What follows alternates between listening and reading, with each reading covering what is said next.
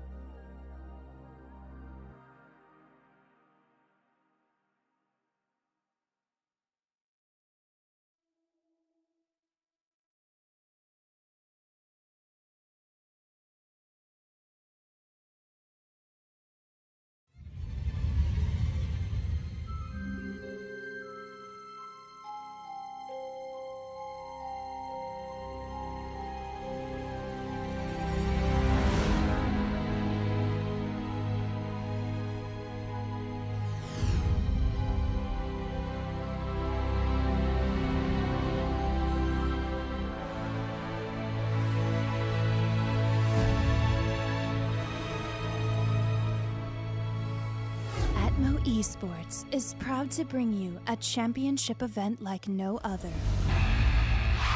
The System 7. This exciting rally circuit pays homage to Earth's classic rally and Formula One traditions, pushing drivers and their teams to their absolute limit across some of the toughest terrains Stanton has to offer. Qualifying teams will push through 7 individual races located across the system, from the isolated moons of Crusader to the bustling city centers of Hurston and Microtech.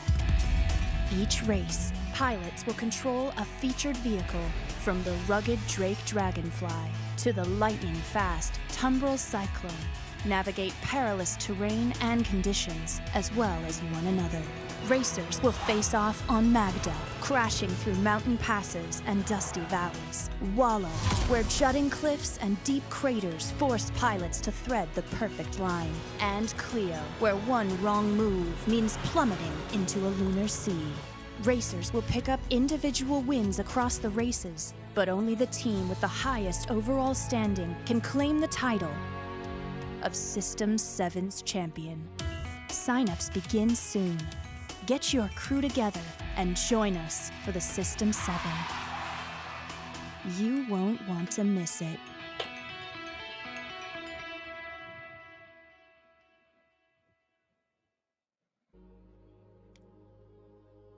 Oh, 7 Star Citizens, and welcome to the 4th year of the System 7 presented by EQNX. It is my pleasure to bring it to you from right now at like 7 a.m. all the way over in Australia.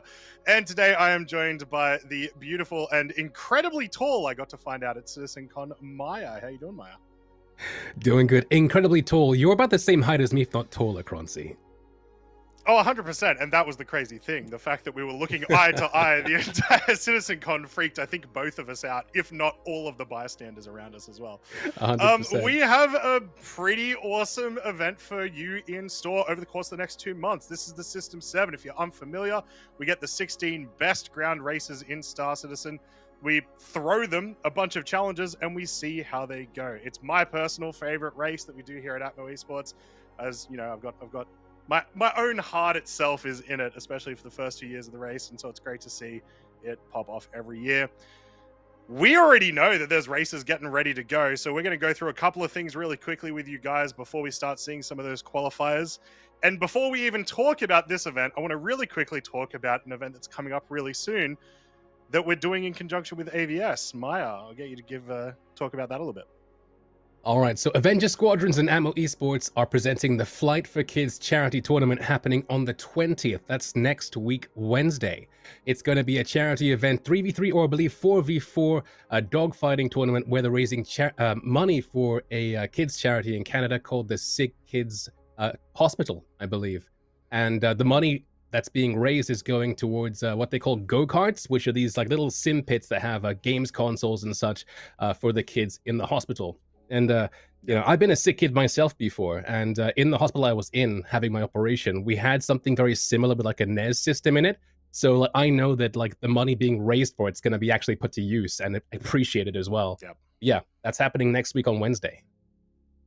Yeah, it's going to be an absolutely fantastic one. And it's also great to see more of these dogfighting events come up as well. And it's also, I don't believe it's next week on Wednesday. I'll get a double check the time on, I believe it is at the end of April. April 20th. So yes. Yeah, we are hoping that we get to towards 323 and we can get some private lobbies for that and make it even more competitive. Should be a great fun time. Another quick thing, there's been so much Star Citizen news that's happened over the course of the last 2 weeks that I'm sure myself and Maya are going to talk all about over the course of all of today's qualifiers. But the first thing I have to ask you about, Maya, 323, how's it looking? What do you think? 323 is... well, I mean, it's said to be one of the most stacked patches that we've had for a while. I mean, people talk about paradigm shift and like, you know, what is going to be like the next, you know, like when's 4.0? What is 4.0 and this, that, the other.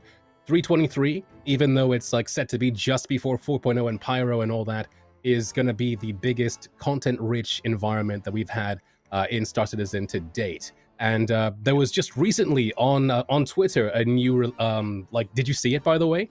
the small video. The little sneak. Yes, I Yeah. did. Terrifying. So, If you yeah. haven't seen it, it looks like they're trying to insinuate that we're going to be getting some creatures, some that are a little bit creepier than others, stuck inside some caves. So hopefully that That's gets announced right. pretty soon. It'd be very exciting. Yeah. Easy.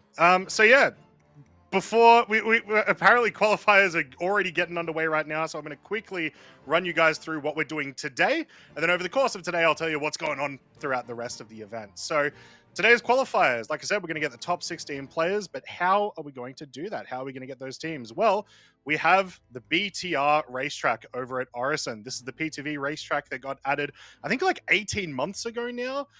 It's been around for a little bit now, but it's been a ton of fun to operate.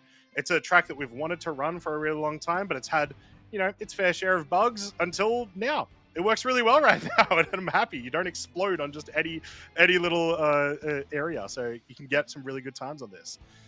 These racers in their teams are going to get 3 laps they're going to have the opportunity to do 3 laps to get their best time, and that's going to be their qualifying time. However, Maya, there is a rule change this year. In order for us to encourage people to do teams of 4 more often, you've got 2 opportunities now. You can get 2 races from your team to try to qualify for your whole team. So double the chances, which is quite nice. Also removes a little bit of the chance, that happens sometimes with these vehicles. So yeah, it's going to be very interesting in that way. What do you think about that change? It's very different to the last 3 years. Yeah, I mean, definitely it's going to allow people to have more of a chance to make their way in, obviously, with the live environment of the game being what it is, having more of a chance of showing that you have what it takes to make it to the top 16 is a good thing, especially if we have the time for it. Plus, we reward bigger groups that way. I mean, we do have some really fast singletons racing, but at the same time, Atmo Esports is all about group play and the community at large. So, this, big groups fielding in teams of 4. This is our way of rewarding them for having that racing team supporting them moving forward into the System 7. Yeah, I think it was an absolutely fantastic change, and it's great. I really like seeing these big teams come together, especially because there's one team that we'll be talking about a little bit later today once we see them on the track that has certainly taken that opportunity very well. So, I mean, if we have views, if we're seeing people go through qualifiers already, let's have a look. I mean, we can talk about all of these things as we're watching some races go through, and there we are right now. We're already seeing some PTVs go through. So let's talk a little bit about the PTV. So we've had these ground vehicle reworks that have happened over the course of the last few years, and there's been, quite a bit of changes in terms of speeds, in terms of their maneuverability. I'm sure you'll remember, Maya, the Cyclone RC used to be able to climb up walls on a 90-degree angle. Not the most balanced way to have that kind of vehicle. So we've been seeing a lot of these changes, and the PTV is one that has received quite a few of them. At the moment, it sits, I believe, at around 30 meters a second. We'll have a look at some graphs that we've got later. But it does zoom around this track quite fast. And it looks like right now we're already in our 3rd lap for UTR Snills. And we'll see what these laps end up being. I adore these camera angles, Croncy. But yes, so I believe these are our first guys, right? UTR Snills here on lap 3, as you say. I don't know what the average time is for this track, so it's going to be interesting to see how they do and how all these other teams stack up. Oh! Sorry, that's... Okay, so...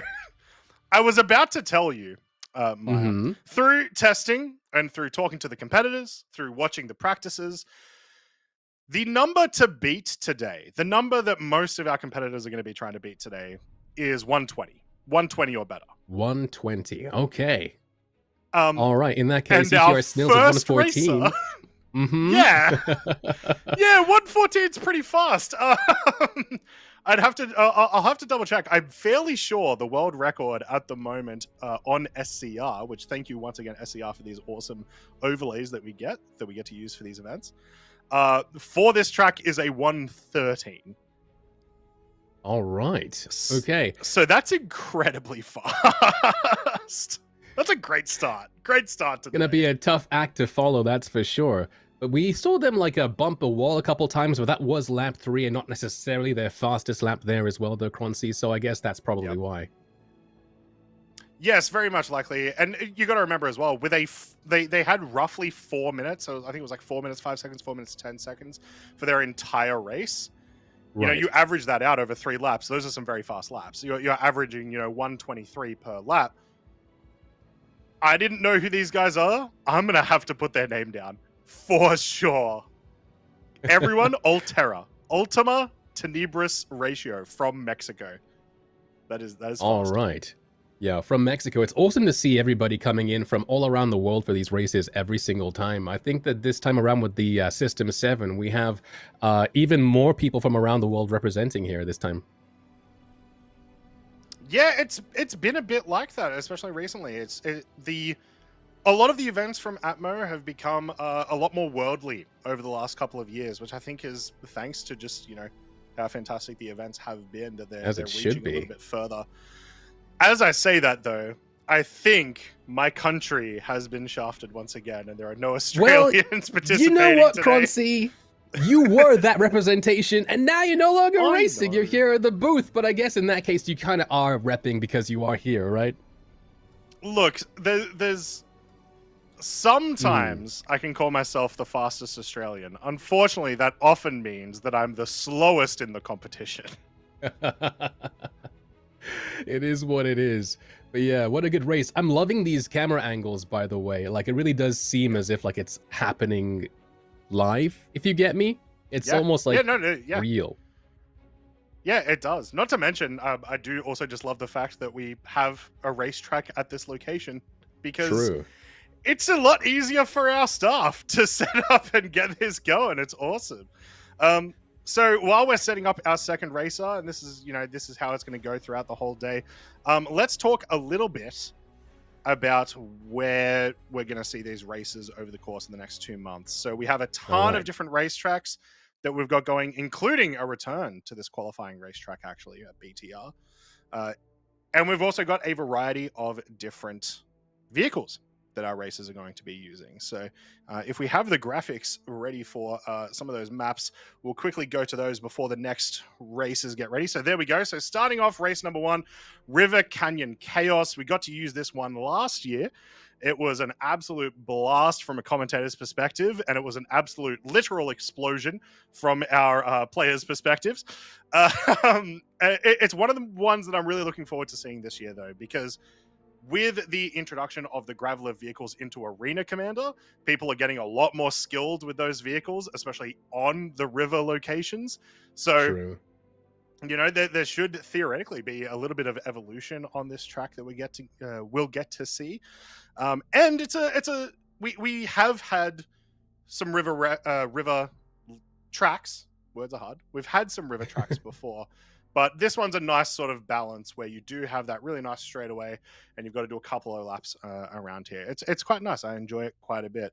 Let's go to the second race, and Maya, I'll get you to talk a little bit about that. All right, so these first 2 races, race 1 and race 2, happening in a fortnight's time, are actually happening on the same day. This is like stage 2 or race 2 here is Cold Snap, which is actually, I believe, the only community made track that we have being offered at the System 7 this year, I believe. I have the names of Kelsnar, Grant the Sandman, and Gerbo the Gnome, and it's going to be a race with the new Origin X1 Velocity Grav race bike, or Gravlev bike even. And I'm looking forward to it. I think what I appreciate the most about this track, though, is the fact that all the turns are named and labeled. And it's something that we did before for the AC141 track when we had that as a qualifier. Not so much, not as easy a thing to do, obviously, for the BTR track, because it's did you see it? But yeah. There's 2 important things in the BTR track. It's the jump and the cave. That's all that I ever remember to call them. But yeah, with this, as you can see, there are about 15 turns in this particular race, and it's going to be a cool one. 5 laps, and I think it's going to be one of the closest ones to what we have currently in Arena Commander with the Gravlev races as well. So if you're familiar with that, I think you'll have no problem with this. there are a few tight hairpin turns as well, so it's going to be very interesting to see who has that mastered by the time this rolls through. But yeah, an interesting one. Yeah, definitely. All right, so that's the first 2 tracks. We'll get to some of the other tracks later. Let's go and see how our qualifiers are going with our second team. Okay, so here we are with team 2 here. We'll have their names up in a second coming around. And there they are. This is a Cytonet. Cytonet from Venture Origins. Once again, not a team that I'm super familiar with, but I love to see that because then I get to learn about a bunch more of the racing community that's, you know, a little bit outside of maybe my local community. You know what I mean? So great to see them. So their team is Ghostbuster, Cytonet, Live, Love, Die, and Wolfgang Shadow. But racing for them today, just one racer is Cytonet. Yeah, so far so good. I mean, you talked about before about this racetrack and about the BTR or Buggy Track Racing, as I believe the acronym is. And I think it's really cool that, like, within the game, we actually have a track that is designed and balanced around a particular vehicle and its tuning. So, like, you know, this track will evolve with the vehicle. Other than, like, people bringing whatever they want to a place and then racing around this. This is the most tailor-made track, and so it's probably one of the best things we could have done for a qualifier, Croncy, I think. Yeah, it's definitely a good way to do it. And sorry, they've just gone through. We got to their laps a little bit late there, but we have once again a best lap of 115. So our second racers today, our second team today, also completely crushing our expectations of what was going to be a qualifying lap this week. That's I am ridiculous. genuinely super surprised, Maya. This is going to actually be really, really intense. I sort of, you know, now our top 3 teams from last year, which we'll be showing you a little bit soon, I'm a little bit scared for them as I saw a lot of their practice runs going through this. And while they might already be qualified for today's for this year's event, they were getting slower times than that. So, oh wow, okay, this year. Yeah. Now, I wonder why, in general, we're getting faster times. Obviously, we have more time to practice, but has anything recently happened to these vehicles and the way that they steer or handle to make it this way? I mean, or are these guys just outliers, do we think? Well, one thing that is just a big change and is very advantageous towards the PTV is it doesn't explode as much anymore. And, like, that might be, like, oh, of course, but it's a relevant thing to say because you just get to keep practicing over and over and over again without issues, right? Right. And so you get much more time on the actual track. In addition, there are some issues with ground racing at the moment, but nothing that would result in these kinds of times that we're seeing. And so, yeah, I'm not sure. I don't know. I'm really curious to see how the rest of the day goes and see the sort of times everyone else gets. And it looks like we're already very, very soon about to see our third team go through. I mean, right. 2 teams down.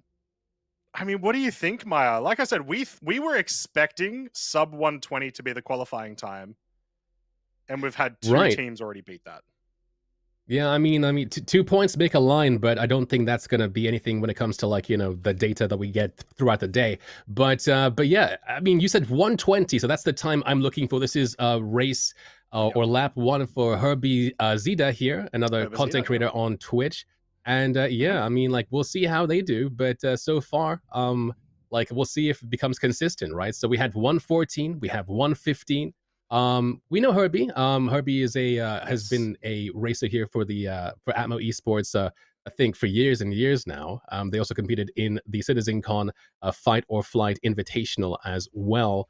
But yeah, I'm not sure how they handle a Grey Cat PTV Croncy, but I mean, like, I don't want to have a personal favorite here, but he's close to being one of them. Yeah, definitely. It was a fantastic time to meet him last year, and hopefully I get to meet him again soon. Yeah, it's a bit weird, you know, dogfighting and racing and not exactly do not exactly go hand in hand, especially ground vehicle racing. So this is going to be my first time seeing how Herbazito can perform on this track. A lot of what I've seen already in this first lap, you know, the lap seemed to have started at the 15-second mark, so I was a little confused there. But It was pretty decent turns. It was a pretty decent entrance into the cave, as I'm going to keep calling it, because I think cave is a decent term for it. Cave works for The me. jump was solid. Yeah, it's kind of a cave, tunnel, cave. Yeah. It's basically like that, right? It works for me. A tunnel, a cave. I mean, like, what's the difference? I guess one has an end, I suppose. But but regardless, yeah. I mean, it was a bit of a slower start. We saw the timer go, and then like there was maybe about half a second to a second delay before Herbie went. But now pushing through into lap number 2 at speed, we'll see how they do. But I think it was like a 1 minute 40-second lap here, which is a bit of a more measured time compared to the ones that we saw before. But those were at least from what I could tell, lap number 3 for those previous racers as well, Croncy. So time will tell here. Yeah, I can tell you. I've got access to the SCR sheet at the moment. And Herbazita's first lap apparently was a 1:17.76, which sort of explains that weird like 15-second start when it started that seemed a bit weird, and it sort of makes sense there. So yeah, a 1:17.76 for that first lap, and it did seem like a very clean lap that first lap. This lap, not so much. We're getting some collisions. We're getting some swinging out, right? So once again, incredibly decent first lap going there. Yeah, this is starting off competitive. Yeah, I mean, generally speaking, very clean lines that we've seen so far. I mean, like, there was an issue there with a jump where they kind of landed on 2 wheels and were going around the corner, but it didn't really seem to slow them down too much.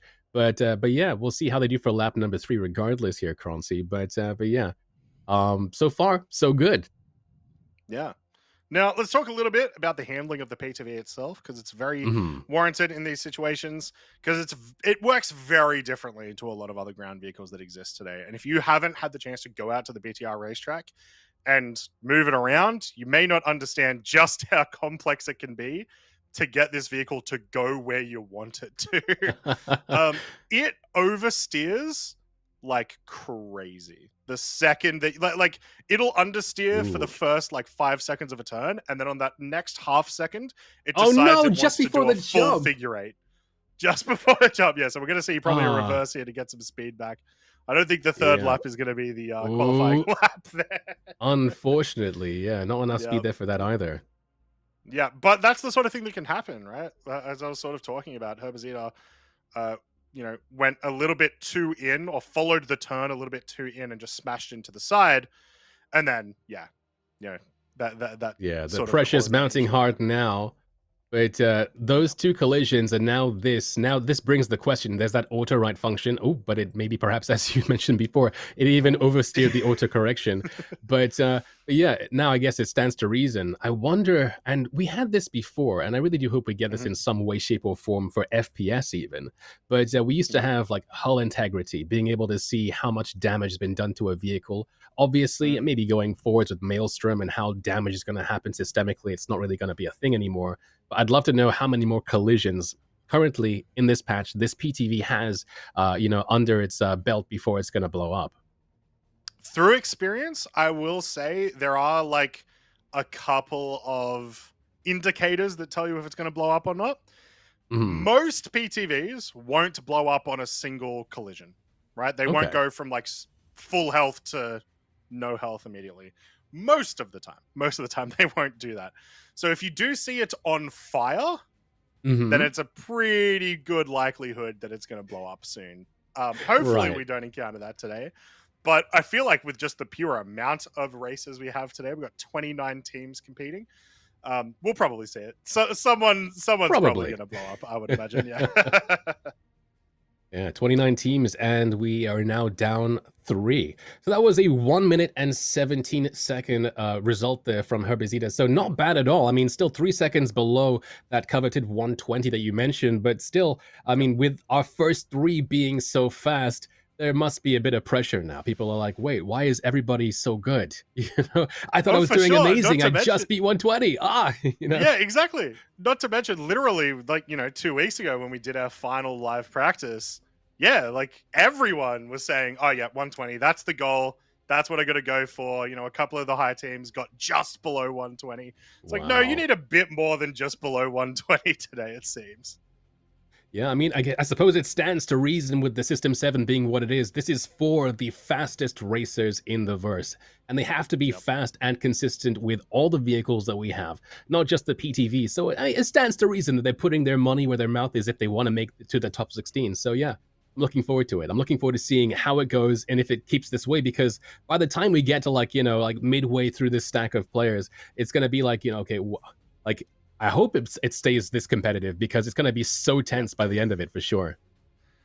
Definitely. And speaking of all of the words that you said, there was one that I was trying to remember, but I couldn't.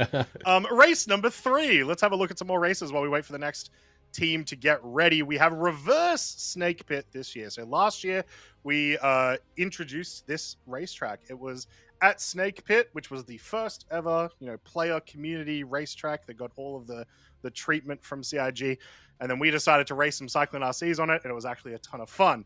You've got that massive pipe in the center that goes across the entire track that you got to drive over. It is, absolutely a ton of fun. Very, very cool to watch. We are bringing it back in reverse. Nice. This year. We're mixing it up a little bit, so it should be quite a lot of fun. Back with the Cyclone RC, big change from last year though. No boost. The Cyclone RC currently does not have boost, so really it's going to be it's one thing that I really hope changes before we get to this race. But if it doesn't, that's okay. It's still a really fun track regardless. It's going to make it a lot more interesting. It's going to make it a lot more about people's turns rather than their boost usage. So hopefully we'll see a little bit more of a compact pack of races, if you know what I mean. So yeah, that's race number 3. And it's been cool to see this track as well in AC. Yeah. Like with the gravel bikes at least. Yeah. Yes, it's been a lot of fun. I cannot stand the regular Snake Pit in the Gravlevs, but Snake Pit reverse with the Gravlevs, surprisingly, you just swap it backwards. So much fun. I really, really enjoy that one. So, unfortunately, that's not coming back until like next week as well. We're going to wait a little bit till the Gravlev races come back in Arena Commander, but soon. I'm going to get my times back. So yeah, race number 4. Maya, have a go at this one. This is another new racetrack. Yeah, so I saw this. This is Cargo Crisis. That's going to be on the Providence platform in Crusader Horizon. And I'm looking forward to it, man. Like the PTV, the STV, the Steve, is one of the newer wheeled vehicles that we have in Star Citizen. And it is a sight more agile than that of the PTV. It's older sibling. And the track itself looks pretty interesting as you chicane through all these different cargo depots, avoiding dock workers and stuff. But yeah, this is going to be a good one for sure. I don't believe it's a sprint. I think it's several laps around this too. But yeah, Cargo Crisis. This, I imagine, will likely land with 323 or around that time. And if that's so, then, some racers, I feel like there's a bit of an issue with Horizon and the clouds and all that stuff, but 323 is coming with some new changes to how clouds are rendered, and as well as ground fog too. So hopefully it'll be performative, not only just for us watching, but also for them playing as well, Croncy. Yeah, definitely agree. Speaking of Horizon, let's get back to our qualifiers as we got some other races on the track. I believe this is AAWA Eraser from AAWA Drunken Turtle Racing.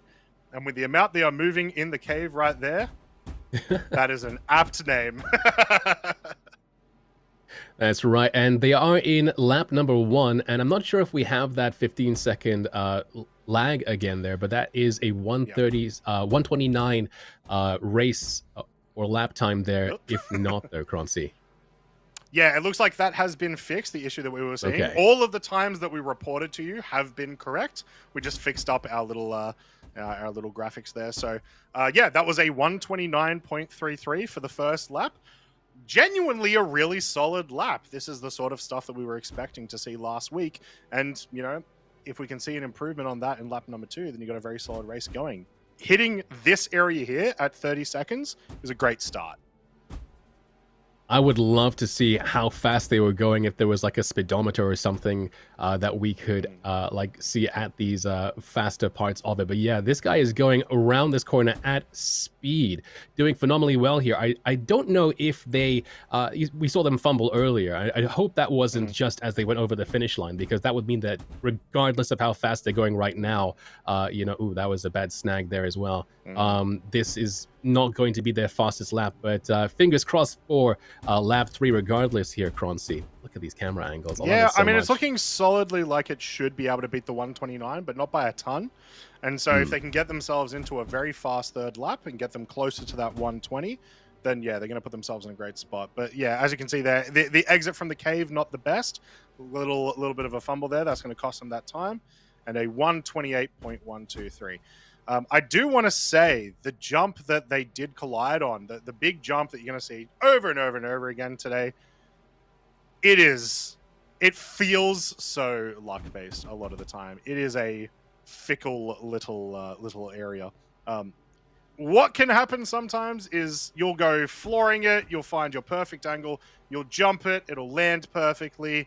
You don't even need to turn when you land, it's just beautiful. And then other times, you'll take the exact same jump, but like 1 degree to the right, and then it says, actually, you're going to flip over 7 times now. So you've really got to find the sweet spot consistently there.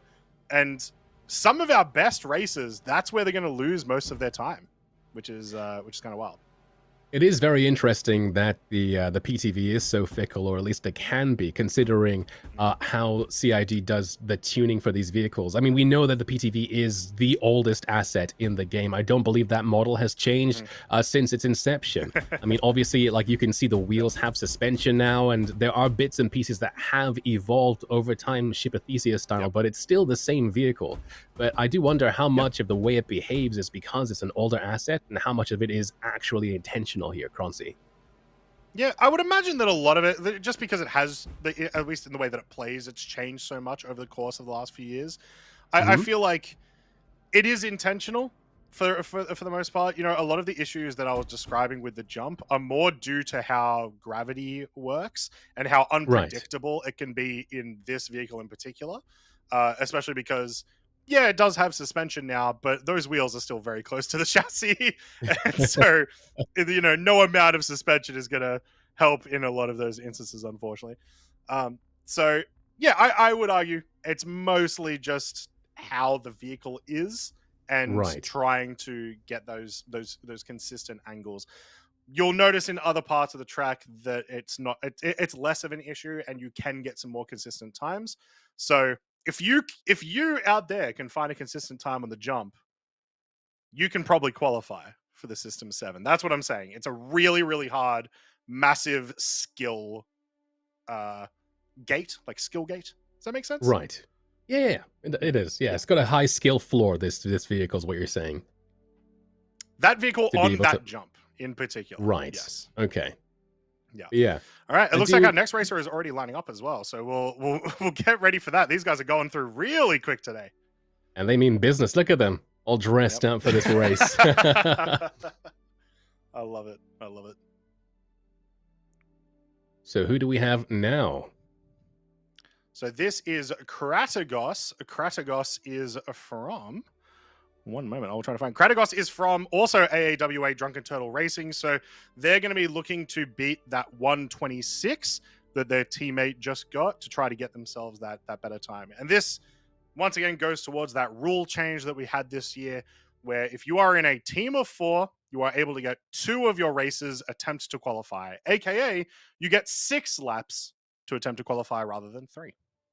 Yeah, and because of the fact that like we're all here at the BTR track anyway, it's not going to eat up any time in setup and stuff. I mean, even like AC 141 being what it was, it still took some time to get ready. This, you know, was so snappy, and here we are going right back into the action. And this is a pretty promising lap number 1, but it's all going to be really about how if they can get into lap 2 at speed to try and get a really great time. But so far, so good. No crazy. Never mind, Meyer.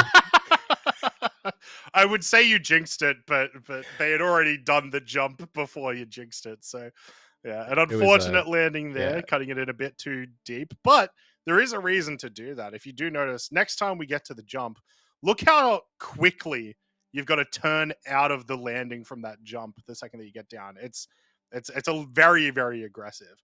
So sometimes you're going to try to cut corners, and then the other times you're going to land on the side of the track. Yeah, it's a very skill-based track all in all. It's a very optimized track as well because it's designed just for the PTV. The devs who are making this track can afford to make it like as very like specific as possible when it comes to taking these turns. Because you're only worrying about one vehicle, and there is a good way to go around it. There is an optimal track for it that is dev designed, as opposed to having to, basically accommodate a bunch of different vehicles. Yep, definitely. I will say there's one thing that I'm still very disappointed that we haven't gotten, but I understand we haven't gotten, and we've got a wheel on the track there. Not a racer's wheel though. Okay. we've got a boundary wheel on the track, so very likely in between these laps we'll get that wheel taken care of. The thing that I've been disappointed by, when they first announced that they were doing this track and they did the little ISC on it, they did reveal that they had a loop-de-loop track piece that they had designed for it. Unfortunately, the PTV is nowhere near fast enough to actually successfully go around the loop-de-loop. So I live with like the constant hope that we approach some point in Star Citizen where I get to do a loop-de-loop. I mean, as the wheel physics have evolved, I think that's probably less likely now, at least for the PTV. However, I mean, time will tell. I mean, it's all physics, right, at the end of the day, but we'll see. I love that hologram there on the side. But I was looking at that wheel, the boundary wheel, and I wonder, what vehicle is that from? Is it from an in-game vehicle, or is it just like an asset there? But regardless, here is time. That's 140 coming into lap 3 here for Kratos Racer 2 of Team AAWA. Yep, so still a lot of improvement needed here on a 131. So currently their team is at a 126 for their best time. A solid start to this third lap. So really, once again, it's going to come down to their jump, which was a little bit slow. They had a pretty bad turn around here in lap number 2. It looks like they've gotten it a little bit better there, which is great. You'll notice, once again, I was talking about, it underdrifts and then it overdrifts a ton. That was an example there of really, really underturn and then just whoop, now I'm sideways. It was that pesky boundary wheel again, but they managed to navigate that pretty expertly as well. So hopefully that hasn't cost them any time trying to avoid it too. It just looks like a very clean lap, all things considered. And here's that jump into that tight corner, and they're just doing a good job over this time at Croncy. Yeah, that was a very solid attempt there on that jump. They didn't take it as tight as they did in the first or second lap, so they didn't have that risk of falling over the side. So now it's the tunnel. Will they get a solid tunnel exit? Will they get a solid third lap? Remember, they're trying to beat a 126 for their teammates. Oh, it's so close here. Ooh, I think it's going to be rough. Oh, no, there we go. 121.4. So there we go. A big improvement over the 126. A full 5 seconds improvement for them to get their qualified time. So, a pretty solid one to be happy about, especially considering the other times that we've seen today. It's going to be right on the edge, I think. Going to be right on the edge. So they're going to be probably grinding their teeth throughout the entirety of the qualifiers to find out if they can make it. Now, let's continue going over some racetracks for the course of the System 7 with race number 5, also known as... That's familiar. Isn't that what we're doing today? Well, yes, it is, actually. For race number 5, we're coming back here to the BTR track. And this one is going to be the classic format that we've been using a lot, where it is heats of 4. Rather than all 16 races racing at one time, heats of 4. If you win your heat, you advance on to the next one. And so that's how you're going to get your points for that. I mean, yeah, we've been talking about this track a ton already. Anything to add, Maya? We're going to be seeing this one all day today. It's going to be a very different day because, as you mentioned, it's heats of 4. They're going to be 4 vehicles on the track. And as a result, collisions. So it's not just about, can I make the perfect line? It's, can I make the perfect line? And will the guy next to me not, please? Because if somebody knocks into you, you might lose a wheel. There's vehicle damage. Other people can block the way. It's going to be a very different day, all things considered. But this is the practice for it, though, Croncy. It is, certainly. But you make a good point. The entire track, you can maybe in most spots on the track go 2 PTVs wide. No shot you can go a third from pretty much any Right. area of the track. So pushing it becomes kind of like an actual F1 race where you've kind of got to fight for position. And there is there is that real threat of blowing up your PTV if you do collide into another player. So you do have to, sometime, I'm sure, our racers are going to let people in, in fear of them exploding. So it's definitely going to be an interesting one. This is also one of the racetracks where we're doing a double race on this day. So we'll be back for a double race for race number 6 when we get here. All right. And there That is is race number 6 6. over There there. we go. Yep. So yeah, another new racetrack. This time we're going to be using the RSI Lynx. So a bit of a luxury race for this day. And we're going to be using this one over on Lyria. That's right, a 10-lap race on the ice here on Lyria. And the weather here, I believe, is it tends to be pretty bad. Visibility can be very treacherous because of the way that the weather elements work in Star Citizen. They kind of like rotate and they go around and move around the place. There's no precipitation, but visibility does change every now and then. Same with wind. So it's either going to be, with 10 laps, we're going to have, I guess, a variety of different elements. But I think my favorite thing about this track, and something I haven't really seen necessarily when we have designed and put together these tracks and put them forward to the community, is the fact that it has a fork. You see that in C3. They'll have to choose to navigate between either taking that tighter corner or going around the outside, which might be safer. I'm not too sure with this track. But yeah, like the Lynx, a very interesting one here. I think it's the first time I've seen the Lynx in a system event as well. Yeah, it is. It only came out essentially halfway through last year, so we didn't get a chance to see it in the System 7. But we did get a chance to see it in the DMR Rally, and it was a ton of fun in that for sure. Now let's get back. We've got some more people trying to get some qualifiers in. Well into their first lap, we have Isotope from Venture Origins number 2. So I believe this is a solo team, but representing more Venture Origins. Right, they're on their own, which means that they're going to be the only racer here for Venture Origins. But yeah, you're right.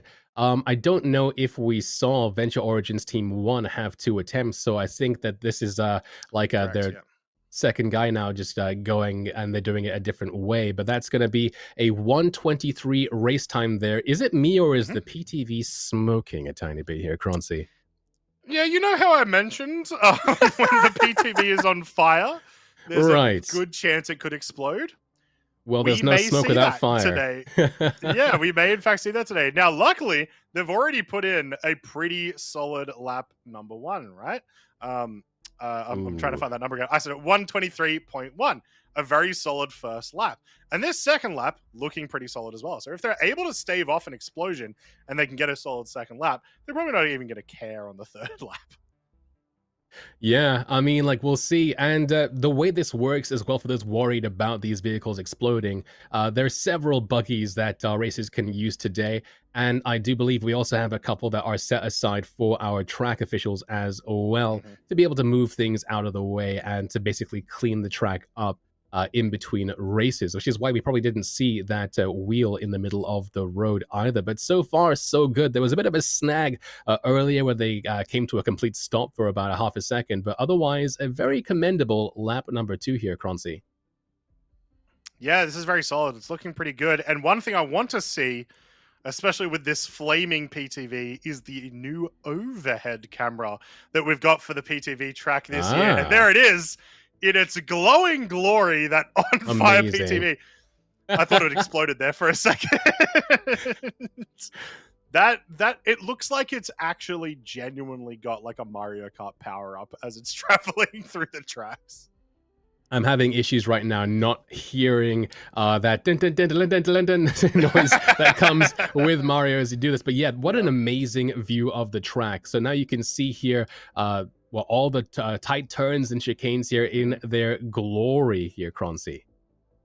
Yeah, and I've also got to say, I did, looking at it from the top, it makes it feel so much weirder. I did not know that that's the path the tunnel took it does like a weird There's the jump. inside. I don't know. It's super strange looking, but it's great. It's great to look from over the top. So let's go into the tunnel. Let's see how they do. They're in their third lap. They had a 123. They had a 124. Can they patch it up and get themselves that sub 120 that we know all of our competitors are going to be looking for today, and get themselves qualified? Ooh, that's dangerous. With that much fire, that's real dangerous. Yeah, I mean, like when it comes to the damage model here for this vehicle, what was this? 119. There we go. And an explosion in the side. Well, look, you've got to clean up after yourself, you know? That's right. And if you've got the flame in P2V, we might as well get it out of there. So there we go. Yeah, a 119, that third lap. I mean, it did look very solid. There was maybe some time to be improved after the jump, but everything else was really, really good. I do wonder, did they activate NOS? I wonder. I mean, does fire make you go faster? I mean, technically, yes, but it has to be done a specific way. Generally through the exhaust. But yeah, regardless, here we are. And I think that you've been talking up this next team coming up quite a bit, Croncy, because of reasons. Yeah. Would you like to talk about...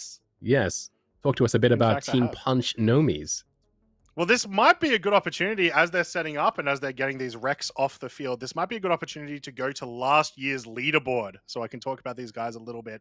So last year, System 7, it was absolutely fantastic. By far our most, I was going to say complex, that's not the word I'm looking for, most competitive of the System 7s that we've had so far.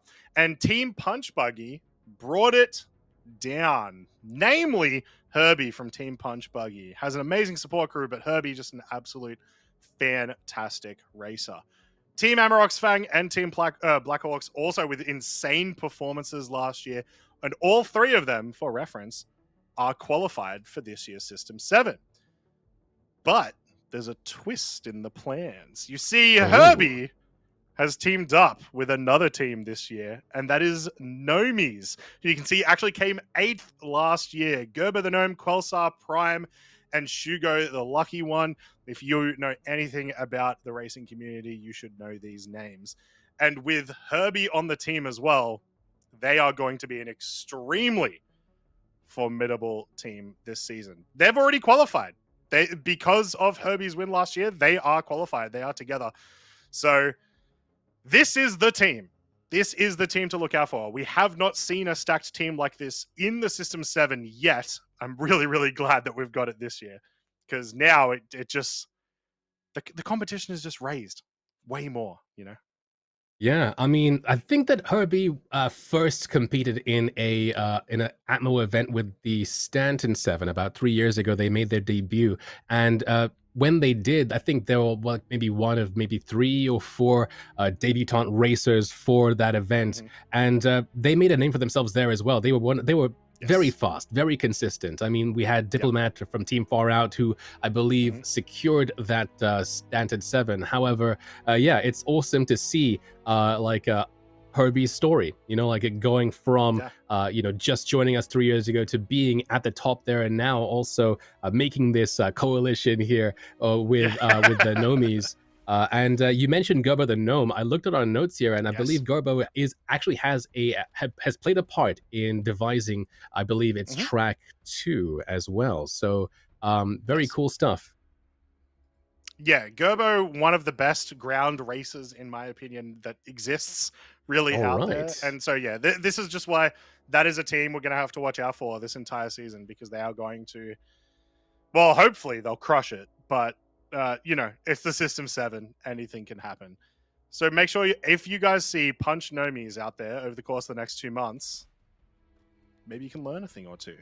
And also remember, they don't need to qualify today. So we're basically just going to see what they can do. We're going to be seeing I think Quelsar first, and then Herbie. They're going to be just getting some times in. All right. Yeah, very interesting stuff. I mean, like, I feel like, yeah, they don't have anything to prove today, or at least they don't have any reason to get a load time here, apart from to prove to us, oh damn, these are the guys, you know? Like, but regardless of their time, they're going to be making it into the top 16 to see who's going to be the fastest ground racer in Star Citizen for this year. Yeah. Now, actually, we're about to get into a racer. So while we get towards that racer, I'm going to ask you, Maya, because you were one of the commentators for the very first Stanton 7, now System 7. What was your like this is an event that now, you know, I've somehow been a part of for the last 4 years, as of so many people watching at home and in the staff and whatnot. What was it like that first time being in the back end of that, watching all of these new ground races? I mean, it was really interesting because, like, obviously everybody is familiar with the Daymar rally. Everybody kind of knew what to expect. System 7 kind of brought about a whole different vibe because it's based around like the Formula 1 style, where like it's all about consistency through a bunch of different traps and tracks and stuff. I think that the coolest thing about it for me was the fact that it was kind of spread over such a long time with shorter tracks and that kind of thing. It kind of brought a whole different element to it. It wasn't necessarily like, you know, like who has the most stamina and fortitude for like a one long race. And it was just who was the fastest racer, you know, like who is able to bring the most amount of vehicles, who is able to bring the most out of the most amount of vehicles as well. And yeah, it was a whole different vibe, a whole different experience. And yeah, I believe Australia was really cool too, because like, you know, there was a chance for them to shine and to show and to represent as well. You know, like there was an interesting racer there by the name of Crontanium, who, you know, on paper did really well, but for various different reasons that had nothing to do with personal skill, they just kept exploding. Look, I spent like, oh my god, how long was it? I spent like a full 3 months of streaming nothing but Daymar 141 practice runs. And I was so scared during the qualifiers of my, I think I had like a 133 or a 134. And I was so scared that it was going to be the slowest time and that everyone was going to crush me. And I also went like second or third, you know, I was very, very early in the day. Yeah. And then no one beat my time. And then I got a lot more comfortable, so that it was good. Unfortunately, as you said, I then proceeded to explode in every single race during the actual event. But it was a weird experience, that's for sure. Yeah. Netcode has come a long way since then in Star Citizen, so like here's hoping that that's not necessarily going to be an issue the way it was back then. Hopefully there still are like explosions. 90% of those explosions were 100% my fault.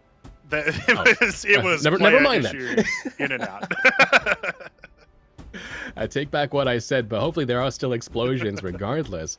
But yeah, dude, I love these camera angles for these shots. We're into lap 2 here with Kelsar moving through for Team Punch Nomis. And lap 2 is going to be the one to keep your eyes out for. Obviously, this is going to be a second driver coming through for this team to try and pick up the slack if necessary. But here we are, doing really well so far, Croncy. They've had one. Yeah. That was 118. Not too bad. Not bad at all. Yeah, very, very solid. Once again, this is a team that we got to see during the practice rounds, and both Qualifiers and Herbie, and I think even Gerbo got in there for the practice as well. They all managed to get some very solid sub-120s. So once again, remember, this team that we're watching right now does not need to qualify. However, we do race at this track in race number 5, so it's definitely worth coming in here, getting your times in. As well as, you know, it's in a bit more of an official capacity. There's certainly a difference between, you know, time trialing yourself over and over and over again, like privately, versus when you're in this live event space. The times that you get can certainly make a difference to, you know, how you may perform when the actual race day comes. 100%. So many factors go into, can I get a good time this day? And, you know, like with eyes on you and everything else, and with like, you know, an officiator sitting on the side as well, the mental game is completely different as well. So regardless, it's always good to have that kind of experience, because it's the only time you can get it is now. Yeah. Yeah, no. Very, very, very impressive. So there we go. 118.341 is going to be Quelsar's best time today. Not a time that our players are going to have to beat, but certainly a time to aim for. today, because I mean, we've already seen some incredibly impressive times. Now, I have gotten a word that apparently the first 3 times that we got recorded today have been updated and validated. So let's have a look at the current state of the leaderboard so we can get a bit more of an accurate standing at the numbers that we're seeing over our teams. All right.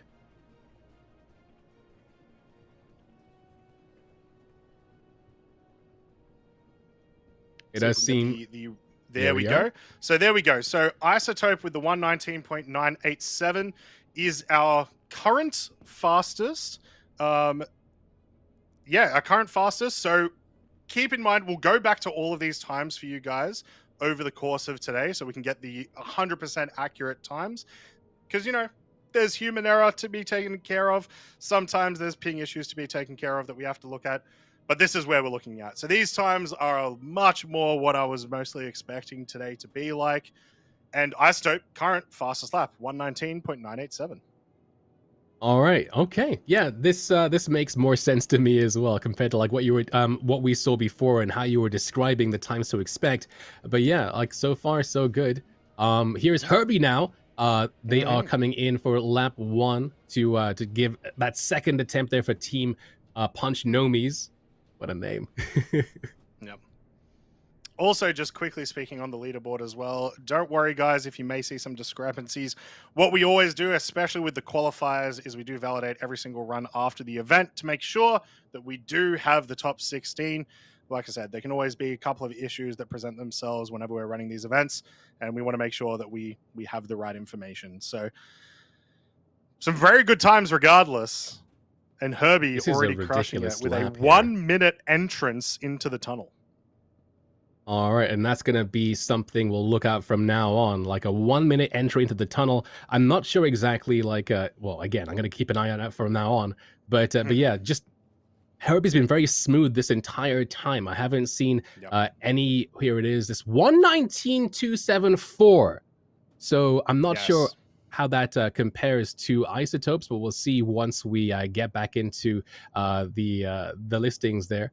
But that was a great lap 1. I mean, like that was a from a stop.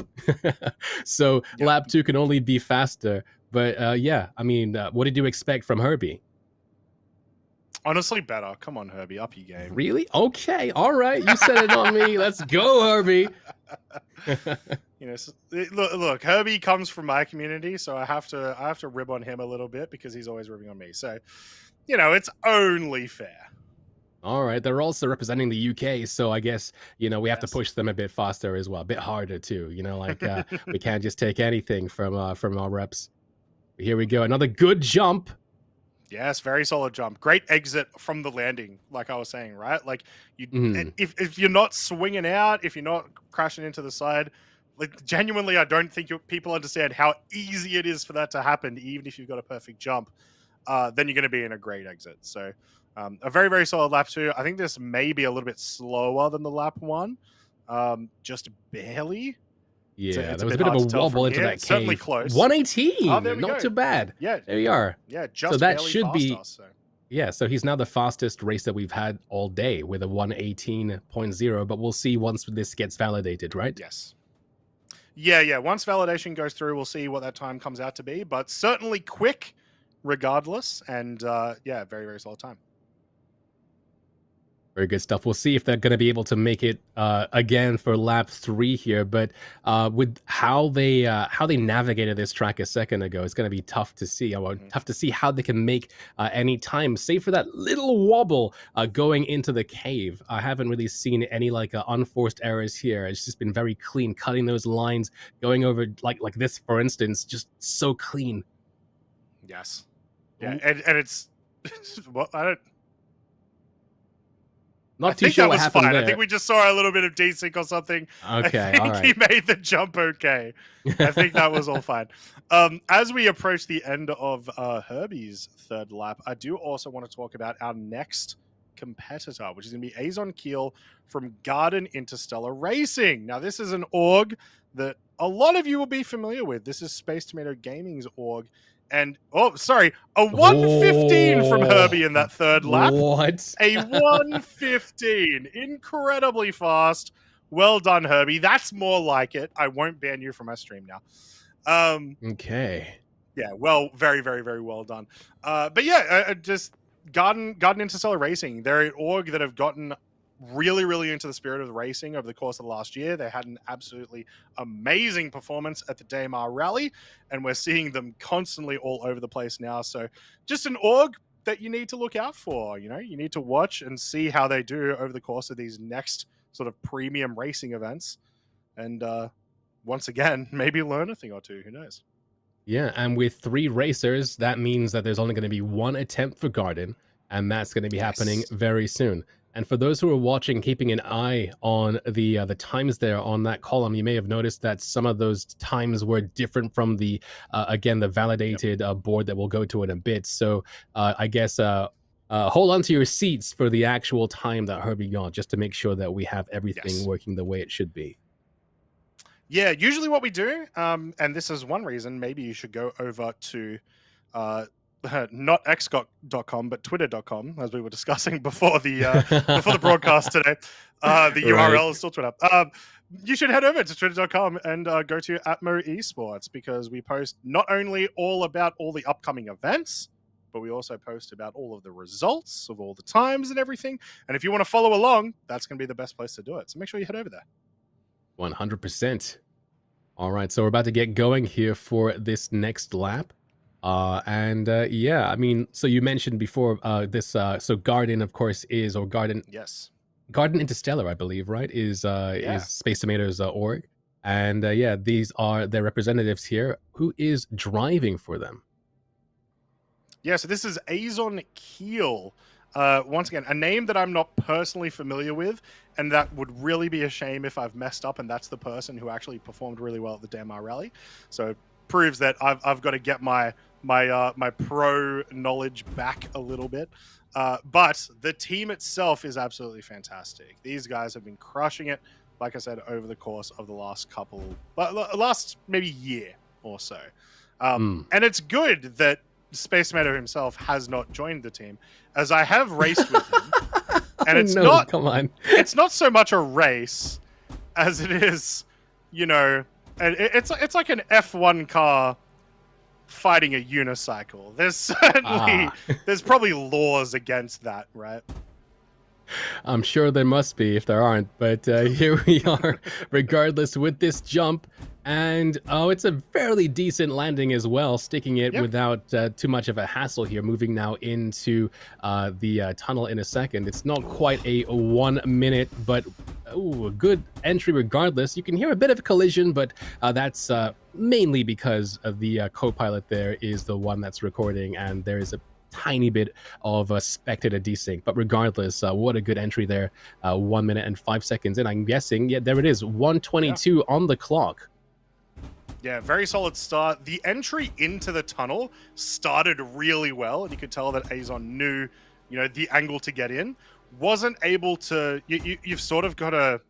The PTV likes to fishtail. Even though it doesn't really have a tail, it does like to fishtail. And they weren't really able to get it to turn back the way they wanted at the exact right time.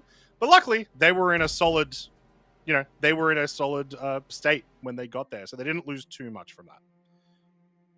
Yeah, a good lap regardless. I mean, and they kind of sped into a lap number 2 with no issues too. So we'll see how they do. I mean, I'm expecting from this team here a sub 120, especially with all the accolades you gave them as well. Look, it's just one of those things. Every year there's a team to watch, a team that has started to make a name for itself, that we want to see how they perform in this, you know, very unique event that we do every year. And for me, that's this team. The team that I think is going to crush tunnel approach is Buggies, but the team that I think is going to really prove to us just how powerful they are is this team. That's right. At the very least, they're going to give them a run for their money here with a 118. on the clock. So that's only a couple seconds there slower than Herbie's time as well, and Yes. probably puts them in second or third place now on the list of times. But we'll let you guys know once we see that leaderboard in all its glory after this race. Yeah, very much up there. Once again, we're probably going to say this a lot over the course of today's event. Sub 120 is what you're looking for today, most likely, in order to get into the top 16.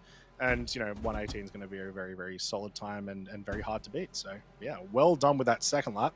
Let's see how you can go on the third. Mm-hmm. And with, again, 29 teams racing and, of course, a couple of entrants from a few of them at the very least, there is going to be there's going to be some upset. There are going to be teams knocked out from this. There are going to be people who are not going to make it through into the best of the best races. That is the 7 racetracks of the System 7 as well. So it's going to be very hard fought, that's for sure. But here is that tunnel again.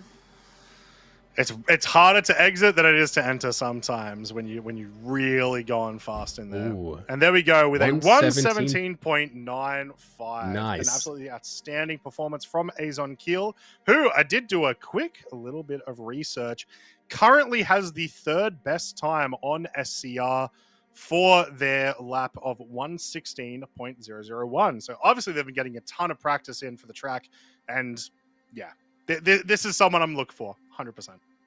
All right, and there's that list again. And so, as you can see, Herbie is still, in fact, sitting pretty there with a 115.8. And, of course, Azon Keel, who just came through, is at 117.95. So, yeah, that is the listings as it is right now, looking very good. And, man, I don't know what to say, man. Like, this is looking like it's going to be a pretty hard fought all the way through. Yeah, remember, 29 teams. Remove 3 of them because they've already qualified, right? We're down to 26. 13 teams. Half of the teams today looking to qualify won't. And the times that we're looking at right now, about half of them are at roughly the 120 or better. So, going to be some very, very hard times to beat. I'm really excited to see where we go. Before we see the next racer as they're getting set up, never mind. They're already set up. They're too fast for me. They're far too fast for me. Kudos, though, however, Croncy, to our tournament organizers behind the scenes, making sure this event goes as swimmingly and as fast as possible, and faster than this current lap attempt. But that's what we have, 3 laps here. It is, and luckily, this is Dark Hour from Amarok's Fang. This team has already qualified, very similar to Punch Nomi's. So these guys are just here to see what kind of times they can get a little practice in before race number 5 during the actual System 7, and see, like the other important thing that I hadn't mentioned before, see where they fare up with the competition. It's a good way to sort of guesstimate, all right, well, who are the people who I'm going to need to beat when it actually comes to the event? And I can guarantee you that person is not Dark Hour with this lap. No, I'm joking. I'm joking. No. They are an absolutely fantastic team. We got to see them crush last year, Amarok's Fang. So we'll see what they can do in the 2nd and 3rd lap. But I imagine as well, when you also have teams like this, you're going to have people specialize. You're going to have people that specialize specifically in the PTV or specifically in the Gravlev, because you have that opportunity when you're in a team of 4, which is an important thing to think about, especially if you out there are considering joining the System 7 next year.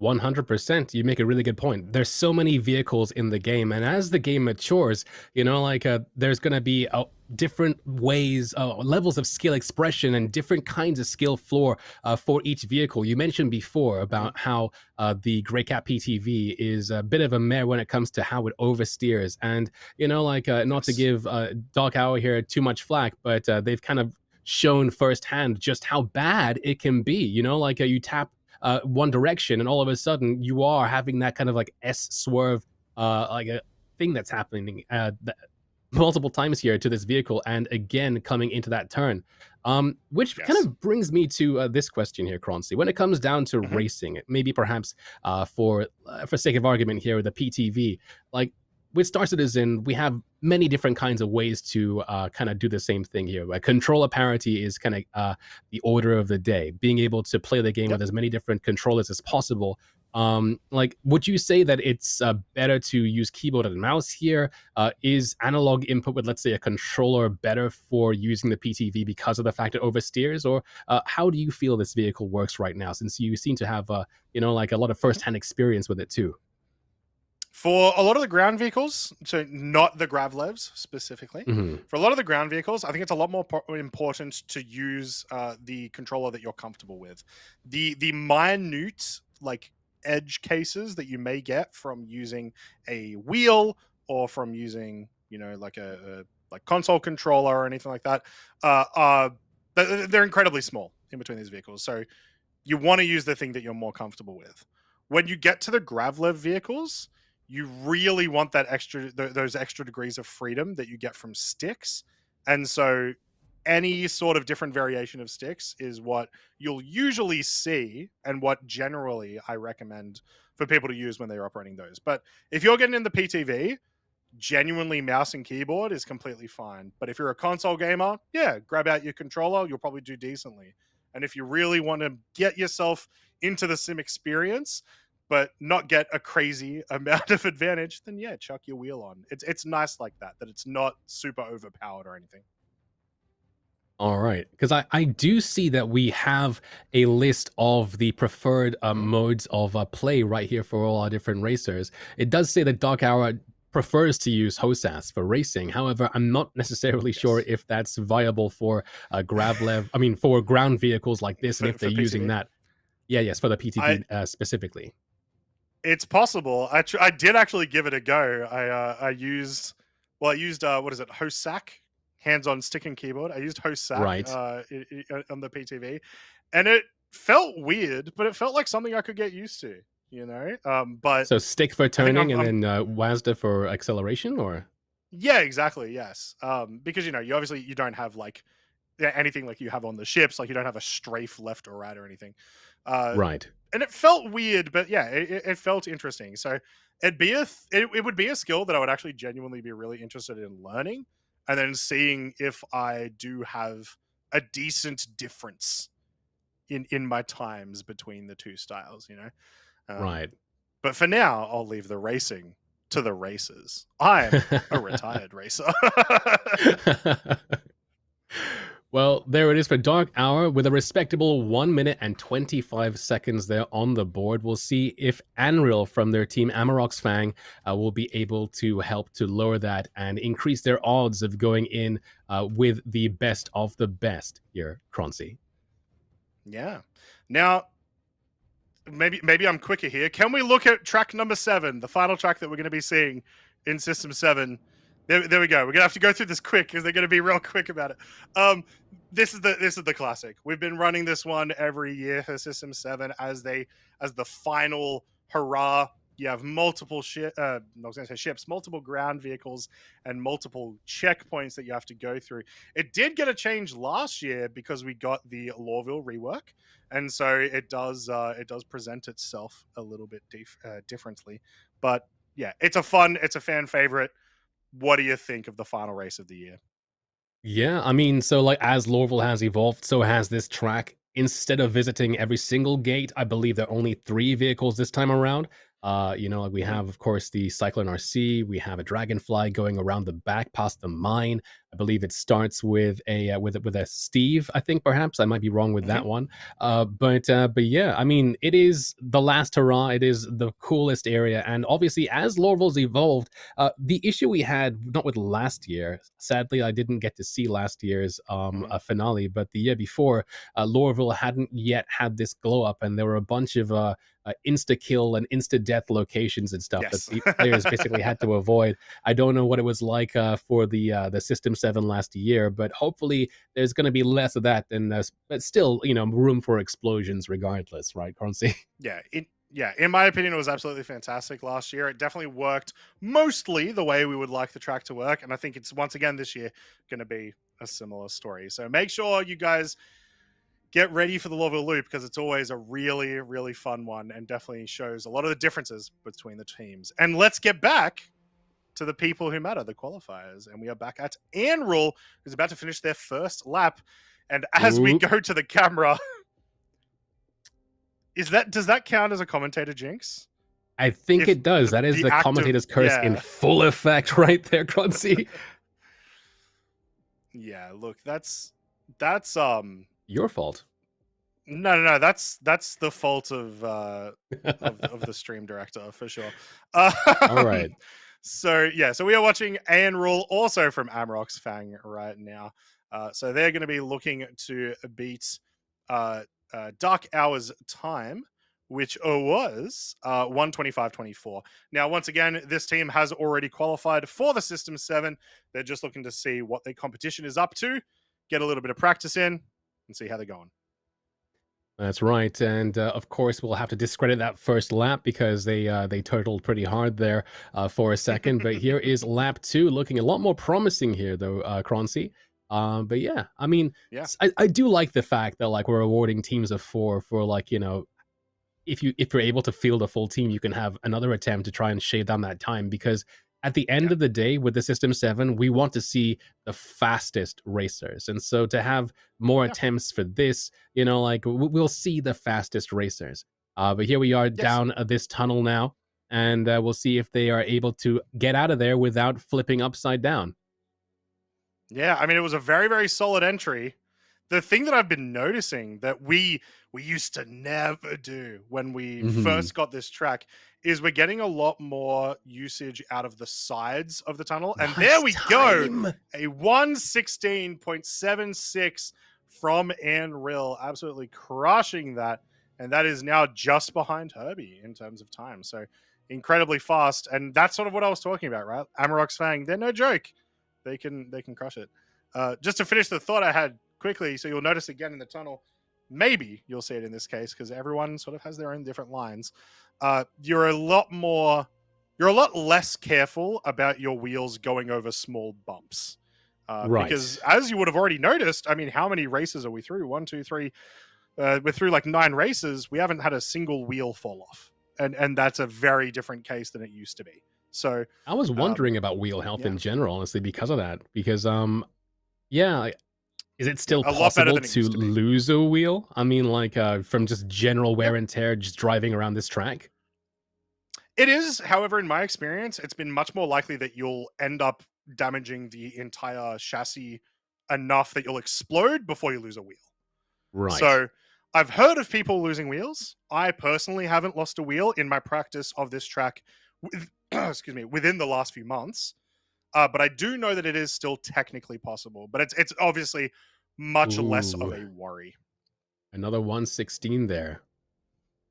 So yeah, those were some crazy, crazy times for a team that has already qualified. So for all of you potential competitors, those are your times to beat. Look at that. Here we go. 1:15.81, 1:16.76, 1:17.95, 1:18.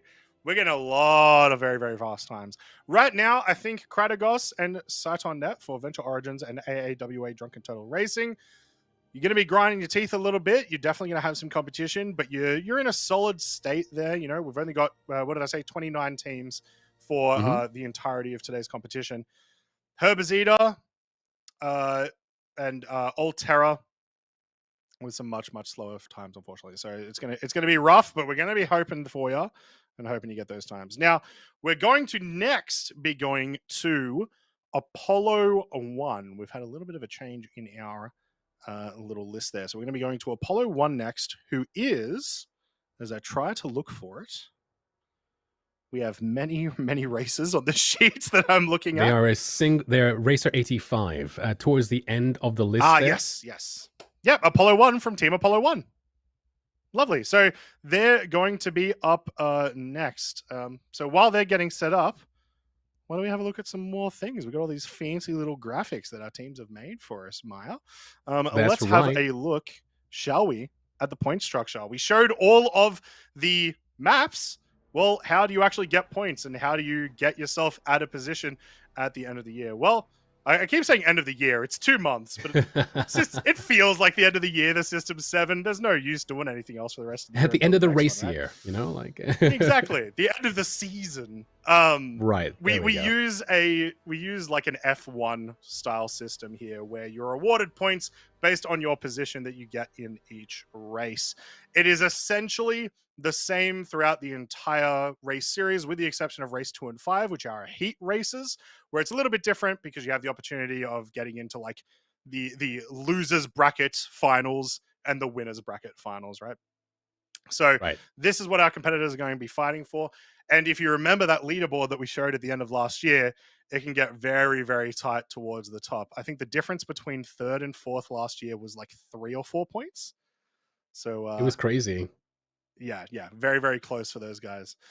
Let's go back to the race. Looks like our next qualifier is on their way. Well underway here, halfway through lap 1 into the cave. This is Apollo 1. What is inside their buggy? Is that just a... What is that? Do you see that? Oh, I think I do know what that is. Are you talking about the thing that keeps on coming into camera on the left side? Yeah. That is the new Xenothreat armor that is available in the new Overdrive event. It's, I believe it's the light armor, if I'm not mistaken, or the medium armor. They've got like these little... I don't know what you would call them. Little vials. Sort of they almost like look like to them. Yeah, they almost look like makeshift med pens to like keep you alive longer without having to inject it, you know, like a bit of a interesting thing on them. But yeah, kind of just peeked into the view. I was like, that would be really sick, honestly. But here we go. Have you finished or have you attempted it yet? Overdrive? Yeah. Are you done 1 out of 5? Yeah, so 5 out of 5? Yeah, I've done the 5 out of 5. I went into the when it was available on the PTU. I checked out the entire chain, and it's super fun and exciting. I absolutely love the idea of it. It's essentially, what if the missions that were in the game right now were cooler and more fun and a little bit harder, right? So that you have you're sort of forced to bring people with you, right? Yeah, because difficulty within the verse at the moment is reputation based. So like this first mission for like the Xenothreat thing is actually just the Bit Zeros mission that not many people know about, because it's like a personal mission, and you have to grind it so hard to be able to like, you know, get to like reputation 1, 2, and 3 to get those things. But yeah, they kind of like just made it a sequential thing. You know, like which is cool, and fingers crossed for the future. They do chained missions like that to, you know, it's just more fun. But yeah, you were saying, sorry. It's also, I think, it's a solid way. The idea of it is essentially, it's a pre-patch, or like a what you would know with other video games. It's like a pre-expansion event, where it's like, here is this, you know, fun event that's in a lead up to a big thing that's about to happen. Which the assumption is that this is the lead up to like the Xenothreat dynamic event coming back. And I think this was a really, really good way to do it. They're sort of slowly bringing out week by week, although we don't know the exact times. You know, this only started like 2-3 days ago, so it's been pretty on the Friday. Pretty recent. Yep. Yeah, so we don't exactly know what the frequency of them releasing the next phases and whatnot are, but each mission type is incredibly enjoyable. So yeah, I'm super excited for the next few phases. I did immediately grind to 5 though, and so now what I'm doing, and once you do that, you can't grab the mission anymore. But if someone shares it with you, you can still grab it. So that way, we've just been doing that. We've been like running people through the phase, mostly just because I enjoy it. It's a really good fun mission. Yeah, hopefully we get more missions like that in the future, especially with these new supply depots coming in. You know, like there's going to be more space for them to, you know, think of more interesting things to give us. A 1:24 was Apollo 1's fastest lap, 4 seconds faster than I believe our slowest time so far. But yeah, the competition right now for the System 7's qualifiers, Croncy, is pretty ridiculous right now. They are now currently in 8th place with that 1:24. We'll see who our top 16 are very shortly once we get it. 16 races through. We got 4 more to go, but very good. Very interesting so far, man. Like the level of skill put down in the BTR has been astounding, Croncy. Yeah, it's been incredibly solid so far, and we're approaching about a third. of the way through today, or we're essentially at a third of all of our races that are going to be participating today, or all of our teams. So, it's Been pretty it's fast. pretty good to see. I'm really excited to see it. Now we would go to some more graphics, but once again, Maya, the teams have done me dirty and are organizing themselves far too fast.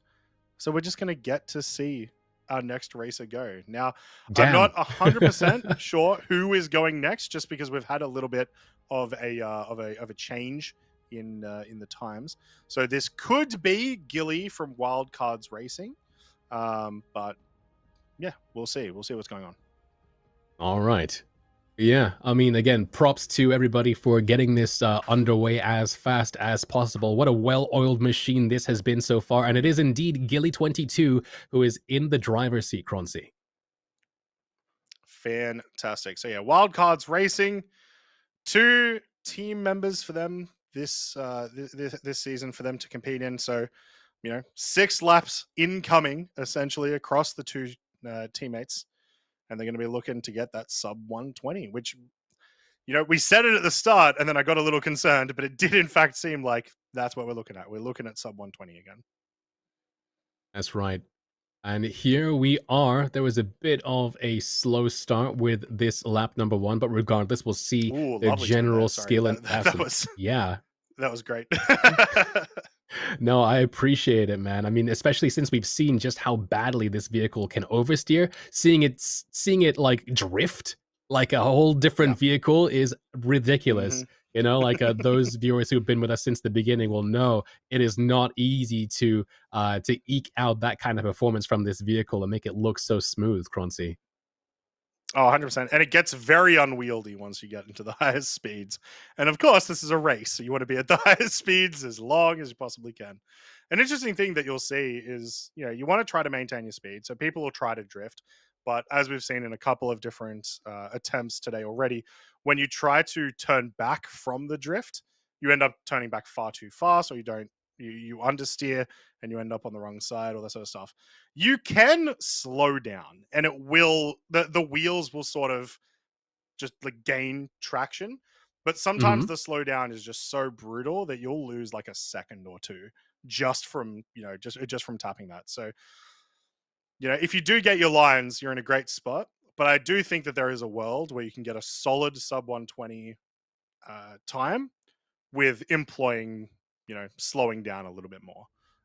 Right. However, that's not going to get you those 115s or 116s that we saw a little bit earlier. So I believe that was a 123 lap there, and I think everybody probably saw where they lost the time. They lost about 2 seconds just in the start alone. So hopefully they'll be able to make a much better go of it here with a lap number 2 here, Croncy. Especially since I think there was one point where they snagged a wheel and went to a dead stop for like half a second as well. So there's a lot of time to make up for them here. Yeah, definitely. We're approaching the jump. Always good to watch the jump. Remember, it's less about the entry into the jump and more about the landing than anything, and their recovery from the landing, especially because you got to turn straight away. And that was very solid, very smooth. Decent. A great recovery.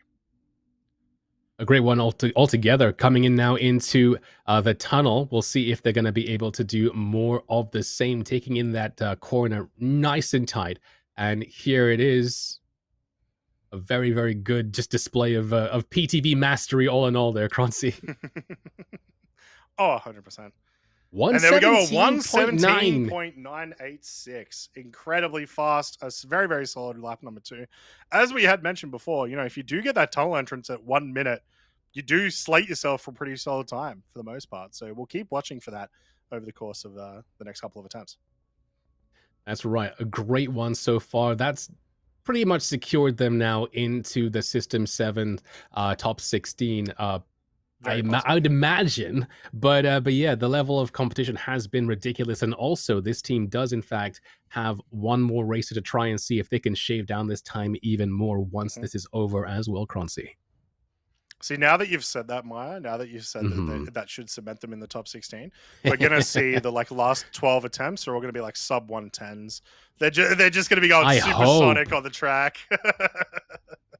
I hope, man. Like that's what I live for when it comes to these events is all the upsets, the drama, the way these stories develop. Yep. But here we are now into that into the cave, as you call it, and doing pretty well. They do they grind against the wall there and they fishtail out. This is not going to be a fast time for them.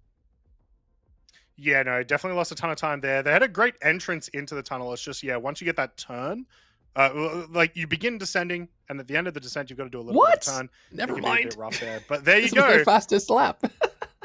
No, that was their previous lap. The 0.986 Oh, okay. was their lap number 2. So Okay, thank it's just you. letting us know what their fastest lap was. So yeah, All right. 117.986 is going to be Gilly's time.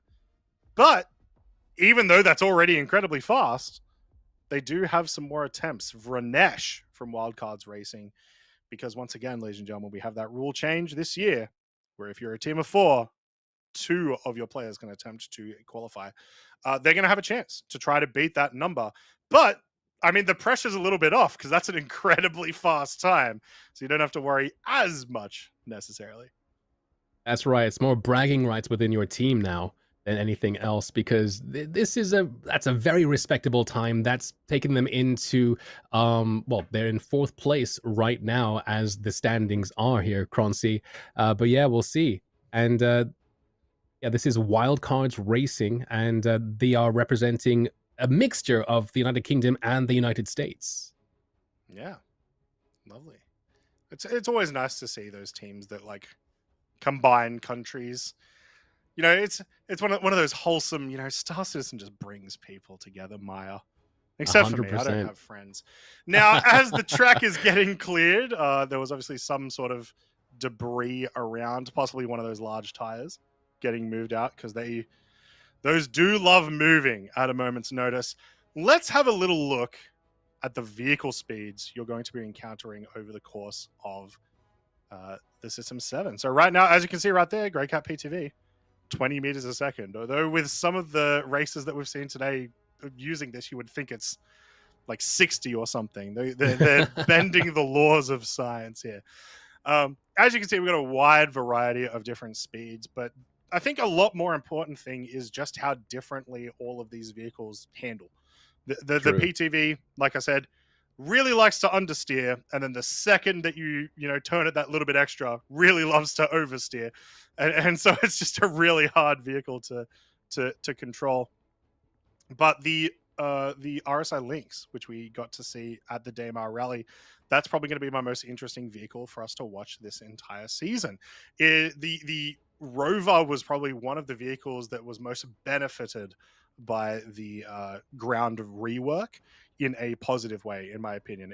It handles significantly better than it used to, and the Lynx is no exception to that. So yeah, I mean, what do you think, Maya? Like, we've got some incredibly fast Gravlevs. The STV makes a return this year as well. The Cyclone RC, that 38 meters a second is just 38 meters a second now. No more boosts. So Yeah. I mean, yeah. What do you see? What do you see? Well, I mean, it's interesting again that the RC is a tad slower than the Steve, but again, it's because it doesn't have that boost, which it'll eventually have over the STV at some point.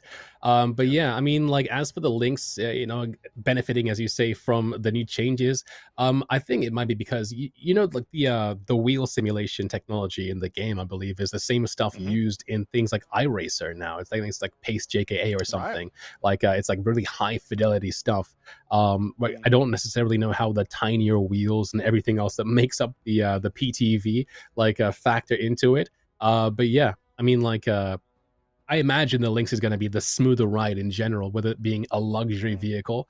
But yeah, I think it's important to note there, however, Croncy, like with the Gravlev vehicles, it says 79 meters per second with an asterisk. And that asterisk is because that's how fast they go at their highest points, correct? I don't necessarily know what their speeds are going to be like as they're almost touching the ground.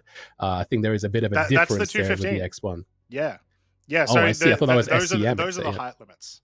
Yeah, so those are the height limits. So if you are at maximum height with the X1, although I believe there may be some issues at the moment, what it's supposed to be is your 215 meters a second, and it's incredibly fast. A lot of the Gravlevs are in that sort of that sort of state. The X1, the Hoverquad, and the Nox sort of sit around that 215 to 225 top speed Right. when they're at the lowest height. The problem at being at lowest height is if you are at a track that has any amount of elevation, you'll often hit the ground. And so, that can become its own little issue. But we get a fantastic track this year that we already showed you a little bit earlier on the New Babbage Lake. And that is flat. The only thing that you really have to worry about is slamming into obstacles either side of you. So it's very likely that we'll see on that track everyone at the lowest ride height and just getting maximum speed and maximum traction, because that's the other thing. You do seem to have a much better sense of maneuverability, and it is much easier to turn when you are at those lower speed, not lower speeds, lower heights. Lower heights, yeah. Lower heights. So yeah, those are the speeds that we'll be hopefully seeing, unless anything changes. And if anything does, I mean, it should be interesting. That is a work in progress at the moment. Let's head over to our next racer, which I imagine, because we just saw Gilly, is going to be Vranesh from Wild Cards Racing. All right, I do love this whole, because obviously we're in the BTR track. There's a little bit more room for character expression other than undersuits and stuff. I love the effort people have gone into to dressing up for this event. But yeah, there's Vranesh there getting ready for their first lap. There it is. And off we go. So once, it's going to be a very interesting lap number one. But again, it's not really about the first lap. The first lap just kind of gets you in the mood, gets you situated, warms you up before laps 2 and 3 proper. But yeah, we'll see if they can do any better than their teammate Gilly, who got them into 4th spot right now. So they're sitting pretty right now. There's no pressure. Other than, of course, to show their team, hey, I can drive an STV too, or a PTV too. I hope they're not riding an STV. Is that the cheat code for today? Is you somehow sneak an STV into the BTR track and just tell them, oh, don't worry. I feel like if you use an STV at this jump, you would just end up in the stratosphere at full speed. The wall. All right, so here we go. Approaching the tunnel at 1 minute and 6 seconds. So a little bit slower than we've been seeing, but once again, this is lap number 1. So plenty of time for these guys to get a very, very solid lap 2 and or 3 in, and maybe even beat their teammates. But like you said, it's very likely they've locked themselves into a top 16. That's right. Well, I think what I'll do is I'm going to unlock from that decision until we see a few more racers come through. But yeah, 123 on their first lap. Not too bad. Not bad at all, especially given that, that rocky beginning as well. Mm-hmm. So I again foresee fairly easily from this racer here a sub 120 Croncy. What do you think? Oh, for sure. Almost certainly. They had the good lines. They just had a couple of mistakes that cost them a lot of time, which, sometimes you're on a perfect line. One mistake costs you a ton of time, and then it ruins your run. I will say, 123, I feel like with the numbers that we're seeing, and once again, will not matter for this team at least, but I think 123 may be the very edge case of our top 16. Maybe a 121 or 122 is sort of where we're going to see that number 15, number 16, maybe the literal difference between 16 and 17, right? Right. The competition is obviously getting more fierce, and we're seeing a lot of those sub 120 races come into the fray now. But yeah, there's certainly room there at the moment that I'm not convinced is closed yet, if that makes sense. Right, understandably. I mean, but again, every single year, the level of competition, the level of of skill that we're going to see displayed is going to just keep increasing as we get more, more racers interested in these events. It looked like that was a very rough lap 3 entry there. There was a few wall collisions that led into some unfortunate slowdowns, but we'll see how they do. I actually missed that lap 2 time. Did you catch it? Yeah, so they got a 1:18.91 for lap number 2, but then Not pretty bad. much as soon as they came out of the finish line, they ended up colliding into the side. So a lot of lost time there. Unlikely, I imagine, that they'll beat that time, but you can see with the lines that they're taking, even with regards to that, that these guys have been putting a lot of practice in. And like we said earlier, they've put themselves in a fantastic spot to be another team to watch. So this is going to be another one, guys. This is going to be another team that you're going to want to look out for. Team Wildcards Racing. Wildcards Racing, again, hailing from a mixture of the UK and the US.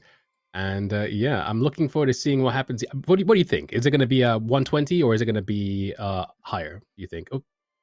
I think it's going to be worse than a 118.910. Fair enough. That's my prediction. No, those were some absolutely fantastic runs. Just a couple of issues in the first and third lap, but crushed it in the second lap. And yeah, once again, with Gilly getting that 117.986 earlier, putting them very, very highly likely into our top 16. All right. The next team we have is going to be hailing from France, and that's going to be Argo Navis. And I believe we have Maxon or Maxane from Argo Navis coming in a second. And Devian is going to be next after that. Again, a team of 4, so they have 2 chances here to get some good times on the board. Yeah. Now, Maxane, or Maxon, however it is pronounced, I apologize, I'm probably butchering it, uses HOTAS and steering wheel. And I imagine that's, whenever it's relevant. So this is another steering wheel competitor. I'm not sure if we've seen on stream today a steering wheel yet, but we do have a couple of people who will be, presumably, based on the information they gave us, will be using a steering wheel today. And it'll be interesting to see if they know something that I don't. Because I don't have a steering wheel. I can't test a steering wheel, so I don't know. Well, I'd assume, yeah, I mean, I'd assume that with a steering wheel, you have that like proper analog control over the vehicle. Like with a keyboard and mouse to get those good turns. I mean, you have to feather A and D just so. And if you put too many inputs in or hold down the button too long, you are going to go swerving into a wall. And we've seen that so many times with our keyboard and mouse players. In fact, just before Maxon, we saw Renesh from Wildcards, and I noticed that they had some fairly extreme steering issues, and looking at the list, they were using a mouse and keyboard, so perhaps that's why. Yeah, it's very, very possible. It's also, I think, like, very, very rough there. That's one of the things, once again, I was talking about. Ooh. Sometimes you'll oversteer by just, like, the smallest amount, but it'll completely ruin a turn, right? And then you do it here, and it's completely fine, because you're able to put it in, so... A bit rough of a start there, but we'll see how they can do the rest of their lap. And then, of course, they've got 2 more laps coming. The wheel is, it's interesting. I don't think I'd like it. I just don't think I'd like driving ground vehicles with a wheel. And that might be weird. Really? I don't know. Maybe if there was a bit more to it, like if ground vehicles were a little bit more complex in how you actually operated them. Which right. I don't think the game should do. But if that was what the case, if there was a bit more with like gears and that sort of stuff, then maybe I would sort of transition that way. But the way the game handles it and the way that it feels, it just always reminds me of like GTA 5 online racing, where I would always use mouse and keyboard. And right. I loved that, and it worked, and it's great. You know what I mean? So it's more of a familiarity thing. Yeah, I like games like Forza and stuff, and I kind of grew up playing like racing games like that. But I think as much as I would like, gear shifting and stuff in a game like StarCitizen, at the same time, I guess we're also like it's 29:54 at this point. I don't necessarily know if like that level of like driver input is gonna be a thing, by that point I'm sure I know drivers to this day who drive automatic and who would run before they would touch like a manual vehicle. Oh, that was a pretty unfortunate crash there, getting stuck on the wall for what looked like 3 seconds. Yeah, a bit rough there once again. They've got some very solid lines throughout the track, so I think they're just getting a little bit unfortunate when they're taking it, they're trying to just edge out a couple of turns. They're doing great lines regardless. So right. I mean, it's lap definite 2 risk probably versus not going to reward. be the yes, exactly. Lap 2 probably not going to be the one for these guys at the moment, but they've got a lap 3, and in addition to a lap 3, they've also got a Devian who is going to be able to do another 3 laps for this team. That's right. They got another racer in the bank after this, as you said. Oof, another tight turn there, not paying dividends there as they get snagged. But looking good so far, at least with the vehicle. It's still in one piece and good to go for that lap number 3. Yeah, that's the one thing that the PTV is so much more durable than it was a year ago. This thing would have lost all 4 of its wheels by now, I would imagine, in a lot of these situations. I'm so happy to see where we are currently with the way the vehicles all act and work, honestly. There have been sketchy times in the development of this game where, like, vehicles will just explode because you looked at it weird. You know, like you drive like a mule outside of a C2 Hercules and the C2 explodes for some reason, you know? Like no, that's intentional. It's the C2 right. being sad that the mule has left its vehicle. No, I see. But regardless, yeah, we are in a fairly decent place now when it comes to vehicle damage. And with Maelstrom and stuff, it's only going to become more interesting. But I look forward to things like wheels becoming components in and of themselves that can be replaced. Because then imagine, like, let's say with a Daymar Rally or more endurance-based events, then you'll actually have a reason to have a mechanic or like, oh no! Okay, I think that's our second jump fail of the day. It is, yeah. It is. Now, there is some things that can happen, and we've already got some things in place. Don't worry. It's driving the wrong way there are now. some things that can happen, and they are now going backwards. This also happened during practice day. There are some things that can happen at the moment that cause these vehicles to go a little bit faster or a little bit slower, which is related to FPS. Luckily, all of the competitors know about it, and they know how to deal with it in ways that don't affect them too much. And I'm really hoping that was not a cause of what we just saw, because sometimes it can impact your speed enough that you can't make the jump. But they made the jump okay in the first and second lap, so it shouldn't be that issue. Well, here is attempt number 3, and there we go. They made it much better. Yep. I do want to say kudos to the camera team, as always, for the amazing views that we've had so far. Right now, we have, of course, Papa Freedom, who is the guy driving, sitting alongside the driver for the ride. But every now and then, you'll notice that, like, we get some really cool cinematic angles, and that's because we have people here who, players like those watching and us also casting, who are just like standing in those opportune areas with the camera system. And it looks like, sadly, we've seen this vehicle turtle on. This is a very precarious turn altogether. I think this is the second or third driver now, Cronty, that we've seen have this very similar issue here. Yeah, it's the tunnel is a oh wow, the tunnel is rough.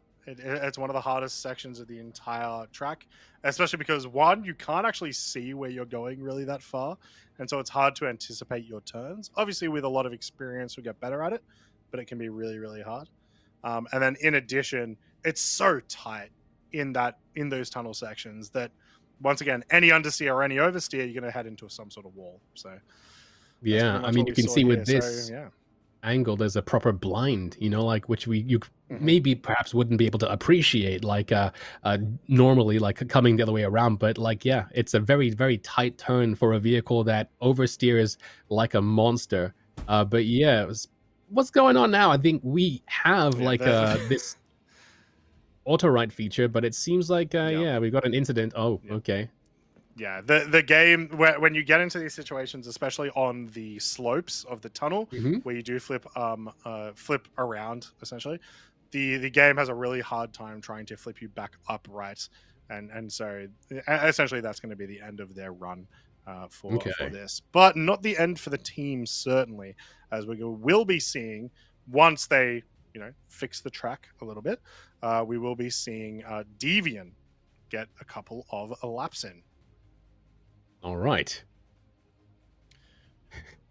Now, I love watching these guys run back. Yeah. Yes. What we might do as they get to finishing and fixing up this PTV is we might go to a couple of little ads so that myself and Mark can go get ourselves some water and get ourselves refreshed and get ready to show you guys all of these absolutely awesome competitors get their qualifying times. And it's already been a very, very solid day so far. We'll be back very, very soon from myself and Maya. See you guys in a second.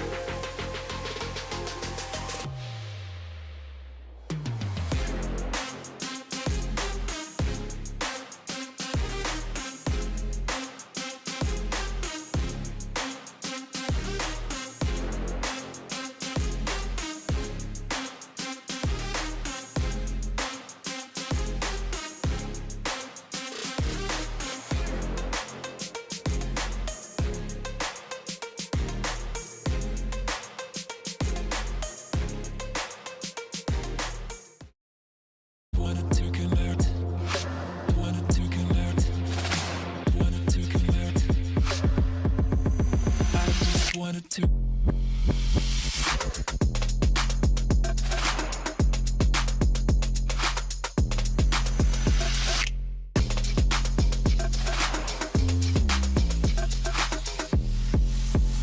I just wanted to connect.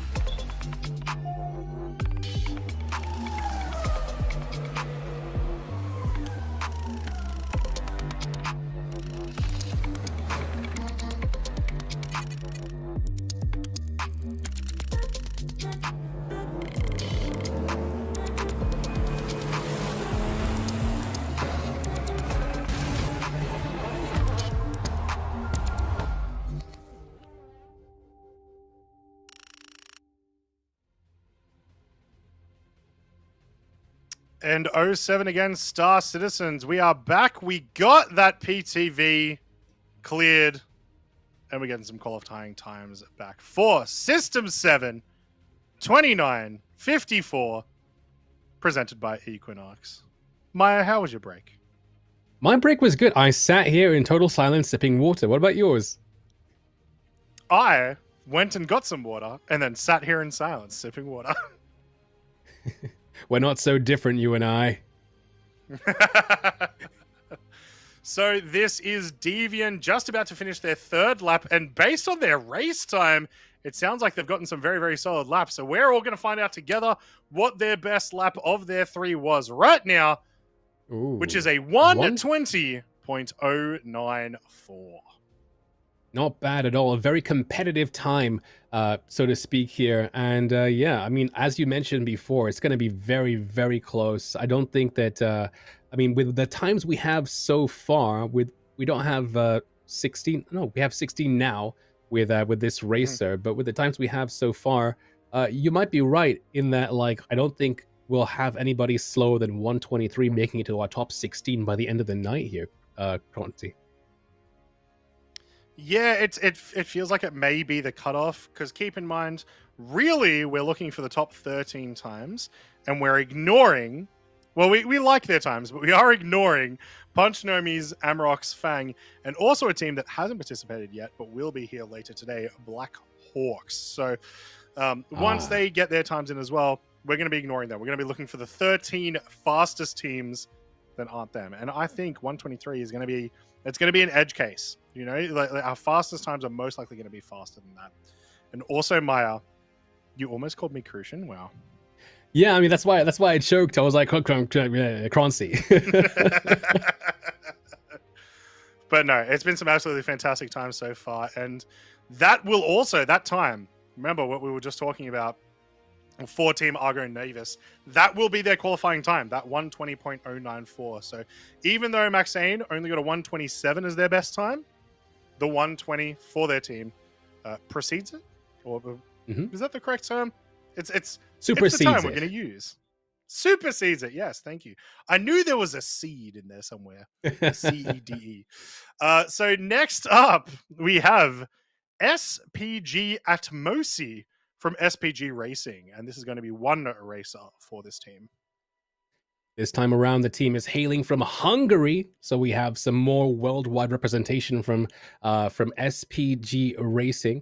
I don't think we have another Hungarian team, but it's really cool to see like a whole Hungarian org here coming through to show us what they got here today. Yeah, so SPG Atmosi, the team of three, with Kebu Kaidesu. I think I'm saying that right. And White Hawk 24. Desu, I think it's Weeby. The weebs are back. But SPG is going to be a racer actually competing today. So, yeah, let's see what they can pull off. Sorry, I just noticed. Wheel on the track? Yeah, go on. This is very important. This is very important. A friend of Atmo, Bognogus, did just raid us here over on Twitch, which we very much appreciate. What I don't appreciate is someone who I'm not going to name, but they know who they are, from our staff saying that Bog has the best beard on the planet. Ooh. I can leave right now. I could go to bed. It's 9 a.m. I've been up all night. Contractually, we have to say that Croncy has the best beard. But Thank you. You know how it is, right? Yeah, the best Australian beard. There we go. All right, some qualifiers. The best fixed Australian it, beard. Look, I'll take it. Yeah, I'll take it. Very, very slow start, unfortunately, to this first lap from SPG. But once again, a couple of these lines have been very solid. So maybe just a couple of mistakes that we've seen. And here we go with a jump a little bit too on the inside. Like I said, you can gain a bunch of time by landing on the inside, but you risk that. You risk exactly what just happened. Hopefully, we won't have a copy of what we just saw happen in the tunnel here. Hopefully. It's a possibility, but yeah, that was a pretty harsh landing there. They are on the side. It's very weird how this new auto right system works. I have noticed it kind of be this way on other vehicles as well. I guess CIG tried to make it so it's not so aggressive. Yeah. But all the same, it looks like we're not gonna have much luck with this vehicle at the moment. But yeah. I mean, it's moving more. It's moving extra. Little bit. It's moving a little bit more.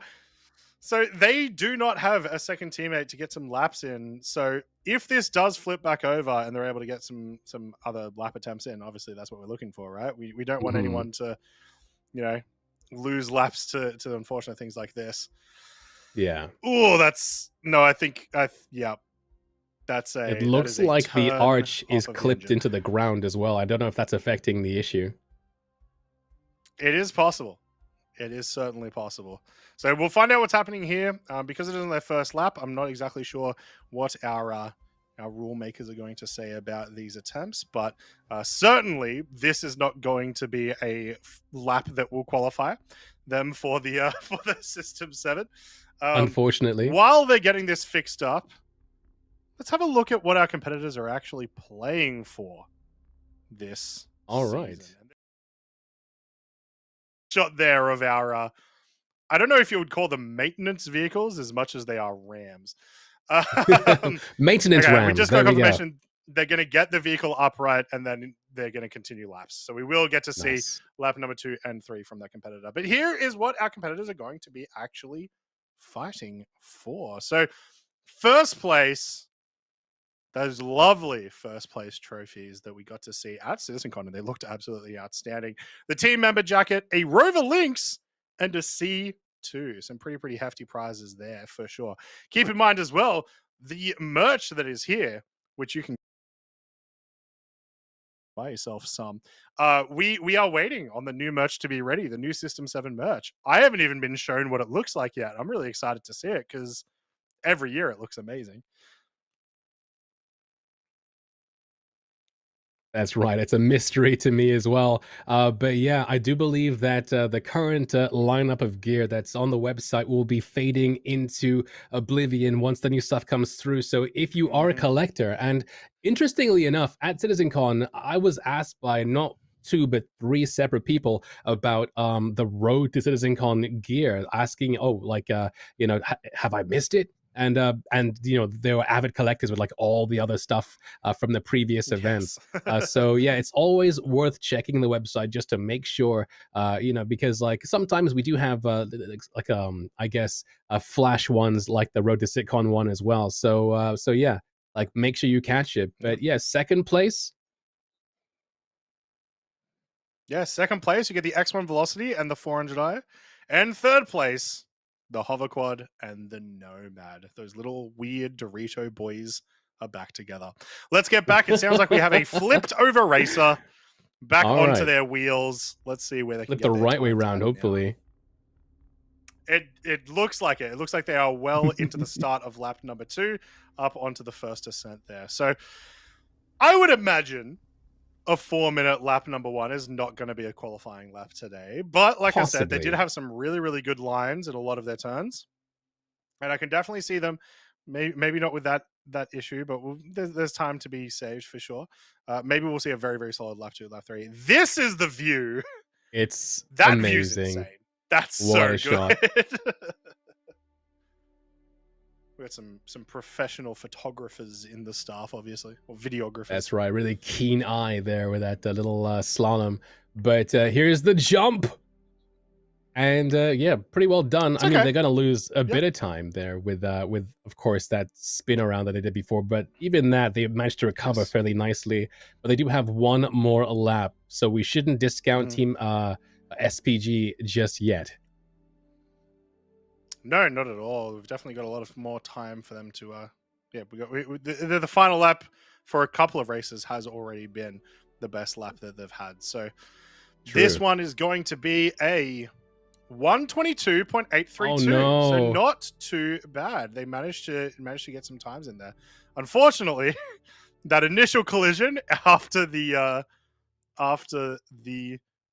finish line is probably going to cost them this lap. I don't imagine they're going to be able to save the amount of time they just lost from that collision and that turnaround. So it's very likely this team with a 122 for their qualifying. That's right. I mean, like that spin around is going to cost them at the very least like 4 or 5 seconds. And yeah, I mean, like we'll see. I mean, they've been okay so far with these turns. Here's that again, that iconic enigmatic camera angle. Yeah, they certainly know how to make that camera angle like peak, right? They're actually just giving us a bit of a show. True. But here we are coming through again. The jump is upon us here. And that was a bit of a slowdown. Should be enough speed to come over here. A good angle. They don't snag the rail this time around again. Yeah. I'm thinking very perhaps slow landing, but a very controlled landing. Yeah, I'm thinking again around that same ballpark, 122 or slower. But yeah, still not a bad time, but they're going to be on the edge of their seats this entire evening to see if they make it through into the top 16, I think. Yes. Here we go. Did lap number 3 beat it? It did not. So there we go. 122.832 for SPG Racing. Well done, guys. A very entertaining start to your 3 laps and a pretty solid lap number 2, getting you a decent time. So yeah, very, very well done. Now, after SPG Racing, we have a fan favorite.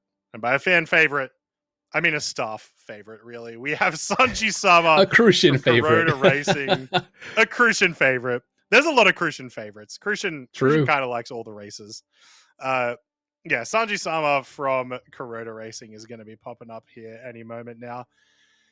And, I mean, always puts in some really, really good results. So this is one I'm excited to watch. That's right. I mean, Kuroda Racing is one of our longest tenured teams within Atmo Esports in general, hailing all the way back from the very first Daymar rally. Sanji Sama has, of course, been part of that team and has been representing that team since the very beginning as well. They're going to be joined by Downfall, Elsender, and Bebo Pity in their team. Sanji from Iceland, the rest from the UK. Sanji, a great racer. We'll see how they do with the PTV, however, there, Croncy. Yeah. I mean, it's been already we've seen a big variety in times. You know what I mean? We haven't gotten into the dog days yet, except with the exception of Garden Racing and Wildcard Racing there, who are essentially a frame behind each other, realistically. We're going to start to see that now, I think. We're getting into a couple of teams that are incredibly dedicated to these kinds of events and very, very fast. We have Sanji from Kuroda. After that, we have Delta Dietus with Checked Leak and Goofy Gamer Girl, who are these guys are absolutely insane. Coming up later from Wanna Corpse Colonial, who we actually got to see at the practice a couple of weeks ago. We have Chuby and 1cc. They crushed it. Catcom Alpha, Blackhawks, Catcom Bravo. The it's second half. Yeah, the second half of the races are going to be hard ones to beat. And speaking of, we're getting very, very close to halfway now. Very, very close. So next racer is about to get started, guys. Give some cheers for everyone who's raced so far and everyone who's going to be racing over the course of today, because they need it. I Look know at I this need that dress Indigo for armor. business. Sanji Sama right there with the. That's our timekeeper. That's our cameraman, Oh, okay. Papa Freedom, with the eye. What is With it? the The eyepiece, monocle. yeah. Yeah. I think Sanji's wearing like a oh jeez! Oh And no! they weren't even smoking. So what were we saying about we may have Corona seen this racing? happen 2 weeks ago during practice.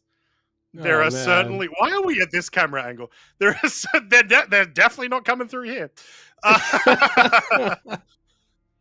Oh man, that's a There shame. are Now, definitely uh-huh. instances where the like back wheel of your PTV can kind of like desync into like the into the fence, I guess you would call it, and then Mm-hmm. it essentially just takes like infinite damage just I within a see. second because it's just like constant collision. Mm-hmm. Very possible that's what happened there. It certainly seemed that way from our camera views. But That's it's such a horrific scene. They're on the ground. Somebody get them some milk. I will say, look, Oh I no. obviously I want to leave it up to our staff and whoever's in charge of rules. That was like within the first 30 seconds. Give him another run.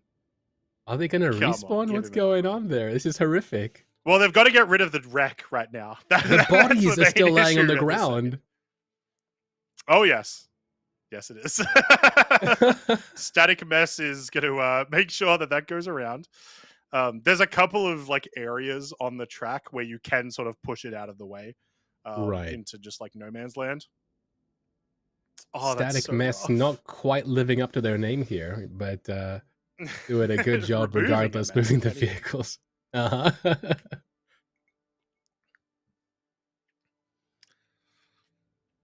So yeah, I hope we'll get an update about what might happen with that race. I really hope that so it's genuinely sometimes it's not possible within the rules, but I really hope they get a chance to try again from from that happening. But That's right. such is the nature of Star Citizen. Sometimes we were talking about it earlier. Yeah. Now, I do wonder what the ruling's going to be because, like, technically, Corona Racing does have 4 racers, but they only entered 1 racer into this event.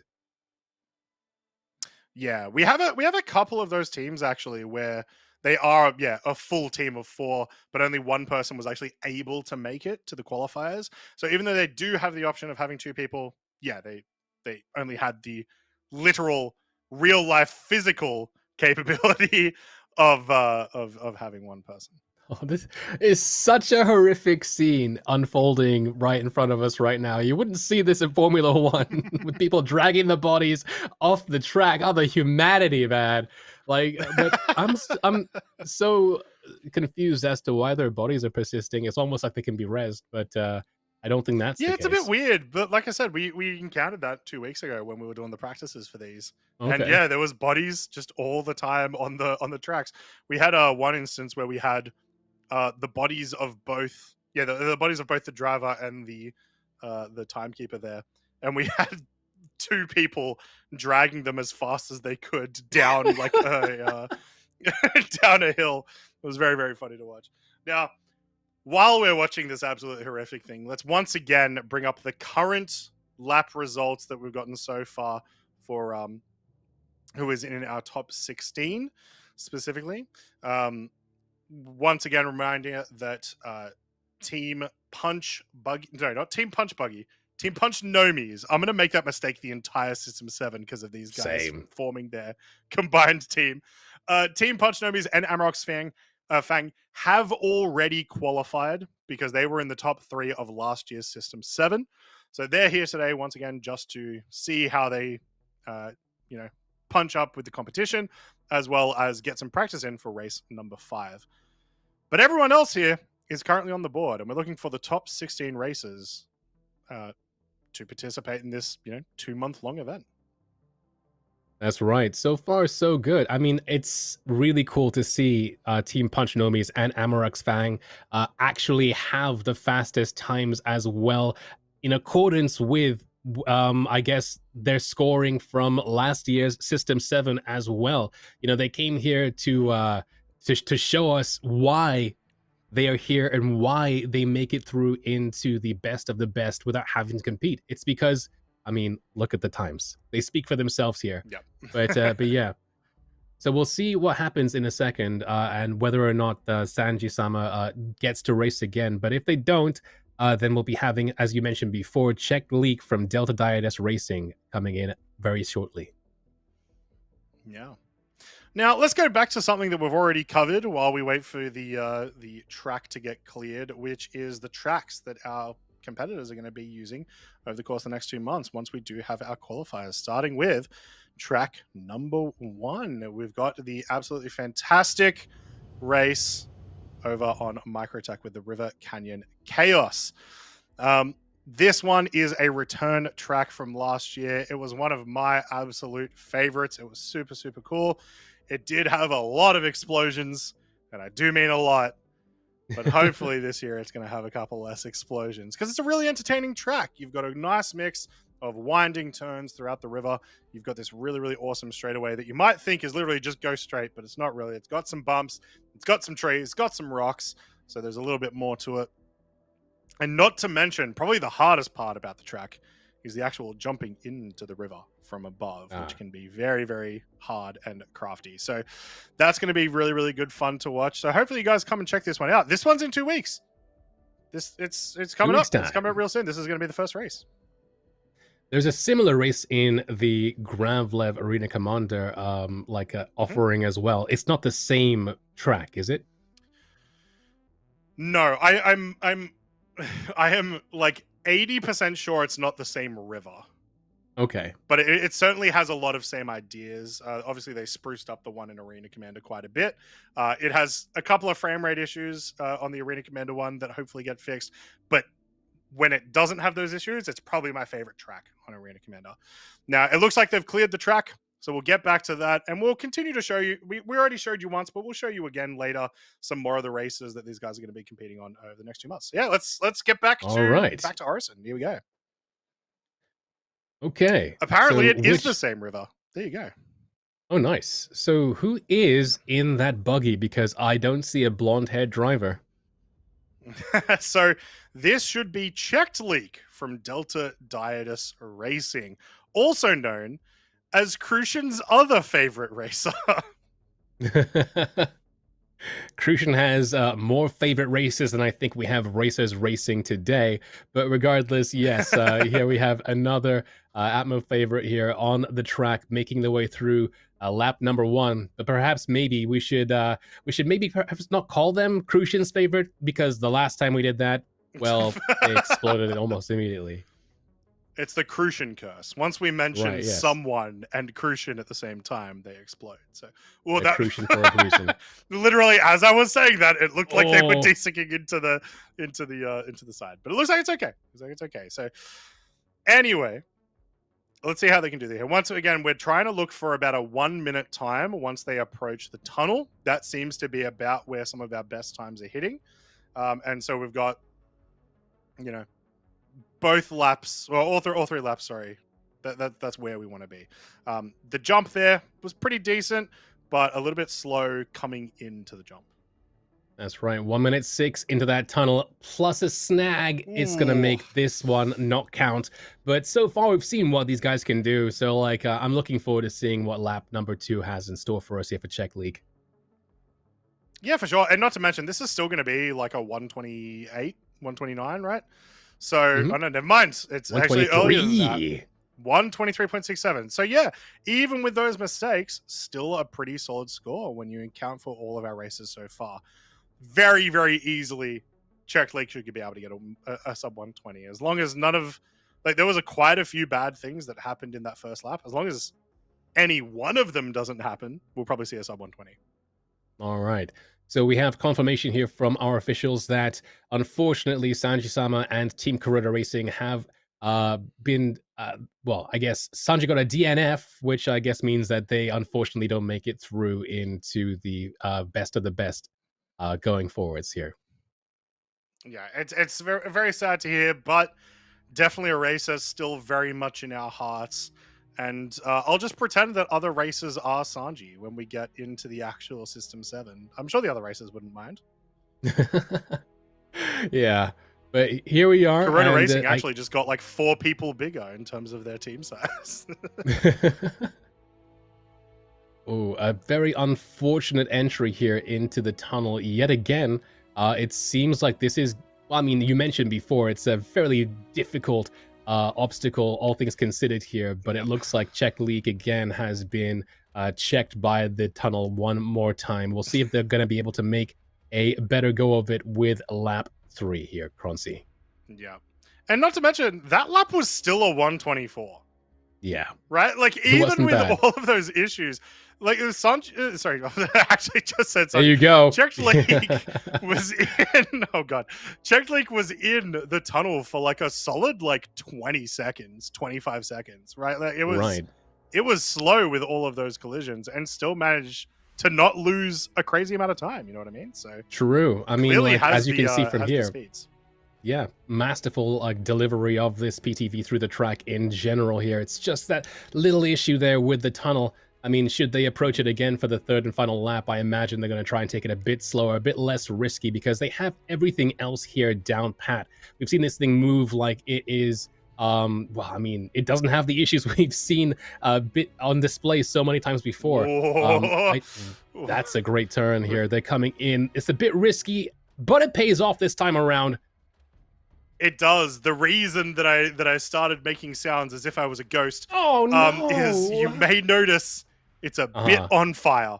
It's a little bit on fire. Yeah. It's a bit glowy. Luckily, they're going to be able to cross the finish line here. And that is going to be, there we go. So they, even with that issue at the end of the tunnel, they're able to pull away with a 1:19.529, which we suspect is going to be a qualifiable time today. So very, very well done, Czech League. And amazing performance, because the speeds you were getting with those like issues, with those, you know, collisions and stuff was insane. There's certainly a perfect lap that you could have taken out from those 3 laps that we saw that would have just been probably would have beaten Herbie's in my opinion. It's very likely, because like the way that they were pushing that thing through the track was just amazing to see.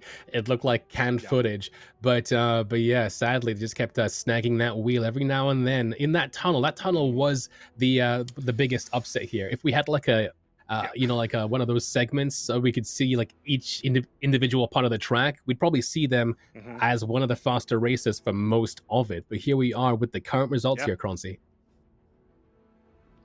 Yeah, so here we're looking at, once again, Herbie and Anril. We don't care about those guys. They're already qualified. Who are so they? At the moment, amazing times from them. Really, really amazing times. But the players that we're really excited to see where they're at the moment. Currently, we've got Azon Keel from Garden Racing at 117.9. Gilly from Wildcards Racing at 117.9.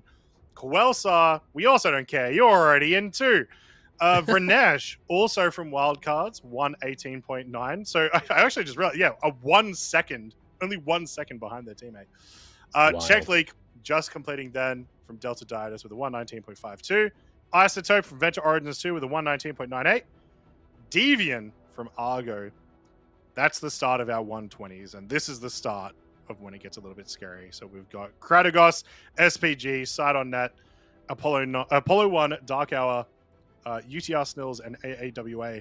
All of you, I think, at the moment are on the chopping block, and it's going to be teeth chattering for them.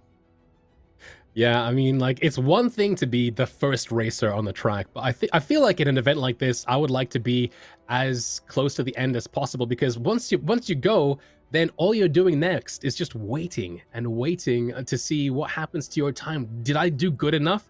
It's no longer can I do good enough, it's did I, and that must be something on just uncomfortable.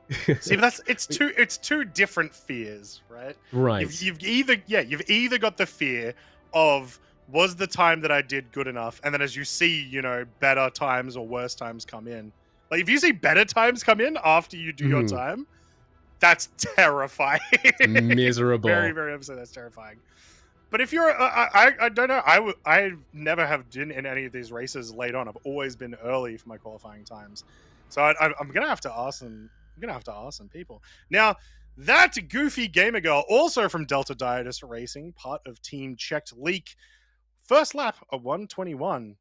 That is incredibly quick for a first lap. That is very, very Or a quick. first. So another team that's going to be one to watch out for, although they always are.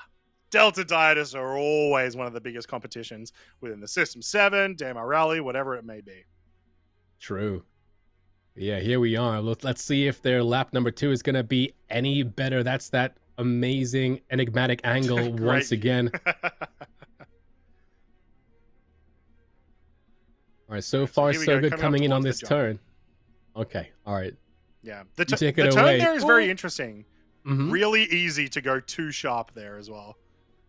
Yeah, I mean, solid we did notice jump with that though. turn, Once again, they slow. snagged the wall. They did. On that jump though, slow, but once again, controlled. And that's more important for sure when you come out of that.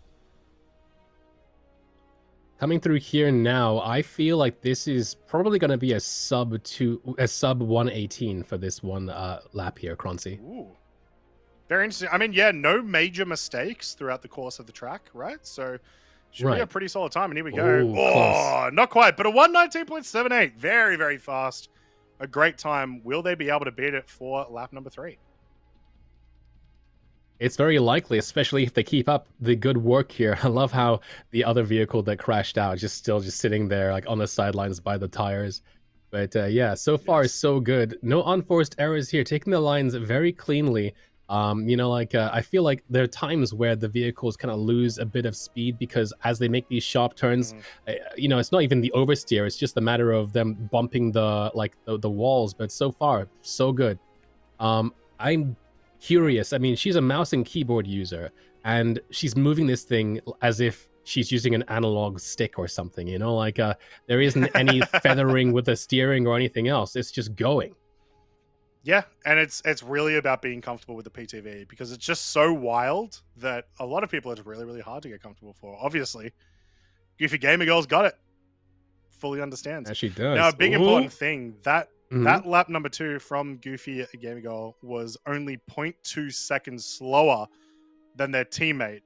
And this one's looking to be a pretty fast lap. So we're looking to beat a 119.52 here in order to get a little bit further up. And there we go. 118.598. That is going to be Team Delta Dietis's qualifying time. Well nice. done. A good show from Goofy right there. That there was a bit of a upset as she went into the cave. She swerved a tiny bit, but all in all, that was a great performance there from Goofy. The next racer is going to be Dan89STI from Switzerland, from the group, from the org Patrouille Suisse, or Patrouille Suisse, maybe. Patrouille. Yeah, no, I got no idea. I live in Australia. I barely know English, so it's a bit hard sometimes for me to say that. But yeah, well and truly about the halfway mark now, guys. We've had 20 races go through already. We've got about 20 more for you. Where do you think we're at? In terms of what numbers do you currently see as a top 16? As a top 16? Where is 16? Like where is 16 sitting now in a theoretical end of the event? All right. I mean, so what we've seen so far is that even in teams that field 2 players, it doesn't necessarily look as if like they have one person who is their ringer for the event. They're both, in general, very consistent with one another. As a result, on the big leaderboard there, we see people from the same team showing up over and over. So it's going to be a bit more difficult to kind of like get a better overview. But I'm guessing, like, again, 123, as you said before, I think is a fair one so far. But we'll see.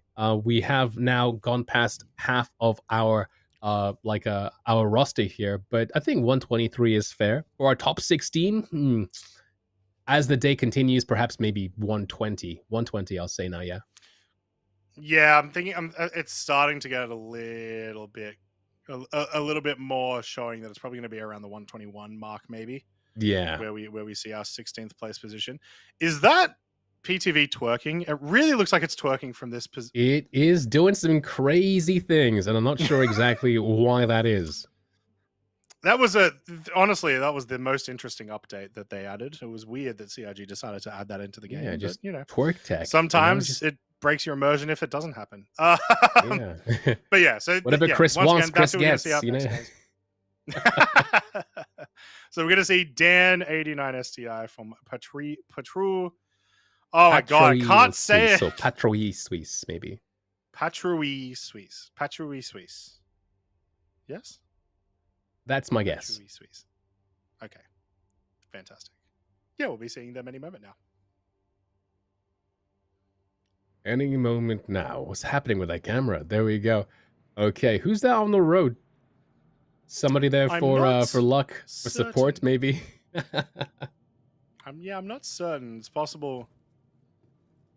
Yeah, it sounds like it's it our was maybe a timekeeper of some kind, but it's all good. It's all good. They've left the track now. They are no longer future debris, which is good. Mm-hmm. Standing alongside. I don't know how much speed you lose from ramming a timekeeper, but it's got to be worth it, I'm sure. You wouldn't think it's bonus points, would you? You get 2 seconds off your lap if you are able to run over Appo stuff. That's right.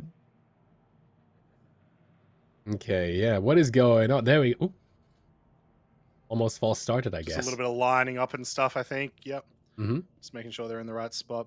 There's a lot of instances, and certainly I've been guilty of this before, in particular races where you don't really want to start maybe exactly where the starting line is because you've got, particular lines that you want to take at the start or particular angles that you want to approach the first turn and that sort of thing. We may have been seeing something like that. I'm not 100% sure, but yeah, either way, looks like they're actually about to start. And while they're getting going, Maya, we had the letter from the chairman this week, which was the first one in like 15 months. I think the last one we had was at the very, very end of 2022, or it was essentially New Year's for that year. Mm-hmm.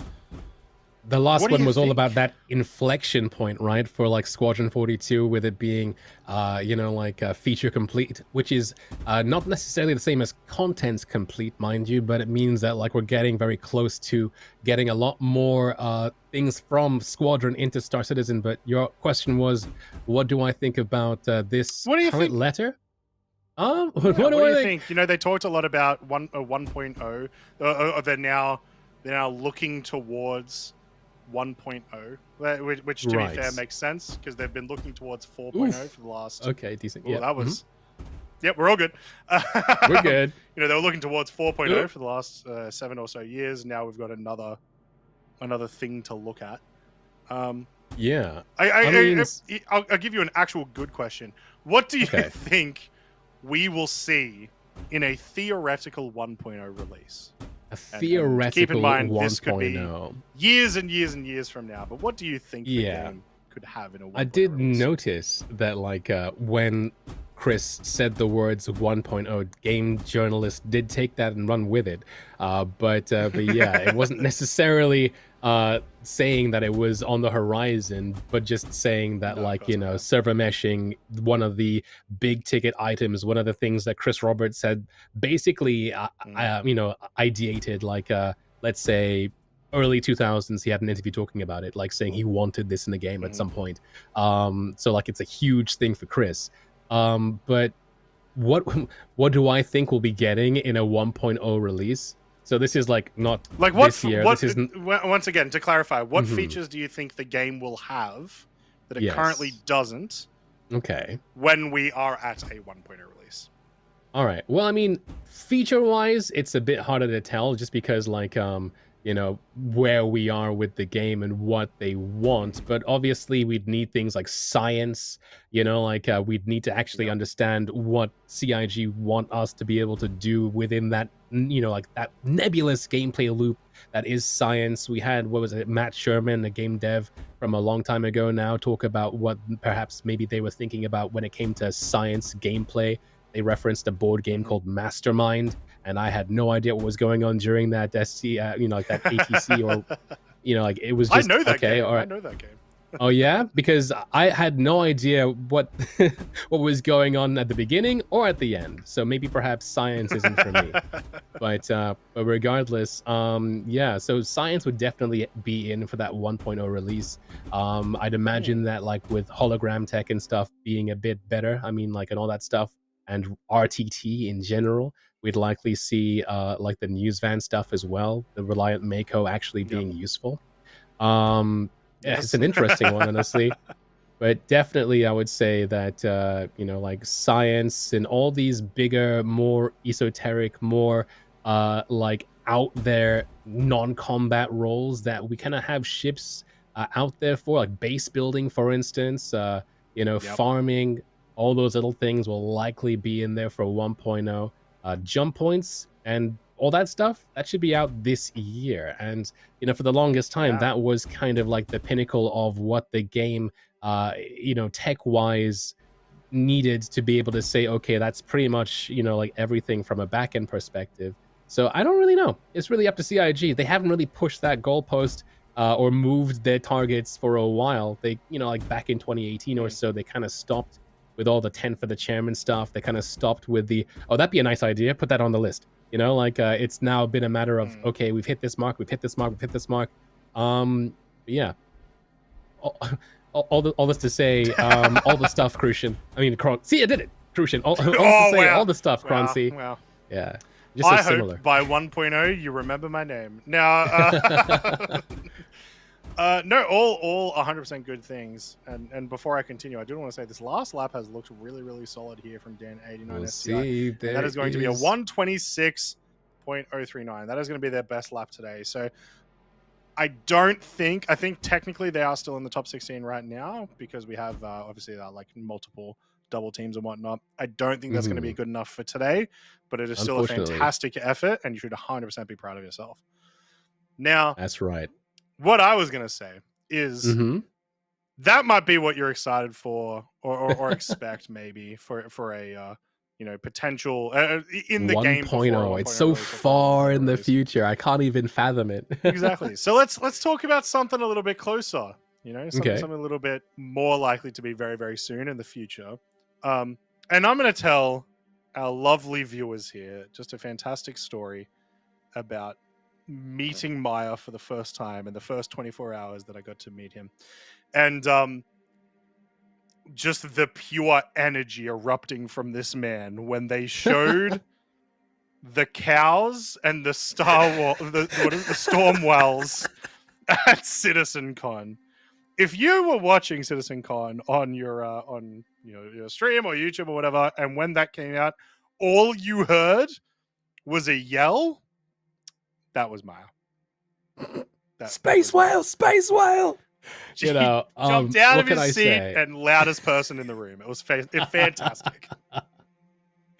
Oh man, I mean, when it comes to Fauna, obviously with 323, we're expecting something. They kind of teased a little thing moments before this show started today. Also, and I believe an ISC last week, they also teased like someone being chased by like little pterodactyl bird things. So yeah, it seems like, I mean, initially I was like, oh, okay, well, space cows perhaps will be the thing that we'll see because why not? They go moo. You know, like who knows about whether or not we're gonna get the space whales, the space whale tour. They haven't spoken too much about that. We don't really know where that is. There was that little snippet from like last year's on Invictus. We sort of know where it's supposed to be. Right. There's the Discovery Tours section on yeah, but it's portioned out, empty, but yeah, exactly. As for like where we are from like an NPC perspective, because like it's a guided tour. It's essentially the like the Javelin tour, but with it on a rail as opposed to like you know, just walking through a ship. So we'll see. Yeah. I'm curious how it is. Is it going to be story driven? I mean, this tour, or is it going to be because you're just inside a shuttle, so it's just like a canned experience, I'd imagine. But all the same, I'm looking forward to it. Yeah, very possible. Now, just there at the north of your screen, you should be able to see Officer Rondog and Hukrop from Eva Ria. This is a team from France. We've got Hukrop and then Site O are going to be our the teammates that are going to be trying to get some times today. So yeah, we'll see how these guys do as they get started. The one thing I wanted to add to just then what you said, Maya, was that they also mentioned in monthly reports from the end of last year that there was, animal AI being worked on, essentially. Right. And then at the start of this year, in the monthly reports, they have been talking about essentially AI for a secret upcoming thing. And so it's very likely that they are once again referring to that. So that's what I'm hoping for. Yeah, I'm looking forward to it. I mean, like, that was a ridiculous swerve. They almost obliterated themselves there. Like, I mean, AI, animal AI, creature AI. I believe that I believe his name is Rochuchi. He's like he was one of the heads that did all the AI for Crisis back in the day, and so like I feel like even though we haven't necessarily seen much of it because of the way networking and stuff is in the game, we're in good hands in general when it comes to what to expect for the future of StarCitizen and Squadron 42 when it comes to our creature and character AI. It's just a matter of, the servers. But yeah, I'm excited for it. I mean, what kind of gameplay is going to happen, like, in caves and stuff, or even just running around in the middle of the wilderness now that there will be, like critters and stuff, and how frequent will they be? If you run for like an hour, on foot, chances are you're not going to find a surface mineable. Is that going to be the same with just critters? Will they be in patches? And I'm just, it's such an unknown for us. We're in unknown territory for so many things going forwards for StarCitizen currency. It's a really cool time to be following the game. It is. I mean, I'll tell you one thing that's 100% going to happen, which is pyro crab races. Pyro crab races. We're going to wrangle up some pyro crabs. We're going to race them. All right. Okay. Hop on the back and race them. I doubt that we'll ever be able to do that, but that would be so fantastic. I mean, if you're able, right, to abduct a pyro crab somehow, and then just set up a grid by landing 890 jumps into a box, you could do it the same way people race snails, why not? You put so obviously the pyro crabs will have threat, right? Like they'll want to attack someone. So yeah, you just have a line, and then at the end you have someone in armor and a gun and just waiting for the pyro crab to run at them. Amazing. I look forward to that. Oh, I mean, someone's gonna make it happen if it's possible. With a game like this mad sandbox they're creating, somebody's gonna try at the very least. Oh, for sure. Well, into lap number 2 right now for Hukrop. Once again, Team Eva Ria. Close. Not quite enough speed to get over the jump there. But like I said, you kind of want a little less speed so that you don't bounce off the ground when you do land, because that's what's going to cause your problems. That was a balance, as you mentioned. A little bit of speed loss there, so they can be a bit rough. But if you can get over it at the right speed, if you can get over it where you land as it's descending, you put yourself in such a good spot, and you just immediately save yourself like 2 seconds.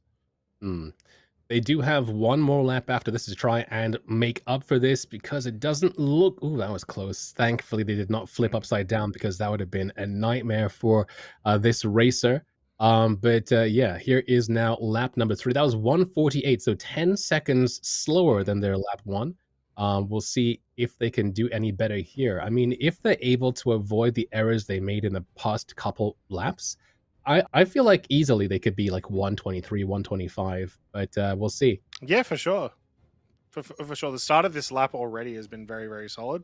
But once again, I mean, obviously they lost a bunch of that time in that last lap because they failed the jump. And they were probably on pace for like a solid sub 130.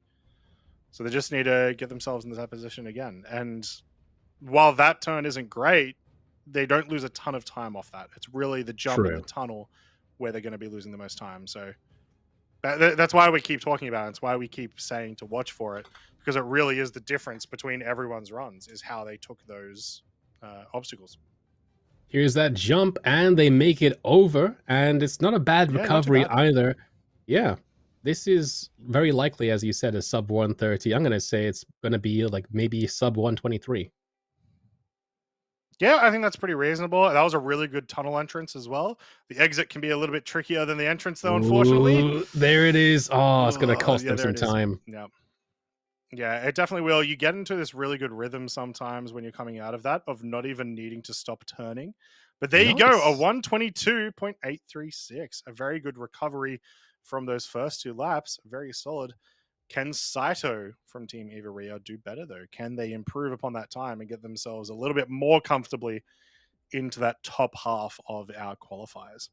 Once That's again, right. every time you look at this screen, guys, remember that we've got multiple teams with 2 people in these qualifiers, but they only qualify once. So when we see Delta Dietis racing at currently 6th and 8th position, really, it's that top number. It's that 118.598 that we're really looking at and caring about for now.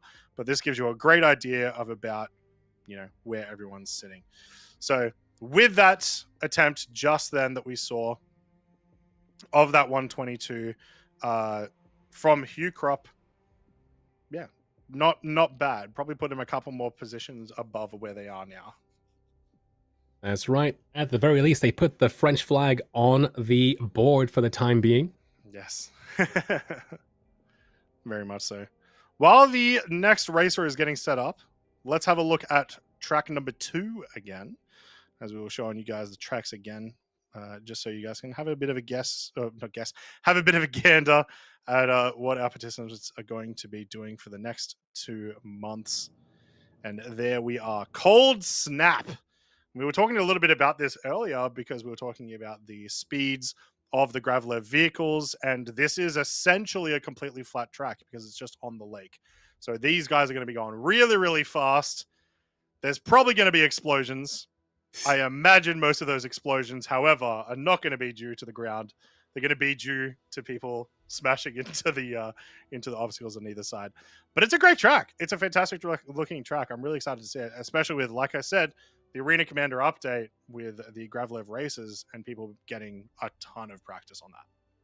That's right. I have myself my sticks now ready to go for the next time we have the Gravlev races as well. I saw you, and I think Salty Mike as well has gotten really into the Gravlev races too. So I got to put my my money where my sticks are and get good, I think. But it looks like the racers are now lining up for this next attempt here, Croncy.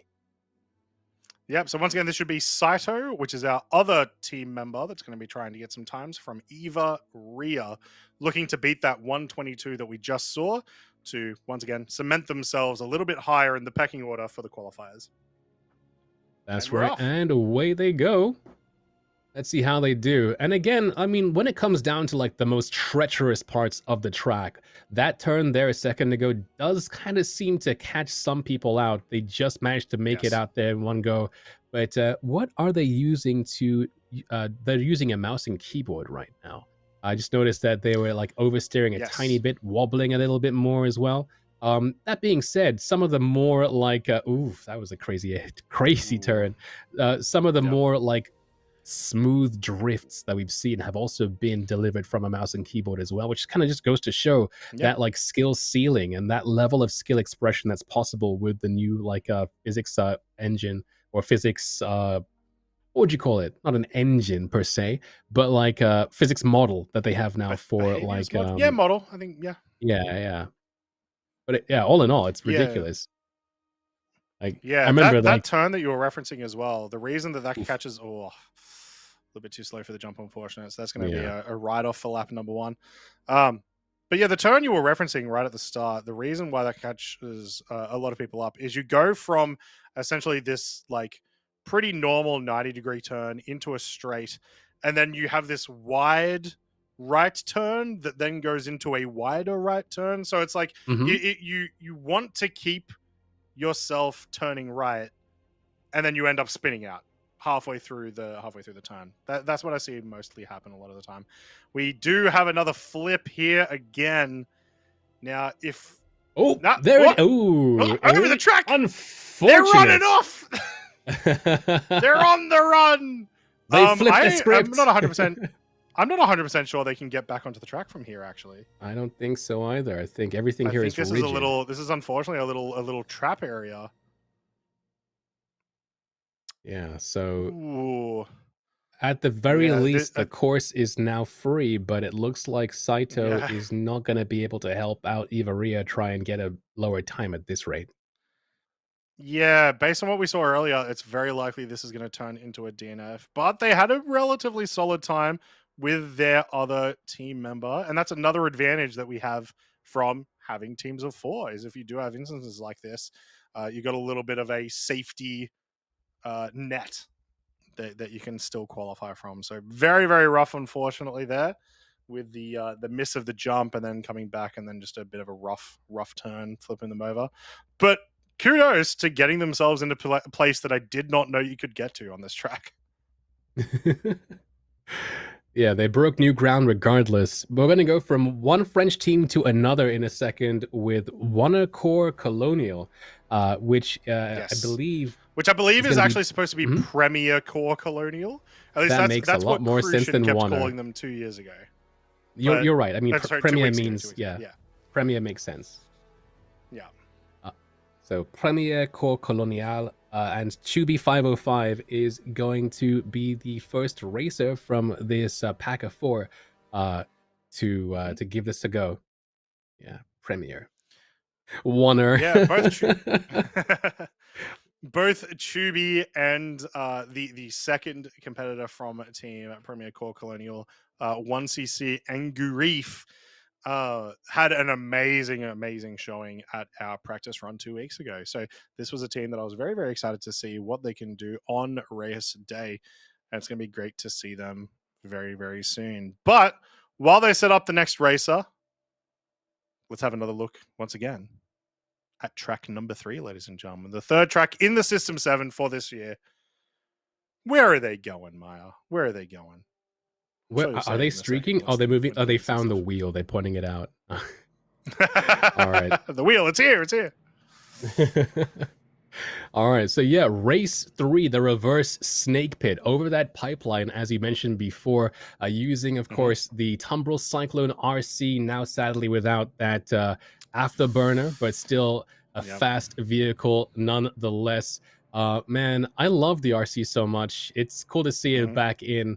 But obviously, with so many vehicles and only 7 races, we could only use it so many times. But yeah, I mean, you told us about this track before. Another community track turned into an official one, now used for Gravlev races, as well as also being an just inverse track. But yeah, it's cool. It's really cool when they do that, man.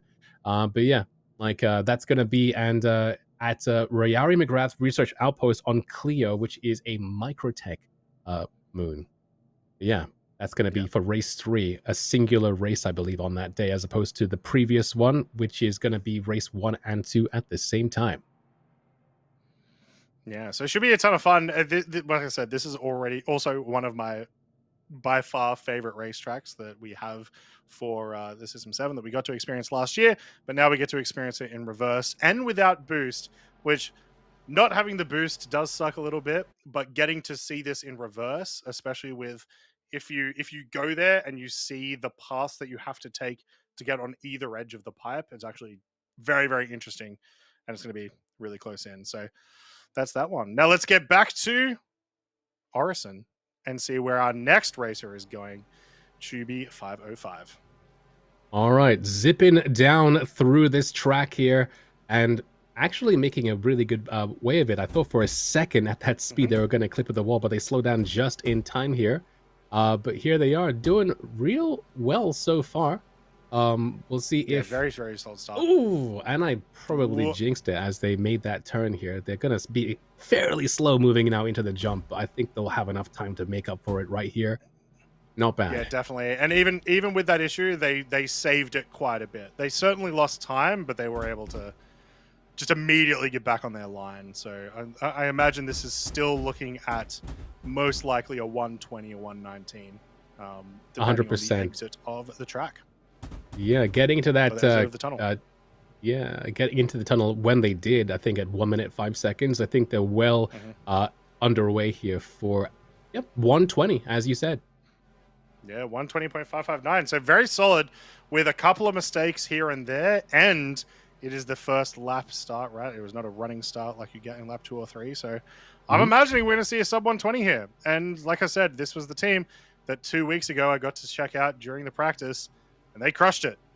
So this is going to be another team, at least new for me, that I'm going to get to watch, I think, over the course of the next 2 months. But, I mean, they've still got to qualify. Let's see what your best time is. You've got technically 5 more laps to improve on that. That's right. It is really cool to see new faces show up for the races. Every single year we get a new team at the very least, coming through and also qualifying, going toe-to-toe with people who have been doing this for so long. It's awesome to see, especially as, the game, improves and we get more people. It kind of does speak volumes for the level of competition going forwards, as we get more people into the game. But here we are, some collision sounds, but it could be a little bit of desync as they make their way down to the tunnel. And as they move their way out, this is a clean lap so far, Croncy. What do you think is going to be? 117. Oh, 116.231. Huge performance there.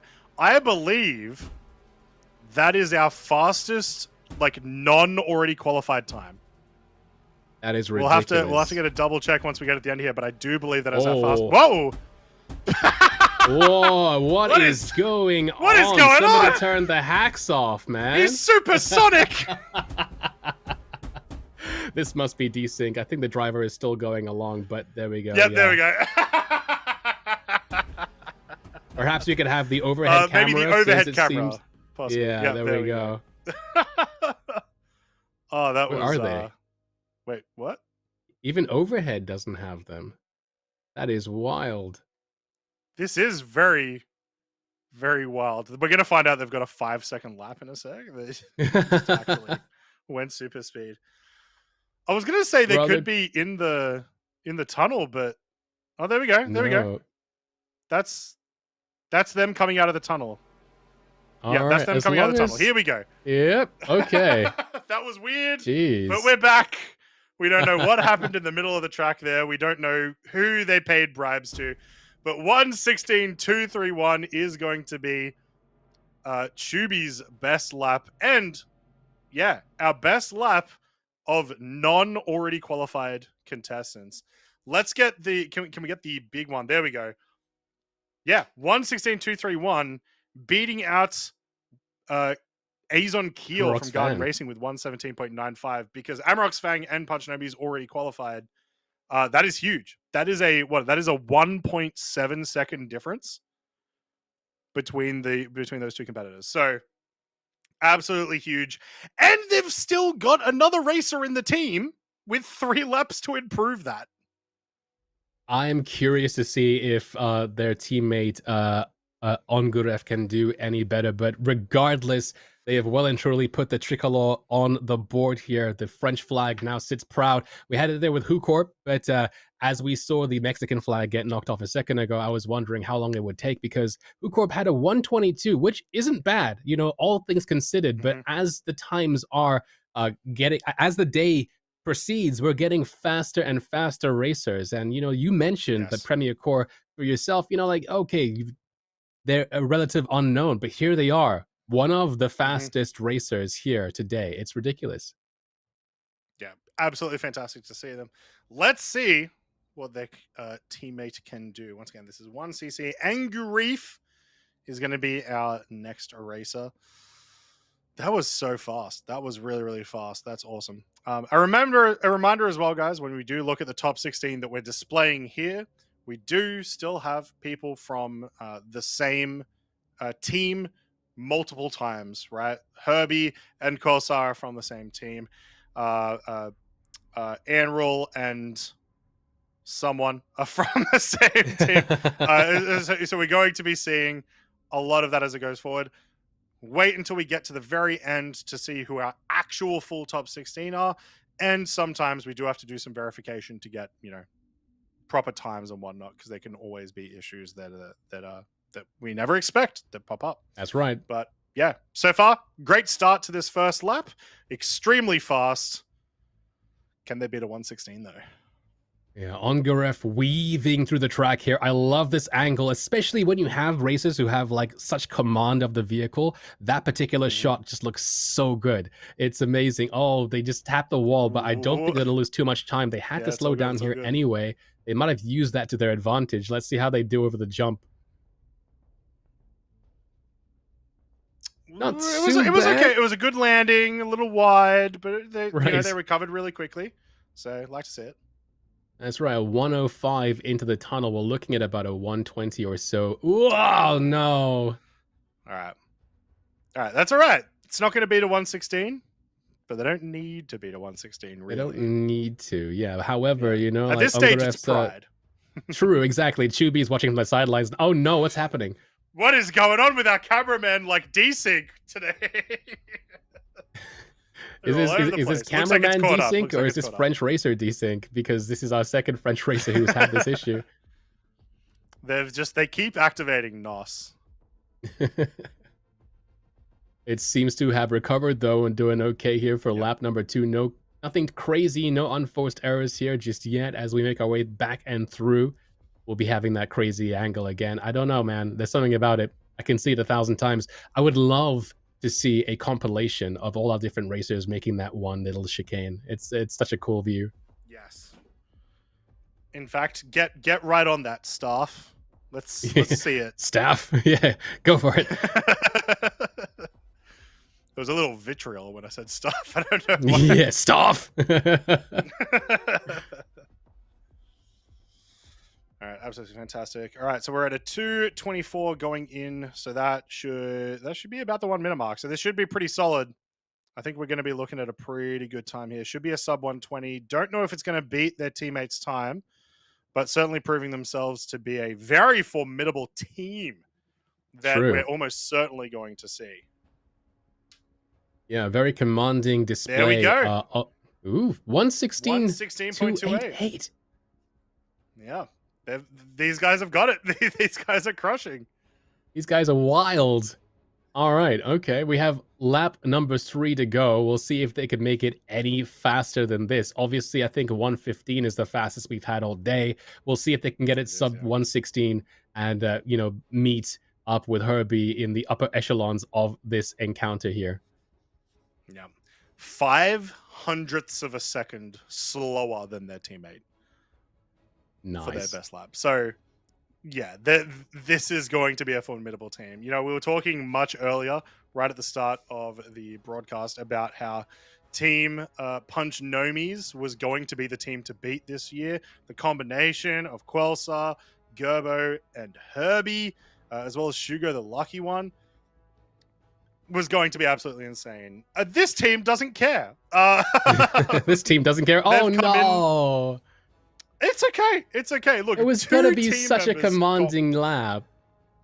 They got 116s, Maya. They both got 116s. I think they can afford to have some okay laps. You know what I mean? All right. Okay. All right. That was going to be it. I think that might have been 115. If they didn't collide there, very possibly. So there we go. We've got 116.288 for 1cc. The qualifying time for the team, though, by Chubi, only by 0.05 of a second better with a 116.23. So very, very well done. Premier Core Colonial, or 1cc. You guys absolutely crushed it. And I mean, I feel like it's very safe to say that we're going to be seeing you guys for the next 2 months. So I hope you guys enjoy seeing us for the next 2 months. You love to see it, man. Like, they're a very consistent team, it looks like. But it looks like we're going to go from France now to Catalan with Blaucat from Catcom Alpha. Another, of course, Crucian favorite. Yes. We do love Blaucat.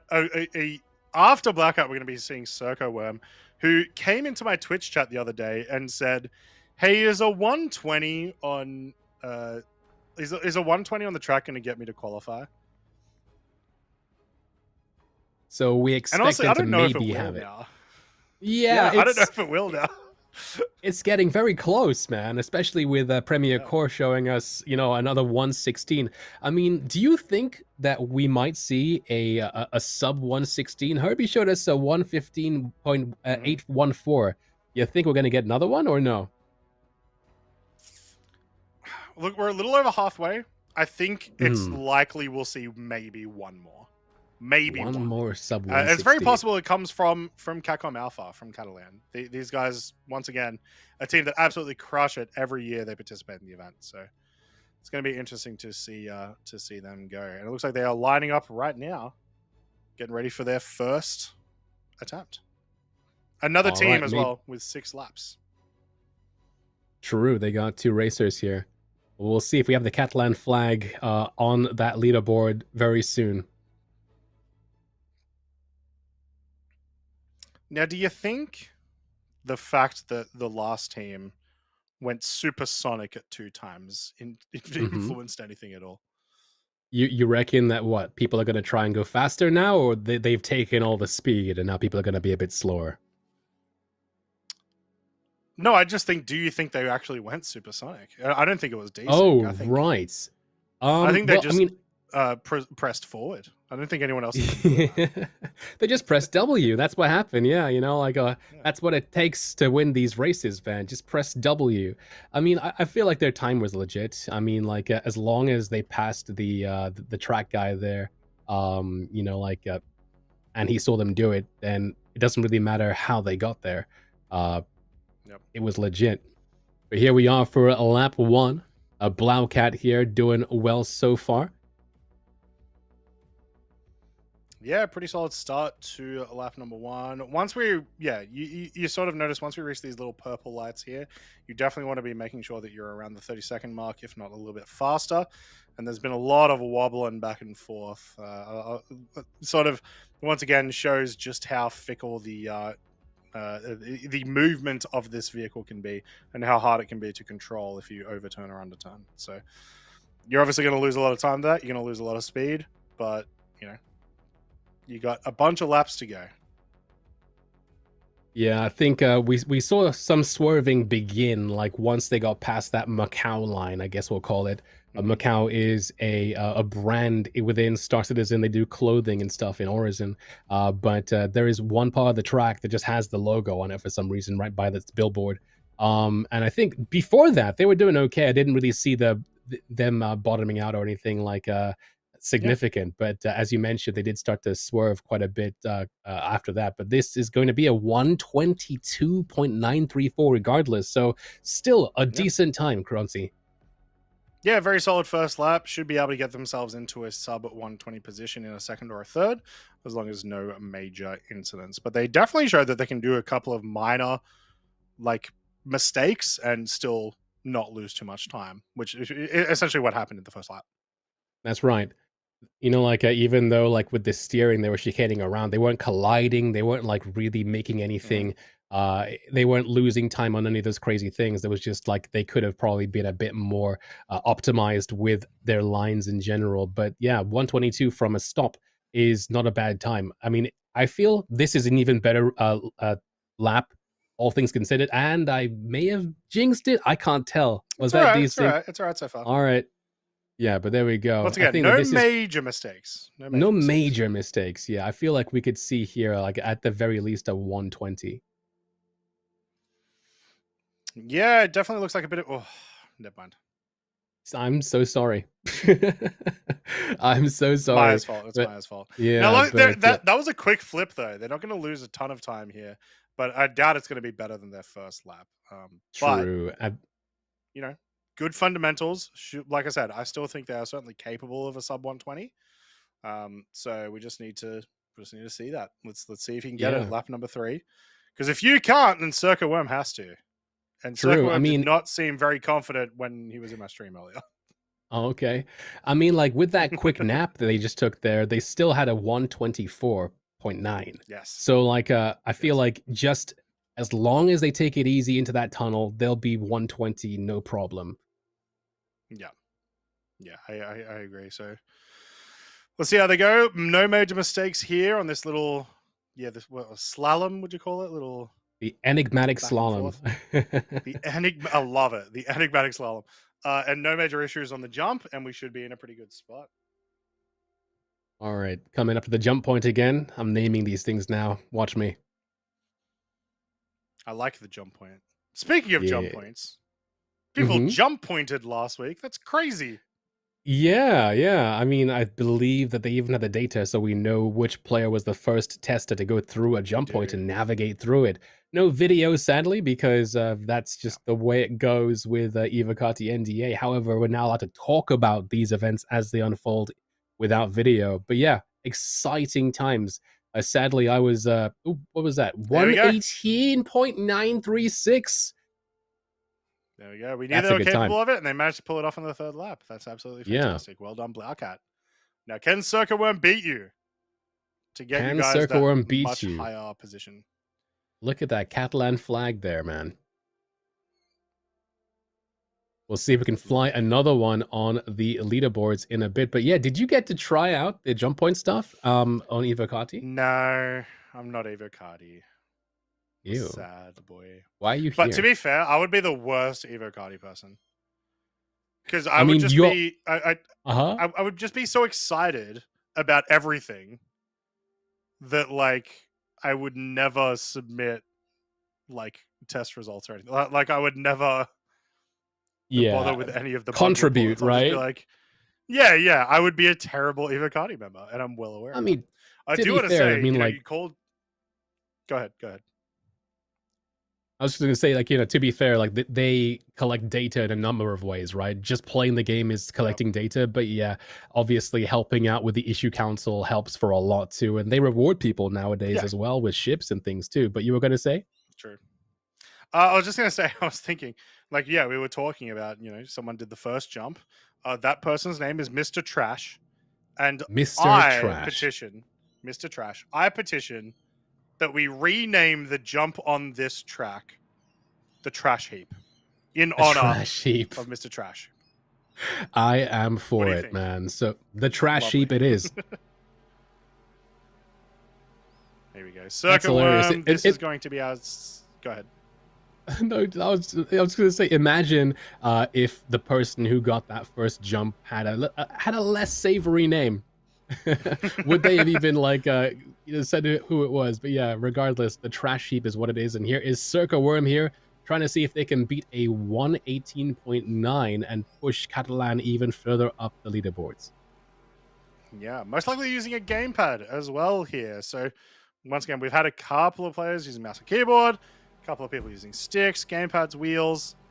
It's been very interesting to see the mix of everyone.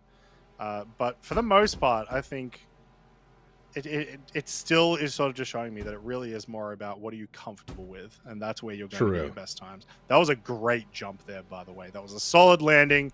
They didn't lose a ton of speed. They're on their first lap, hitting the tunnel at 101.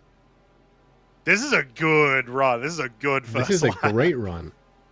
Let's have a look, and I think so. Blaucat as well had a gamepad, and scrolling up, I think we've only had a couple other racers use a gamepad today, such as UTR, Karma Dealer, and sorry, I'm scrolling down, looking through all the different. Up. That was a 118.52 from Circa Worm for lap one. That's ridiculous. Lap one, a 118.52. So already better than Blaucat. So that is currently their qualifying time, and that was a lap one from a poor start, right? So incredibly fast. One of the big things I noticed was the exit in the tunnel. The exit in the tunnel was immaculate. Oh, what was that? I don't know, but that desync made that look so cool. It did. Mad. But yeah, I mean, do you think that you can tell what mode of like what they're using, like a controller or a keyboard, just by the way they drive? Because I do feel as if like as they move and take these turns, they're a lot more granular than like let's say some turns we've seen before. I mean, like some of the more I guess unfortunate like an ungainly steerings that we've seen have been with a keyboard and mouse where they oversteer like crazy. Oh no. Unfortunate in that exit there, catching that back wheel and snagging and turning as they left. Sadly, it's that going was to cost incredibly them fast that until lap. then, unfortunately. So Yeah, I'm not sure why the run's not coming up, but that was certainly not better than their first lap. I can tell you right. that much at least. So we'll see how they come with their third lap. But yeah, you're exactly right. I think one of the things with the controllers that you do see is if someone is on mouse and keyboard and they're doing very minute adjustments to get themselves in the right position, it's very easy to tell because it's sort of Right. it's almost jarring when you do it on mouse and keyboard When you versus feather the when you do it controls, yeah. on exactly, yeah. So but Oh, the perfect lines on here, you aren't really doing that as much. You are committing to turns a lot more, so it's a little bit harder to tell that you are using mouse and keyboard in that instance. so as we come up to the trash heap, I just wanted to point out that like that enigmatic angle we saw before, they barely turned. They just went straight down the line through it. So that's the first time I've seen that, and I wonder if that's going to actually, if that's any indication of what their time is going to be entering the cave. Oh man, that the sounds coming in can sometimes betray what's actually happening, but that was a good turn in general, I feel like. And it's going to be, what's the time? What's the time? 116.807. 116.807. Nice. So not a 115 yet, Absolutely but fantastic that's run. really fast. That's a commanding time.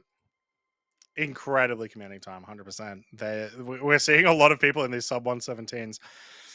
I think we were a bit too early to say that 120 was 122 was going to be the cutoff. Now I'm starting to Yeah, think it's getting even tighter, right? It once really, again, the really very is. original thing we said was that it was going to be 120, but as we came into the first half of this competition today, the first half of the qualifiers, it was starting to look a little bit more loose.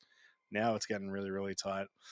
As we That's wait for our right. next competitor, which for reference is going to be Ludox from Blackhawks. This is our other team that has already qualified, guys. So we're going to see how they fare against the competition, but their times will not essentially count for today. Let's have a look at our next map. I believe we are back on track number 4. We are indeed. So this is Cargo Crisis.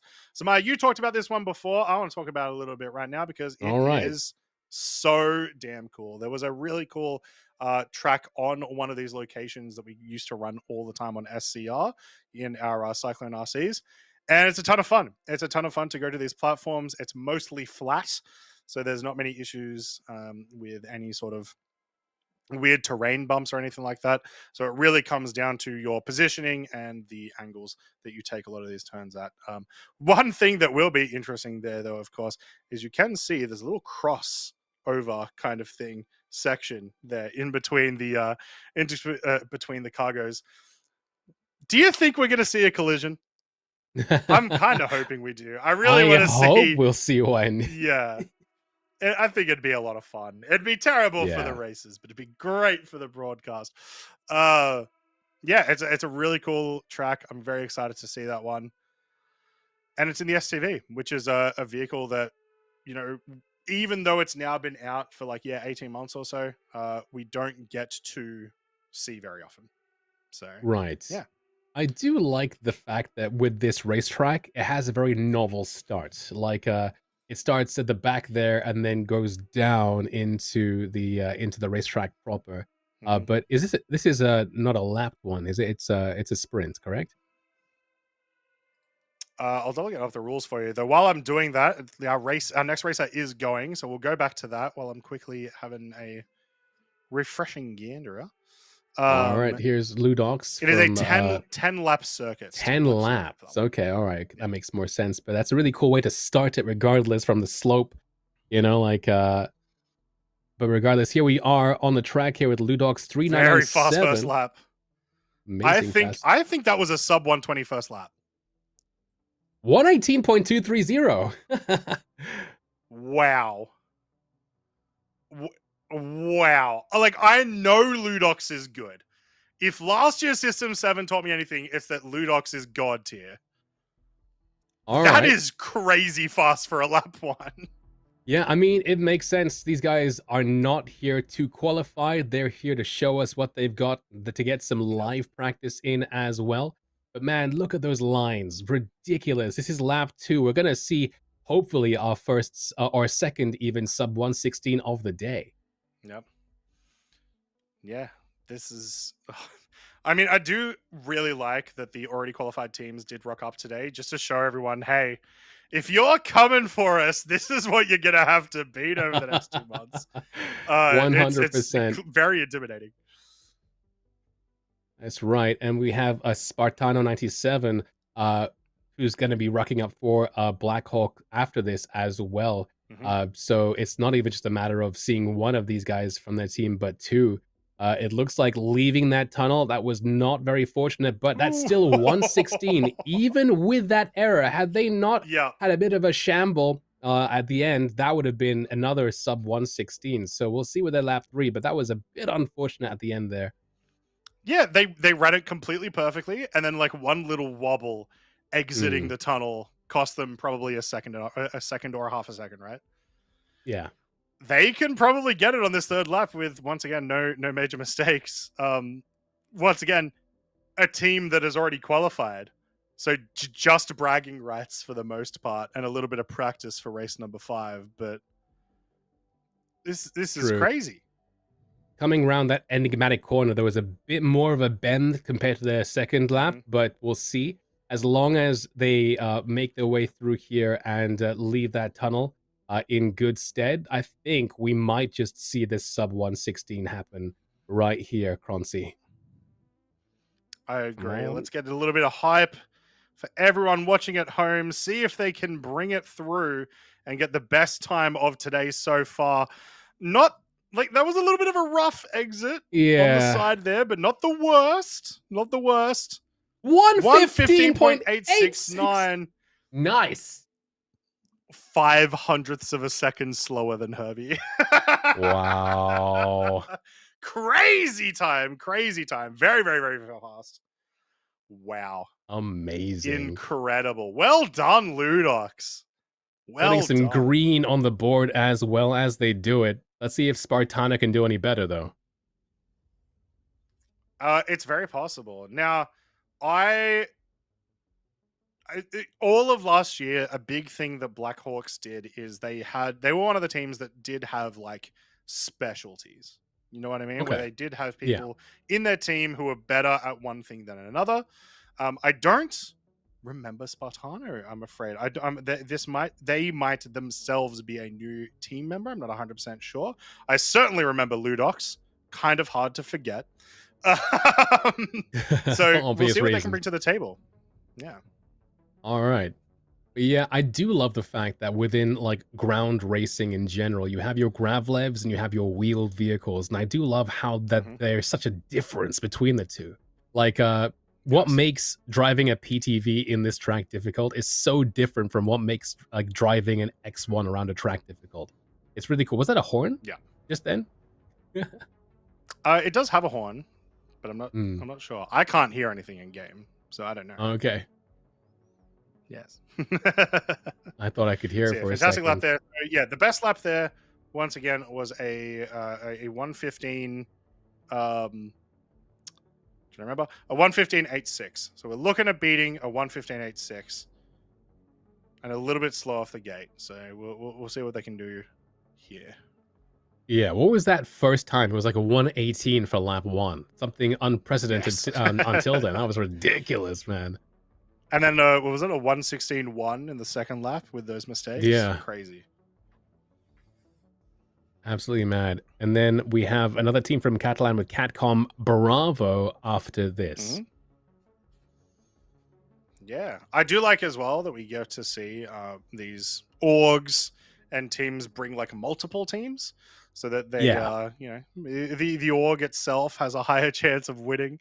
I always kind of like, you also get to train with your other teammates and stuff. So yeah, Zark21 from Catcom Bravo is going to be who we're seeing after this. So all in all, I think this is a pretty good lap. Not as fluid as their teammate, but we'll see how it goes for lap 1 regardless, because again, we still have a couple more to... Oh, there it is. Ooh, rough. That's a very common occurrence as you enter the tunnel there. It is very deceptive how difficult driving a PTV is, though, because I remember when this track got released, and I remember like subsequent patches, me going, you know what? I'm going to kill some time and drive in this racetrack and just hit a wall immediately. And be like, oh, this is not Mario Kart. Yep. Well, when are we going to get to throw some? I was going to say bananas, but I guess medmons or some penumbra fruit behind us for people to run over. Man. I wonder. I mean, like, it'd be really cool actually if they were able to do that for maybe Arena Commander or something like that. Like have a little Yeah, like more experimental gamified. mode or something. Exactly. What else is experimental good for apart from like random game modes? Like Exactly. testing? Nah, what are you talking about? Yeah, we're testing Mario Kart. I think that's well understood. Yes, is Mario Kart viable for the PU? We'll find out. But yeah, oof, there we go. Again, a bit slower. You mentioned before specialties. I imagine that Spartano here is probably more comfortable in a Graveler vehicle than they are in a PTV. Possibly, yeah. I'm sure we're going to learn a lot more about some of these teammates. We know tons about Ludox, but hopefully we'll learn a little bit more about some of the other teammates over the course of the next 2 months. Because I think, honestly, with the amount of people that are left over, that is essentially 100. Oh, well, Blackhawks have already qualified. I keep forgetting. I was going to say they're 100% qualified, and that is technically true. It's technically the truth, yeah. Anyway, I hope we learn more about the other team members. That's my thing. Agreed. All right, here is lap 2 coming through now, and it looks like they're going to be keeping that hand to themselves. It's 131.319 apparently. So again, like there are a few issues here with the way that PTV is being handled. You can see that the oversteer is a bit real there. Again, are they using a keyboard and mouse? They are indeed, and it's showing with some of these turns for sure. Yeah, you can see it definitely is a bit more clear when you're a little bit slower and you're doing these overcorrections, like I said, that you are actually on keyboard. So, but I don't think anyone has made that look bad. Everyone coming through Enigmatic Corner has looked fantastic. Yeah, there's something about it that makes you look enigmatic. I'll be here all month, or however long this show lasts for. But yeah, like so far so good. I mean, like again, with the keyboard and mouse, if you're not comfortable with the PTV, it's not really something that you can come in and get an amazing time straight away. It's a very deceptive vehicle. It's a very deceptive track, and yeah, like it's putting them through their paces for sure. It is, yeah, definitely. But they're about to finish their third lap here. I think, once again, while it doesn't matter, these guys have already qualified. I think the qualifying time for Blackhawks would have been that 1:15 at that stage. A fantastic effort from this team. And very soon, we're going to see if Capcom Bravo are up to the task to qualify. While we're waiting for them to set up, let's look at some more races, Maya. Let's have a look at race number 5, also known as the race that we're in right now, but an actual race rather than essentially what is a time trial today to get our qualifying times. This is the PTV Vision Center that you'll all be very familiar with because you've been watching it for the last 3.5 hours. Yep, but it's going to be with a bit of a twist because as opposed to heats, it's going to be actual races, heated races. Going to be warmed up as we have 3 groups of 4 make their way through, I believe, a double elimination sort of deal. We're going to have like a losers bracket and a winners bracket as well for this. And yeah, it's going to be a whole different thing because with 4 vehicles on the track, it's not just mastering the lines anymore. It's also being able to be aware of your opponent, because if you have a perfect line, then you're not always going to be able to take it because there might be somebody in your way, vice versa as well. But yeah, I'm looking forward to it. I think the heated races are some of my favorite ones with the Stanton and System 7. Like there was one, I believe, on a barge that we had with the STV a couple years ago, and that was very interesting for me just because of how it all worked. Yeah, essentially the way it works is if you come first in your heat, you go to the finals. If you come second in your heat, you go to like the losers bracket. And that's how you get between 1th and 8th. 1th. Premierst. I came 1th. All right, we're going to go back. We've got another race lined up, but very excited for the GoCat PTV track. And that was, I'm so well timed. I'm a psychic. How did I know? It couldn't be because of production, could it? Look. Oh no. All right, not a fantastic start, but that's okay because, like we said, you can often get caught in there because it's a little bit of an awkward turn compared to the rest of the track. But you can also see this is another instance of it says they're on steering wheel, and that may very well be the case. But It this is also the might sort of be. thing you would see from mouse and keyboard, just because the oversteering is a little bit more jarring when you're on mouse and True. keyboard. So It still happens I to everyone, but yeah. Yeah, I mean, I big up like a controller parity from CIG a lot. You know, they put a lot of effort into making it so that, like, you know, for flying a ship or using gravlev and that kind of thing, you know, like a keyboard and mouse, using a yoke, a HOTAS, HOSAS, HOMAC, everything under the moon. You know, like in general, it's not really about what you use; it's about how confident and how comfortable you are with it. That being said, I don't believe when it comes to wheeled vehicles that using, like, let's say like a racing wheel or anything is necessarily viable, because I don't know if that's been as tuned or if you can tune it yourself in the control settings either. Because yeah, they are oversteering like crazy. In reality, they're probably like moving their steering wheel not much at all. Papa Freedom there. Yeah, Papa Freedom having some force reactions. I don't believe those force reactions are in the game yet. Interesting. Sweep reactions as well, it looks like. Yeah. First lap is going to be a 142.756. Like we said, we saw quite a few issues in that first lap that hopefully we can redeem in the second or third. Yeah, a lot more swerving here, as I believe, again. When it comes to analog controls, you know, like using a controller or, like, let's say even like a HOSAS or something for racing, you know, like there's something as too analog, I feel like, and a steering wheel might be a little bit, maybe perhaps an RSI Lynx drives perfectly with a steering wheel, but what we're seeing here with the PTV, I think perhaps maybe they needed something with a little bit more finesse. Very possible. Very possible. But, like, yeah, anyone will make anything work. Right. I very much imagine, in fact, maybe this is a challenge I got to give myself. I very much imagine you can do this track on, like, a DDR pad. And, I mean, and give that a go. Someone beat Elden Ring with an Elgato Stream Deck, so I think anything is possible with enough willpower, you know? I do love that, like, subset of... Oh no! Now that's splash damage.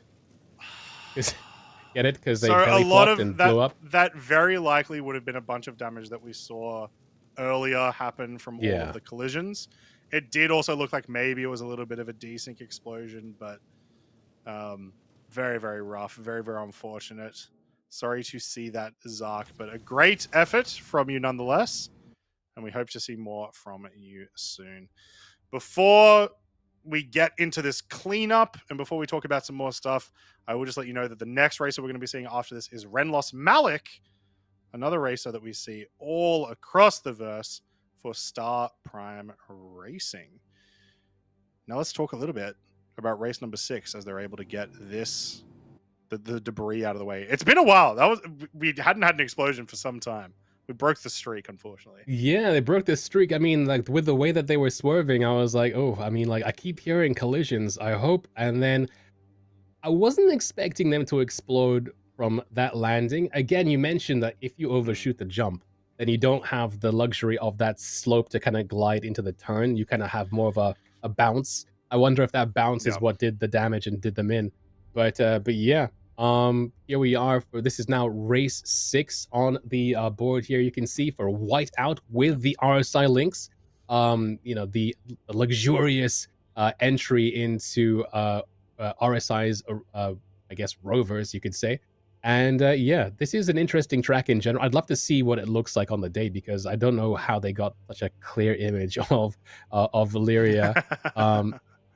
But yeah, like, I think I talked about this track before. What do you make of it? Yeah, so I'd love to actually see a proper path through of this track, or maybe just a quick, like, run through of the track, which hopefully we'll get before we get to race number 6, which is a little bit while out, guys. Don't worry too much.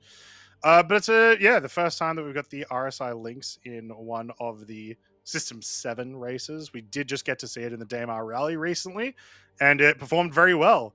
No champagne was spilled, so hopefully the exact same thing can happen here. This is another 10-lap track. Yeah, it should be quite fun. We also start right at the apex of a crater, which is going to mean every time people come in to finish their lap, they're going to have to do a jump out of the crater over the finish line, which should definitely give us some absolutely fantastic cinematics, I hope. That's right. We're going to have some more enigmatic views for sure. Before we talk about, once again, race number 7, let's have a look at how our recovery is going, how our cleanup is going at the moment. We've been moving a lot of wheels today. This is the section right outside of the exit of the tunnel, essentially one turn away from the finish line. And yeah, I think we've been cutting some corners, if I'm being honest. A little bit. Like, if you do fall into those pits, it can be very hard to come out, and it does do damage as well because of how low set these vehicles are. On lap 1 there for our last racer for Zark21, we did see they did fall into that pit for a second, and I think that must have done some damage there. But I think what's interesting about all this is, like, with BTR, the buggy track racing as it's called, like it's just very interesting that, like, you know, all the wrecks and stuff do persist, because if we didn't have a cleanup crew, you know, like, I understand where they're going for with StarCitizen and persistence, you know, like, to make it realistic, but it's a bit too realistic, don't you think? They don't, Maya. They don't They persist. don't? Oh. No, they did used to. They did used to persist forever. That did get changed. There is a cleanup that essentially happens, but the timing on the cleanup of it is not consistent. So sometimes it'll be like a couple of minutes, sometimes it'll be a couple of seconds, sometimes it'll stay there for ages. So it is still good for us to have the cleanup crew so that we can move all that stuff out of the way so we can keep going as quickly as possible. But at the very least, yeah, they do tend to disappear from the track, which is good. Right. Yeah, I noticed that, like, within, like, the first couple seconds of the race, there was a buggy that was just hanging out there in a pit, but it might have even just been like a set dressing. I'm not sure, but yeah, possibly. Like, kudos to our cleanup crew, Static Trash, and I forgot the second cleanup crew person's name now. Oops. Anyway, kudos to the crew. Thank you to the people in the buggies. Yeah, thank you, people. Staff. So they're just about ready. So let's talk about race number 7 again quickly before we continue. Race number 7, the final race in the System 7, the creme de la creme, which I don't really know what Cream that of the means. Cream of the cream. Cream of cream.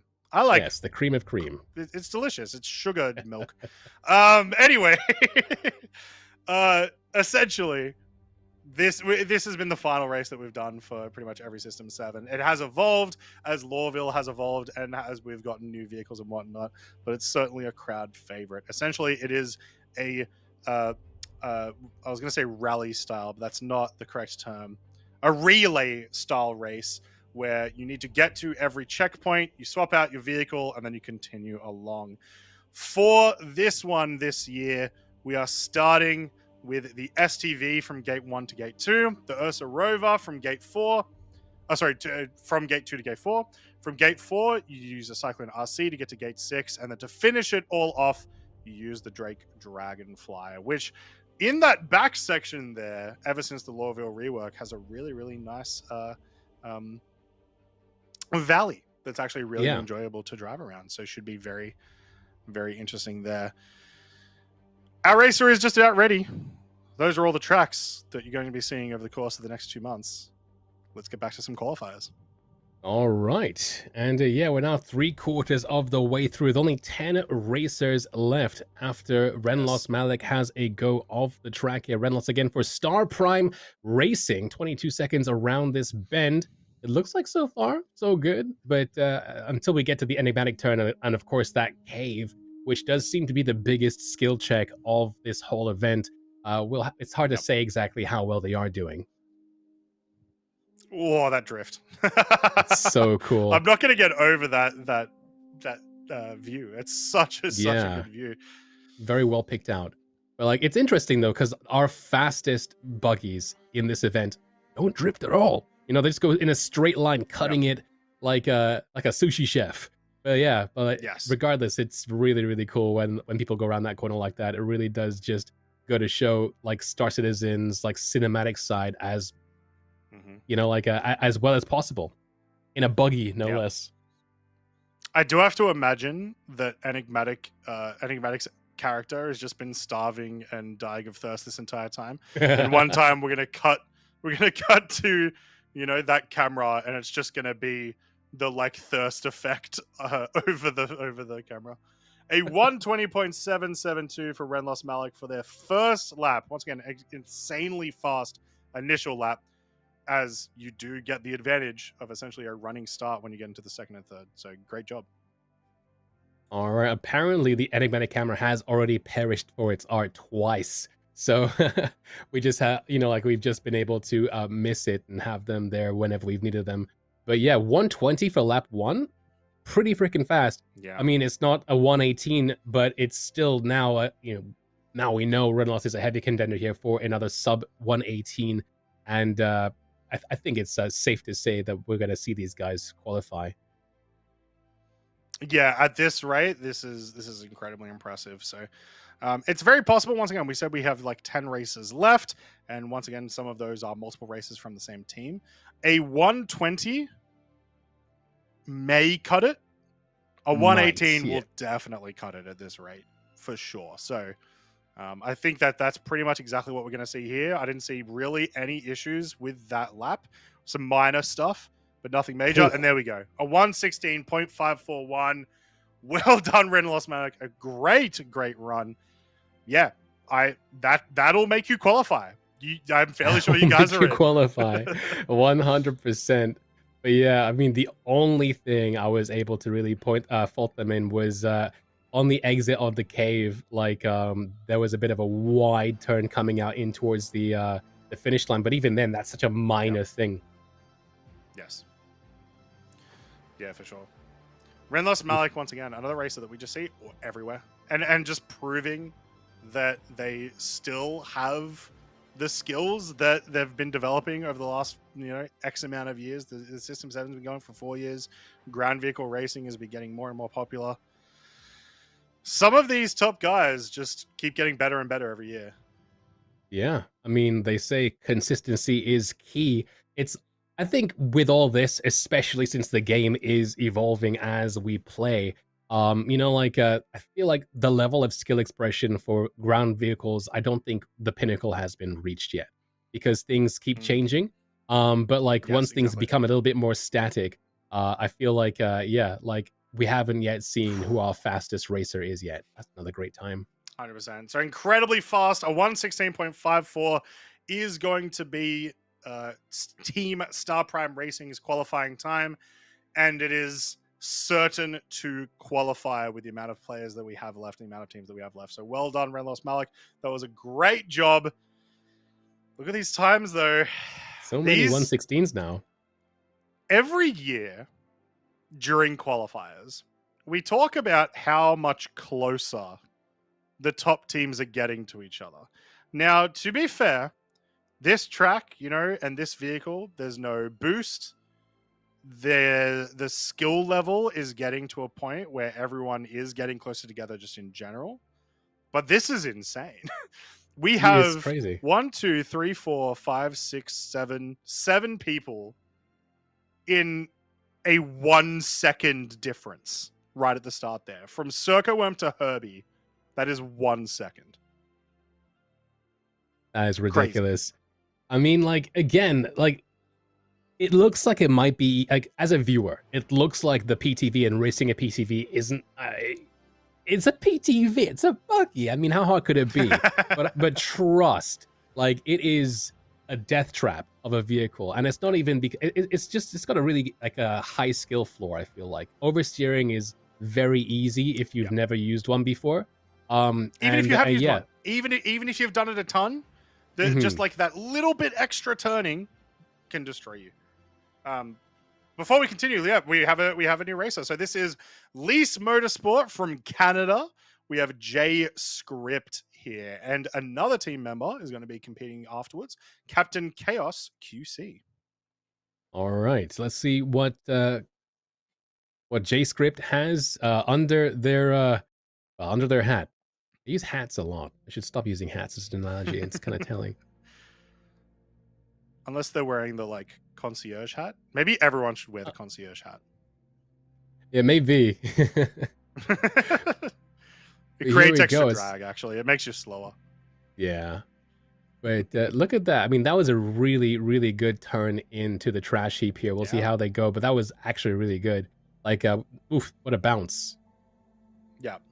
A bad bounce, but like a good landing, if that makes sense. Like, they lost a lot of time from the bounce, but it didn't put them in a weird spot. It didn't flip them over. So it's like, you lost time, but you lost the minimal amount of time. Yeah, like 1 minute, 2 seconds into the cave as well. A great exit from the cave. One of the best exits I've seen from the cave. Yeah, there we go. That was a good exit. Yeah, no, it was good. Just a little bit of desync. We're all good. Yeah. Yeah. Nice. What? A lap one of 1:17.733? That is our fastest lap one we've ever seen all night from an unknown team, at least to me, from Lease Motorsport, putting Motorsport, you know, but the money where their mouth is right there. We'll see if this Canadian team is going to be able to make it to the top of the leaderboard with that, because that was crazy. And with that, I mean with this second lap, if they just manage that consistency. And as you can see, I mean, they still have some optimization to do. I mean, with that enigmatic turn there was, you know, like a swerve and a bit of drifting there. You can cut it into almost a straight line, but regardless, they're just really fast and really consistent. Here's that jump again. And without a bounce this time, they're gonna. That was a good landing. Yeah, I'm excited. I'm on the edge of my seat, man. The control over these turns, pushing it to literally the very edge of like literally just before it becomes like an overturn and starts spinning you out, is crazy. Like that exit, like you were talking about in the first one. That exit, keyboard player, man. Here it is. What is it? What is it? 115. 115.446. Yeah, it's kind of fast. It's a little bit. It's pretty fast. Only the fastest racer of the evening. Yeah, it's a tiny bit fast. Yeah. Fastest racer of the evening and our fastest non-qualified racer. Right? Amazing. Yeah. That's wild. Insanely fast. All right. Now the question is, do you push it for lap 3 or do you just go like, oh hell yeah, you send it. I mean, why not? That was incredibly impressive. And it's funny, right? Because this entire time I've been saying, oh yeah, mouse and keyboard, you know, that's the easiest way to, like, you know, swerve into a wall. But at the same time, mouse and keyboard can get you to win, you know, the qualifiers and make it look easy. For reference, by the way, and I'm going to say this because I think this person can actually beat it. The world record, the SCR world record for this track is a 113.9. 113.9. I think there is a world, maybe not today, but I think there is a world that JScript crushes that. Yeah, because you got to imagine, to get a 113, you've been driving all day. Another 114, not, I don't know what it was, but 115.446 remains their fastest time. Yeah, qualifying lap of 115.446. I feel like it's safe to assume they've qualified. I don't know. Maybe. We'll have to ask Crucian for this one. Yeah, it's tough. Look, it's close. Amazing. Absolutely well done, Lease Motorsports. Congratulations. That was a crazy run. And, I mean, that's just another team that I'm really excited now to watch this year. Right? It feels really good that, like, all of the teams that have been qualifying today, all of the teams that have been putting in these really good times, exciting. It's exciting to see these teams together, right? So 100%. Yeah, wow. And now we have their teammate in Captain Chaos QC coming through as well. I mean, if JScript was able to pull out a 15, QC, you got to do the same, right? Otherwise, you got to do the same, right? I mean, that being said, before that, one of our fastest times had like both the fastest or the second fastest and the slowest racer. But we'll see. I mean, like, come on, Captain Chaos. Show us what you got now. No pressure. I believe, Captain Chaos, that if you don't win, you actually get kicked off the team. That's what JScript was telling me before. before the race. It was like, all Yeah. right, well, look, you got it, baby. Let's do it, man. Okay, here we are again with Papa Freedom there in the timekeeper seat. This has turned out to be very, very cool. So this is the last of Lisa Motorsport. After this, we have 2 races from Seb Racing Division, 2 races from the 907th, 2 races from Sire Alpha. It looks like 2 races from Sire Alpha. We already saw Apollo 1, and then 2 races from Altera, I think. There might be... I'm a little confused. There might be a little issue there. But we have only a few races left. All right. Very, very well into the dog days.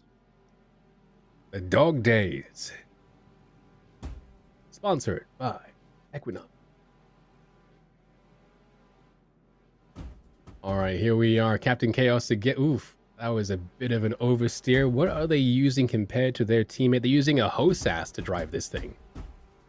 Interesting. Very interesting. Like I said, it's definitely a thing that a lot of people do. Like more people than I would have thought, I guess. Or a wheeled vehicle? Yeah, it happens. I imagine it's one of those things where it's just like, they're comfortable with it because of ship races or ship, Right. like just ship movement, and then they sort of get used to it. I know people that use Hosas for FPS gameplay.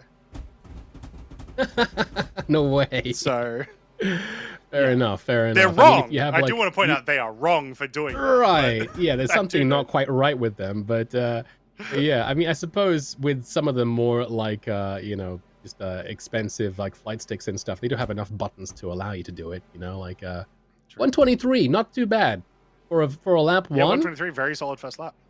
Yeah, and they're zipping right into lap 2 as well. We'll see if they do any better. I mean, so far it's already looking a lot better. Whoop. Just a camera freeze. It always scares me thinking that the entire stream has crashed or something. Yeah, it's a little bit of a hiccup there, but regardless, yeah, I think that's the enigmatic turn. Ooh, maybe a little bit too late there in the turn there, but regardless, still good. Yeah. It's been a great day of racing so far. I still can't believe we got that many fast times. Yeah, I mean, can't. This is intense. This is going to be a great series. It's nice to see. I mean, like the Stanton 7 beforehand and now the System 7, the entire time we were like, this is for the fastest racers in the verse, the top 16 fastest racers in Star Citizen. And, I'm happy to see that the level of competition is so close. I mean, we've had some super fast racers before, pulling out ahead of the competition.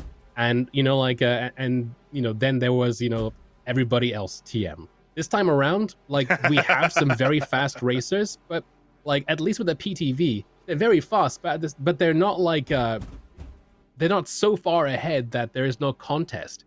It's great to see that the competition is so close now. Just makes me wonder, where are we gonna the community itself has also grown so much over the last 4 years.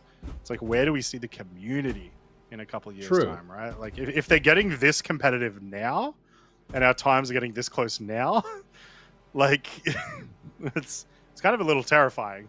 We may be saying I got my 0.001 second lead. Let's go. It's gonna be like Mario speedrunning. But I mean, I have to stress that it's not for want of lack of skill expression. I mean, you look at buggy racing, and you might think that it's not that easy. It's not that hard. It isn't easy at all. It is so difficult to drive a buggy. At the least for me, at this level. No, it is. Like I said, even for pros, it's very difficult to get it right. And so it's really hard to get a consistent lap. That's the biggest thing. Right. They go a 1:19.325 for their lap number 3, getting them in the sub 120. Who cares? Your teammate got a 1:15, so you did a great job, and you are someone to be scared of in the competition. Well done, but who cares? But you don't have to worry because your teammate crushed it. Well done, Least Meter Sport. That was Motorsport, rather. That was awesome to watch. For Oh, sure it my back was. is killing me. Can you believe, like, 119, and that gets you just into the top 16 with 119. Yeah. I wasn't sure we'd see that, you know, like at this point. And to be fair, top 16 races, not Yeah. top 16 teams. Yes. Like it would get you in the top 16 teams, but yeah, you understand what I'm saying. Yeah, 100%. Thank you. But like, I do wonder if we're gonna shave 19 off the board. Do you think it's possible with like 8 teams left? We have 1, 2, 3, 4. Yeah, we have like what? We have seven or 8 races left. Mm-hmm. It's possible. You only need 2 people to get sub 119s. I think it's possible. That'd be wild as well. Just bringing it all so much closer together. Oh man, it is. I'm excited for the future of like of ground racing for Star Citizen, man. Yep. I think like the last one I was here for, like with the Stanton 7, like we were talking about how, like, you know, we had some really fast racers, but we also had some other people who were a little, you know, not quite there. Now everybody seems to be more or less like, you know, like at the very least with what we have, we've got a huge collection of hopefuls here that I think every race is going to be interesting now because of it. Yeah, I fully agree. While the last one's getting set up, let's have another quick look at the prizes, just so all of you guys can see what these guys are going to be competing for over the course of the next couple of months, other than just, although bragging rights are, of course, the most important prize, in my opinion. So, yeah. Well, I mean, the team that comes in first will not only have bragging rights, but they'll also have physical bragging rights as well, because not only do you get that trophy, but you get to wear that that jacket as well. Yes. The champion jacket for the System 7 will be theirs for the taking. So, like, if you ever see somebody at a convention like CitizenCon and they're wearing that orange, you know that, hey, this guy's got bragging rights. Yep. Not to mention, we also got the Rover Lynx and the Hercules C2 for first place. Second and third, we've got the team member jerseys, very similar to the ones that myself and Maya are wearing today. Except it'll be the new merch, which we don't have yet, but it'll be cool, I swear. And for second, yeah, it's the Origin X1 Velocity and the 400i. And for third, it is the Hover Quad and the Nomad. And I love the Nomad so much, probably more than it deserves to be loved, to be honest, but I love it regardless. It's just such a nice ship to look at. Yes, very, very much so. Let's go back to the races, as it looks like we're already going. So this will be Sherm. No, it's not Sherm. This is Janus Cascade. So this is from the 907th. From the 907th. So Janus Cascade from the 907th. There we go. Okay, 907th, Janus Cascade, and we're all the way already into the cave. 1 minute, 10 seconds. It's going to be maybe a 125 if they didn't just ride the wall. Was going to be unfortunate, but there we go. Good recovery. What's going on here, Kratzy? So many things happening. It looks like Seb Racing Division will not be participating today, that I mentioned earlier, unfortunately. So, yeah, so we've got the 907th with Janus Cascade right now, and then Hidden Terror is going to be our other competitor for 907th, and then we've got Sire Alpha and Alterra. All right. So here we are in lap 2. Janus Cascade is coming around these corners at massive speeds. What happened there? Just before the Macau bend, they just like snagged their wheel on a leaf, and that was it. But yeah, it looks like it's not going to be a crazy lap time here. But that was a very interesting first few turns.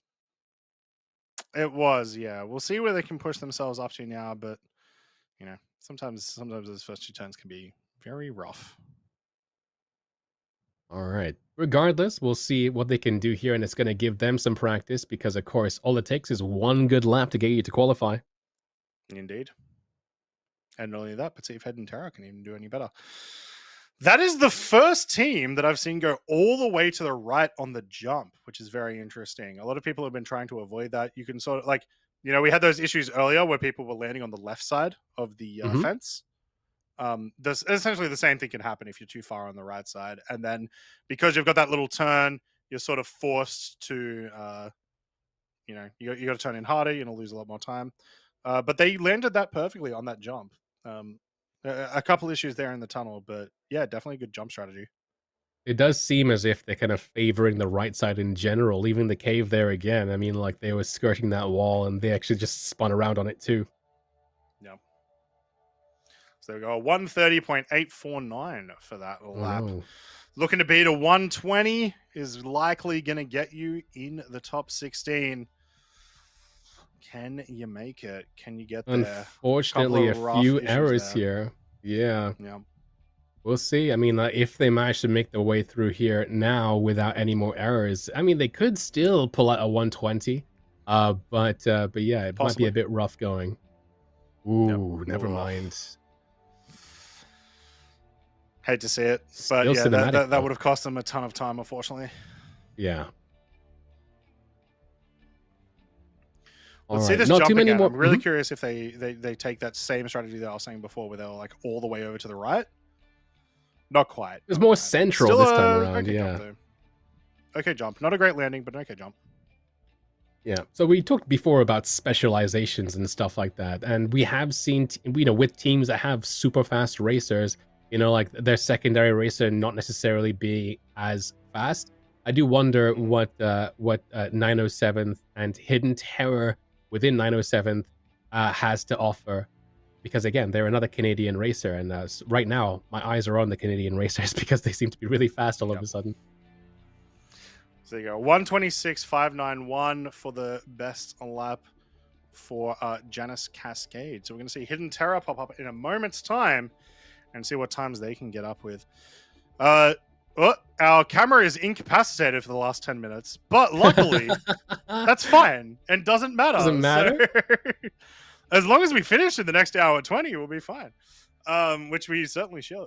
So, that's right. Before we go to Hidden Terror, because we're starting to get to the end of people, let's once again really quickly talk about an event coming up in April that Atmo Esports are doing in conjunction with Avenger Squadron for charity, which is really, really cool. Here you go. The Avenger. I think it's got a specific name.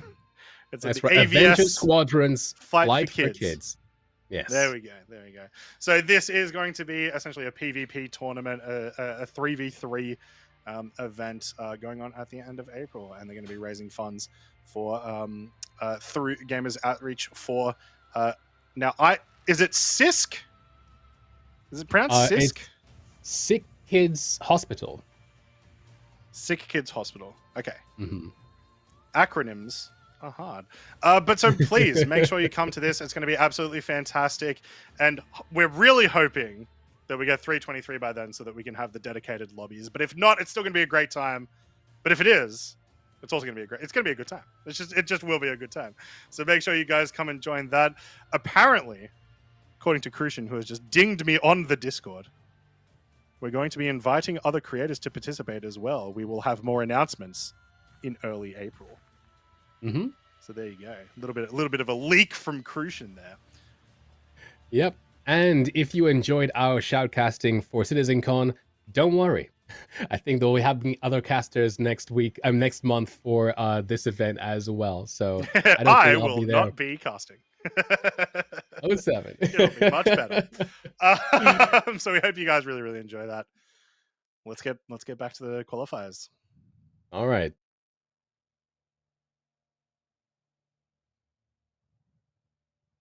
So here we are.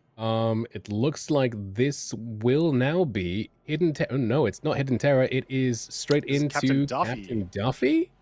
So this is still the 907th. So it's a temporary replacement team member. So this is still their second member for their team. And so yeah, they're going to be trying to beat that 126 that we just saw. And it is a unfortunate, very rough start for the first lap.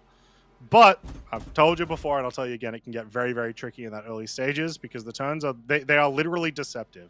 Until you've learnt them over and over and over again, you'll make those mistakes for sure. True. Speaking of going over and over the track again, that was a very interesting cut of the line. I wonder how familiar they are with this BTR track. Well, that's the thing. It's not even just about being familiar. You have to be recently familiar because of all the changes. True. Apparently, this is Hidden Terror. This is not Captain Duffy. I've just seen a message. This is in fact Hidden Terror. We've just got an error on the screen. But still, regardless, it's the 907th. So still the same team. Still trying to beat that 126. That's right. And not doing so bad for lap 1. I mean, it is now 1 minute and let's say 20 seconds going into the cave here with this slow turn. But we'll see how their lap 2 will go. Again, they kind of lost a bit of time earlier with cutting into the pit there. But yeah, what do you think? I'm thinking maybe perhaps we might see a 2 minute. No, there should be like a 146 or so. Or maybe a little bit less. 41. Yeah, I've got to remember that the timer and the camera, like the timer and the camera, are not properly synced. True, because, yeah. Like there's a third person who is on the track. Yeah. Exactly. Yeah. So, but yeah, 140 makes a lot of sense there. This is gonna be a rough one. There's a lot of improvements that need to be made from that lap in order to even beat the 126 that their teammates set out for. But we have a lot of trust in them. I think they can do it. You got 2 laps to prove it. Get a couple of nice turns. That started to be a nice turn. Maybe you do that again. You just get a little bit of a better exit, and it will pop off. Yeah, you mentioned improvements before, and they kind of did, honestly, make quite a few marked improvements on their first lap, but sadly, they kind of swerved out and lost a whole bunch of time here as well. But I still think that they are in a good position here for like a sub 125, maybe, if they can make this landing here. Very possible. It's going to depend on more importantly, it's going to depend on the tunnel. As we've seen, once again, what are the 2 major things that have impacted most people's course? It's the tunnel and the jump. And the tunnel, I think, the jump can be awkward. You're not going to lose a ton of time unless you miss the jump. The tunnel, you can lose a bunch of time from like the smallest mistake. Yeah. Because once you touch that wall, it's almost like it's magnetic. You'll just keep bumping into it and shaving more and more time. Exactly. Oh, 129.968. Okay. So, yeah, sub 130. But we do need to see more improvements here if they want to stand a chance here in qualifying. I think. Where do you think? I mean, like, sadly, I guess we don't need to speculate because, unfortunately, with that snag, they're probably not going to get past 130. Yeah, I think that is unfortunately the end for this team, the 907th. Just not going to get there. Once again, we obviously have to look at all of the results from today. We have to verify everything. Myself and Maya haven't gone through the list and taken out all the doubles and all the pre-approved that's not the word. The people that are already in qualified, the pre-qualified people. Qualified. There we go. Words but are hard I don't sometimes. imagine exactly. I don't imagine a 126 is going to make it today, unfortunately, with the amount of 120s, 121s, 122s that we saw. But it was a fantastic effort nonetheless, and we appreciate you guys coming. And hopefully we'll see you next year. Let's get some more track time in. We'll see what you can do. That's right. Hopefully this puts more fire under your belly, or under your belly, in your belly, put more fire in you, so you put more time into these racetracks. So next year, you do even better and you come out blasting, and you make your way to the top 16 because, man, the level of competition that we've seen so far has been crazy. But I mean, I'll be the first to say that, this racer right here, faster than me. My first time on this track, faster than me for sure. So there we go. We've got a couple more times in now. Oh boy.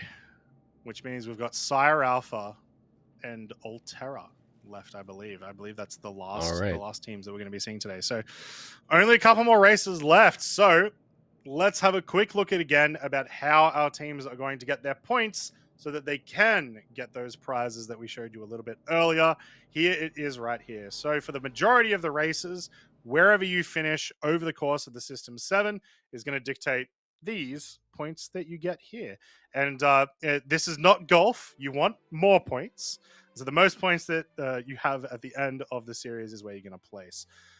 The little change that does happen is during the Heat series, so race 2 and race 5, we've got like it's essentially the same prize structure, but because you get put into these little, I guess, heats, it's kind of a little bit different. So instead, in your first heat, if you come first, you go straight into the finals. If you come second, you go into the runner-up finals, and those are the points that you're competing for. For reference, we can have a look again really quickly at last year's leaderboard, just so you guys can get a little bit of an idea of where people will end up. Team Punch Buggy, 99 points for the win. Amarok's Fangs, 16 points less at 83. And Blackhawks, 15 points less at 68. But look at how close Delta Dyers and Blackhawks were last year. I very much feel like we're going to see a very similar thing this year with a couple of these teams, especially with how competitive they're being. That's right. You know, consistency is definitely key here with the Stanton 7, the System 7 as well. One of these days, I will say one without saying the other. But yeah, like consistency is definitely key. And I love it. You know, like it means that like if you are a good, like let's say Cyclone racer, then maybe perhaps you win that and you get 25 points. But you also have to be good with every other vehicle, and you have to be consistently good. You and your team have to show control and domination of every single vehicle going through the entire tournament to keep your points up. Otherwise, what can happen is you can have some great races, but if you're not able to keep it up, then obviously you're gonna like start to slow down, and you know, you're not gonna be able to keep, you know, like accrue points to get to that podium. It's a great thing, and I believe it's modified from Formula One and how they do things. Yes. Yeah. So yeah, it's going to be good fun. And as I always say, you know, this is a race series close to my heart. So I hope it becomes close to all of your hearts as well. Let's head back to the racetrack and get ready to see Sire Alpha. They're already going. They've already done one lap. I'm a fool. Right. 126 for McFight's first lap. This is Sire Alpha, also known as Crucian's favorite team. Right. Yeah, Right. McFight with So a far, 126 so to good. start off with. A little bit slow. We didn't, unfortunately, I was busy talking, so I didn't get to see the lap. But yeah, we'll see how they manage to go in the second and third. Yeah, sadly, we just saw them snag a bit of the wall there, which is going to cost them a lot of time here as well. So we're likely going to be looking at their lap 3 here for something that really has some power to it. But regardless, here we are coming down and around. We didn't get to see that enigmatic lineup, but here we are almost now approaching that trash heap. But yeah, so far, a few unfortunate errors here. I believe that we might see a 125 or so again here. Good jump, good control of the landing. Yeah, definitely. An important thing as well to remember, Sire Alpha, they do have 2 people racing for them today. Salem Frost is going to be the other racer. And Salem Frost is once again a person that we see all the time in all of these races and is part of the community. So very excited to see what they can pull off and possibly pull off maybe a better lap than McFight is having here. But that's a solid ending. That was a solid tunnel exit. All of those issues earlier in the track, but you know, maybe can bring it back here. That's right. That was a 132 with lap 2, but we did see how many little issues that they had there, and we'll see if if they're able to avoid every single one of those things. I do believe that they have what it takes today, but we'll see. Yeah. Now we have been notified that apparently everyone's favorite camera is dead. Oh, I'm sorry to say. I said that Enigmatic was going to die of starvation or like thirst or something, and I think that's exactly what happened. So maybe next time we need to put some waters or some Patambu fruits or some Buster bars into the budget to feed to our cameramen. We'll see. That's right. Yeah, we need a runner just like shoving fruit into the cameramen's faces, you know, like because they're just so focused on giving us these good angles. Well, Ooh, there you go. coming That is into the once cave again a now. really solid entrance into the tunnel, not smashing into the sides at all. The exit is harder, but a good tunnel entrance is always good. That's right. There it is, though. A great exit from that tunnel there. Doing really well, putting that Josco helmet to good use. And what time is that? There we go. 1:23. 1:23.464. So All right. pretty solid. I don't think that's going to be good enough to get a qualification today. Once again, we're going to have to double check everything. I think you're going to have to be closer to a 1:20, 1:21. But it was a great effort, especially after those first 2 laps. That's right. Going to be a bit of a nail biter for them because you can't see all the times. But yeah, like 1:23, not bad. But yeah, unfortunately, again, just the level of competition and the level of of skill that we've seen today has been ridiculous, man. I mean, again, it's so refreshing to see like so many people so closely grouped together towards that you know, like 1:16, 1:15 mark. Mm-hmm. Yep. So we have next up Salem Frost for Sire Alpha. It's gonna be our third last racer and our second last team. Damn, we're right towards the end now. That's right. This has been very, very fast, and I love it. I love it a lot. I was a little concerned. Originally, the plan was we were going to have 2 servers, and both servers were going to be running at the same time. And then they decided against it for reasons. But it's gone well.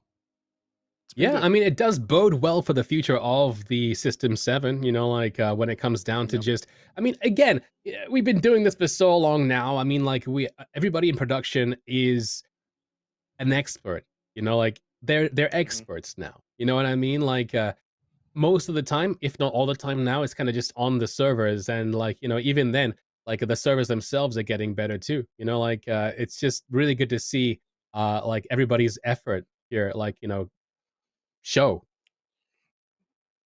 Yeah, no, I fully agree. And look at those first few amazing turns from Salem Frost. I think there is I think this may be our specialist for the PTV in this team, if I'm to guess. Look, just perfect maneuvering, top speed almost the entire way through those turns into the slalom. They and our are slalom camera is back gliding. just in time. All right.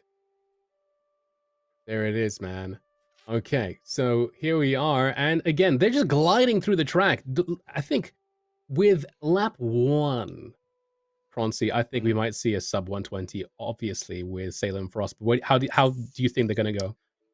Yeah, I mean, like, ish. You know what I mean? It's certainly around the 120, for sure. Oh, never mind. Never mind. Well, forget I said anything. Should still be pretty good, for reference. Should still be pretty good. Yeah, we're probably looking at like a 122 or something like that. It's not crazy slower because of that issue. And okay, maybe not. Maybe we're looking at like a 127, 128. Yeah, but it was an unfortunate it was one. still a fantastic lap until that section. So we got 125.267. Still good for a first lap, regardless, even with the issues. I mean, I didn't see anything too glaring that they need to like clean up for the next couple of tracks, apart from, of course, you know, that that entry even to the cave, where they crashed into the wall. I think there was a bit of an issue earlier as well when they turned a bit too late and ended up swerving. But otherwise, a very good show of it. I do like their that in this team, Skyer Alpha. In fact, no, never mind. It was the other guy who was using a Josco in black, but I just like it whenever I see people using the Josco racing helmets. You don't see them enough. They always take me by surprise every time I see them. Oh, no, is that even fast enough to get over? Ooh, it was almost. Almost got there. All right, so lap 2 is gonna be a no. But like, Salem's been fast. Salem's been really fast. Just needs to piece together this third lap, right? Yeah, I mean, like again, you can be really good at racing any other vehicle in the game, but if you don't have like current skill with the PTV or like, you know, then you're not necessarily going to be as good as like, you know, our fastest races here. That's just how it is. And it's really cool. It's awesome to see that you know, like different vehicles require so much like, I guess, intimate knowledge. You know, you can't just be really good at one vehicle and because of that, you're amazing at all the vehicles. Yeah, exactly. Unless you're, I don't know, Herbie or something. But regardless of those players. I thought you were going to say unless you're Croncy, but yeah, Herbie is amazing. If you're Croncy, you just know all of the racing. It's fine. No, I kept on trying to beat Salty Mike at the Gravlev, and every time I would beat his time, it turned out he had been grinding for the hour beforehand, and he had already beaten his own time. It was the most frustrating race I've ever been in. Of amazing. Like you know the joke, like people say, oh, it's like, oh, the goalpost moves. It's like, no, this is like a real life example of actual goalposts moving. All right. A good, maybe perhaps too much power into the trash heap there. That's unfortunate. That was so good until then, but I think that we still might see like a sub 123, sub 122 from this. We'll see. I'm hoping he can pull out at least like a 121, because that could put him in. That could put him like right in the end, right? But that's so tragic. Every one of these laps was going so well. Yeah. And then just like one mistake. What is it? A 120. The 123. I don't think that's going to be good enough. I don't think that's going to be unfortunately. Good enough, like, oh, that hurts.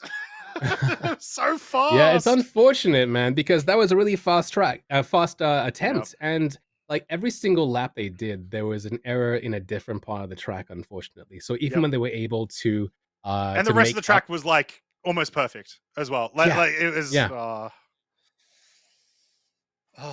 that's a shame. That jump was very unfortunate, but it's the way it goes, man. It's the way it goes with the Stanton 7 and the System 7 now that it's called the System 7.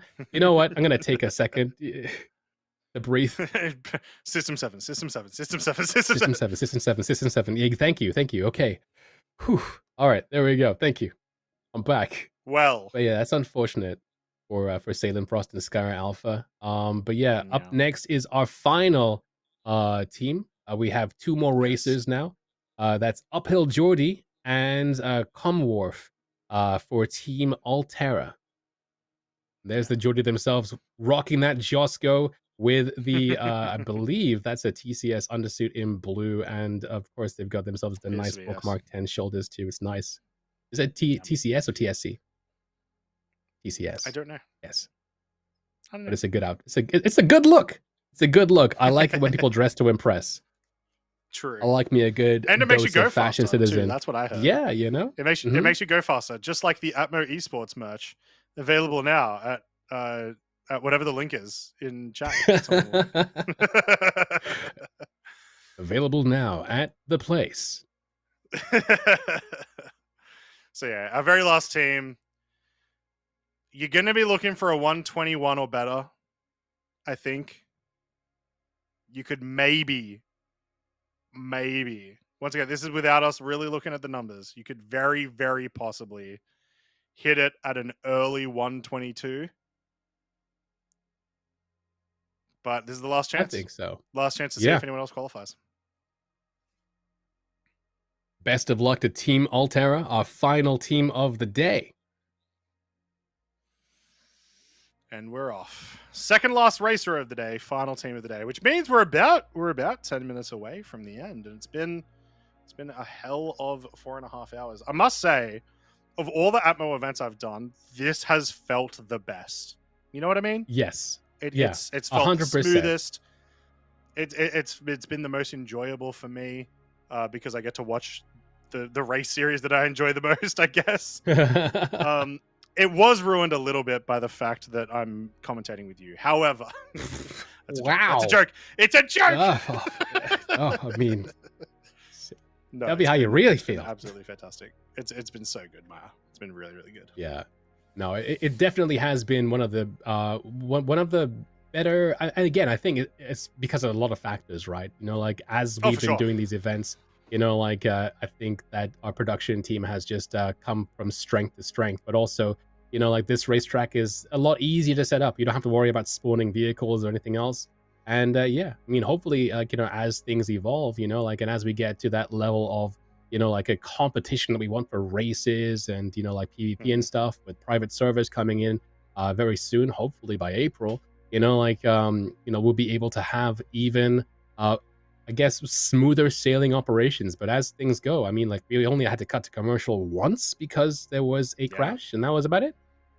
Yeah. And just FYI, a 120.9 for the first lap for Uphill Geordie. Not bad. It's looking good for our final team that we're going to be seeing today, if that's their first lap of essentially 6. That's right. Also, that merch link was atmo.sc/merch if you're curious. But yeah, this is a really good lap too as well. Again, with that, now it's the Pop of Freedom camera, although I do want to call it the Enigmatic camera still. but yeah. It belongs Doing to good. Enigmatic. It belongs to Enigmatic. And here we are with that jump. That was actually a really, I mean, like, it was so uneventful that I didn't have anything to say, but that was a really clean landing as they make their way now into the tunnel. Solid tunnel entrance. It could have been a little bit faster, but that's okay. The exit's the more important thing, and that is beautiful. Get the Nicely return. navigated. Slowish, but you didn't crash, so 118.244. There we go. Final team, Altera. That locks you in. That locks you in for qualification. Now, there is still the important thing of pole position. You do want to try to get a faster time to start off at all of the races over the course of the next 2 months, you know, faster, like further forward. But wow, yeah, well done. Great job, guys. Not bad at all there with Uphill Geordie. And they also have a teammate as well to see if they can shave that time even further down, as you said, to try and hit that pole position or, you know, as close to as possible. But yeah, so far so good, and a really great team to wrap things up with today, Croncy. Yeah. Great job here. Let's have a look at this jump. So yeah, Ooh, unfortunately, a little bit too close to the left side. So I don't think this is going to beat that 118 that they just got. So that's going to be Uphill Geordie's time for this. Oh, sorry, no, he's still got a 3rd lap. No, this is the 3rd lap. This is the 3rd and final lap. Yeah. Math becomes really hard when you've been awake for 24 hours. Did you know that? Oh, wow. Have you not slept yet? I know we started at 7 a.m. your time. You're a beast for being awake, man. But there we go. That's Uphill Geordie. Well, sorry, because I normally go to bed at about 7 a.m. my time. Because I'm usually fair enough all night. And yeah. Anyway, Uphill Geordie. Yeah, great performance. 118.244. That confirms you guys in the System 7. But can you get a better time? We will see in a moment with Com War 4 to finish us up for the day. Look at that board, man. I can't do the math. I physically can't, but I really want to know who is in the top 16 now.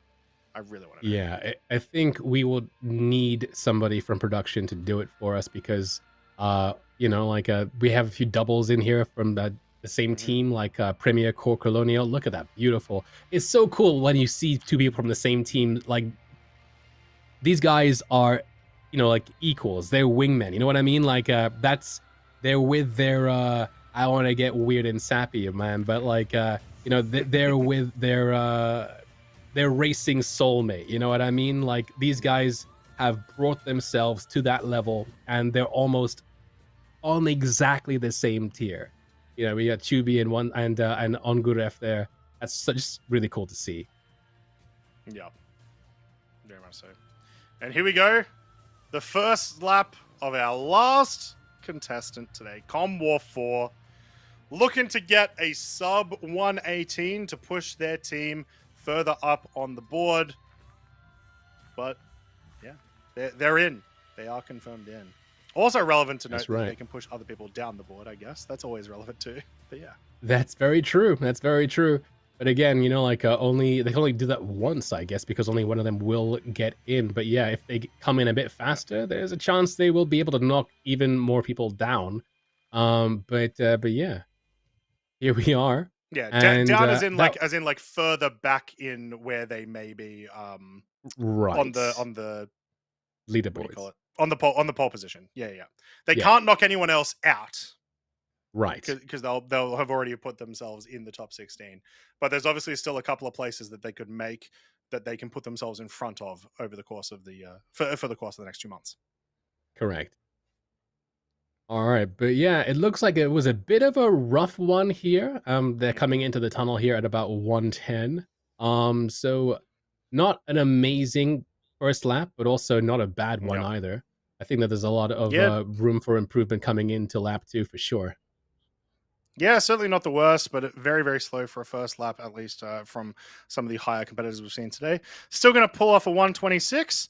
And, there were some major issues in there that if they get fixed, then you're shaving 10 seconds off. So um, we'll see if they're able to do that in this lap or the next. True, snagging that rear wheel in that same corner before Macau again. Uh, Sadly, I think that might cost them again like a sub 120. But again, their teammates already gotten Possible. them into the System 7 at this point. Yeah. And it's a good point. I do wonder. We've got a lot of data, but we don't have all the data for all the teams. I do wonder who the other two team members are of this 4-man team.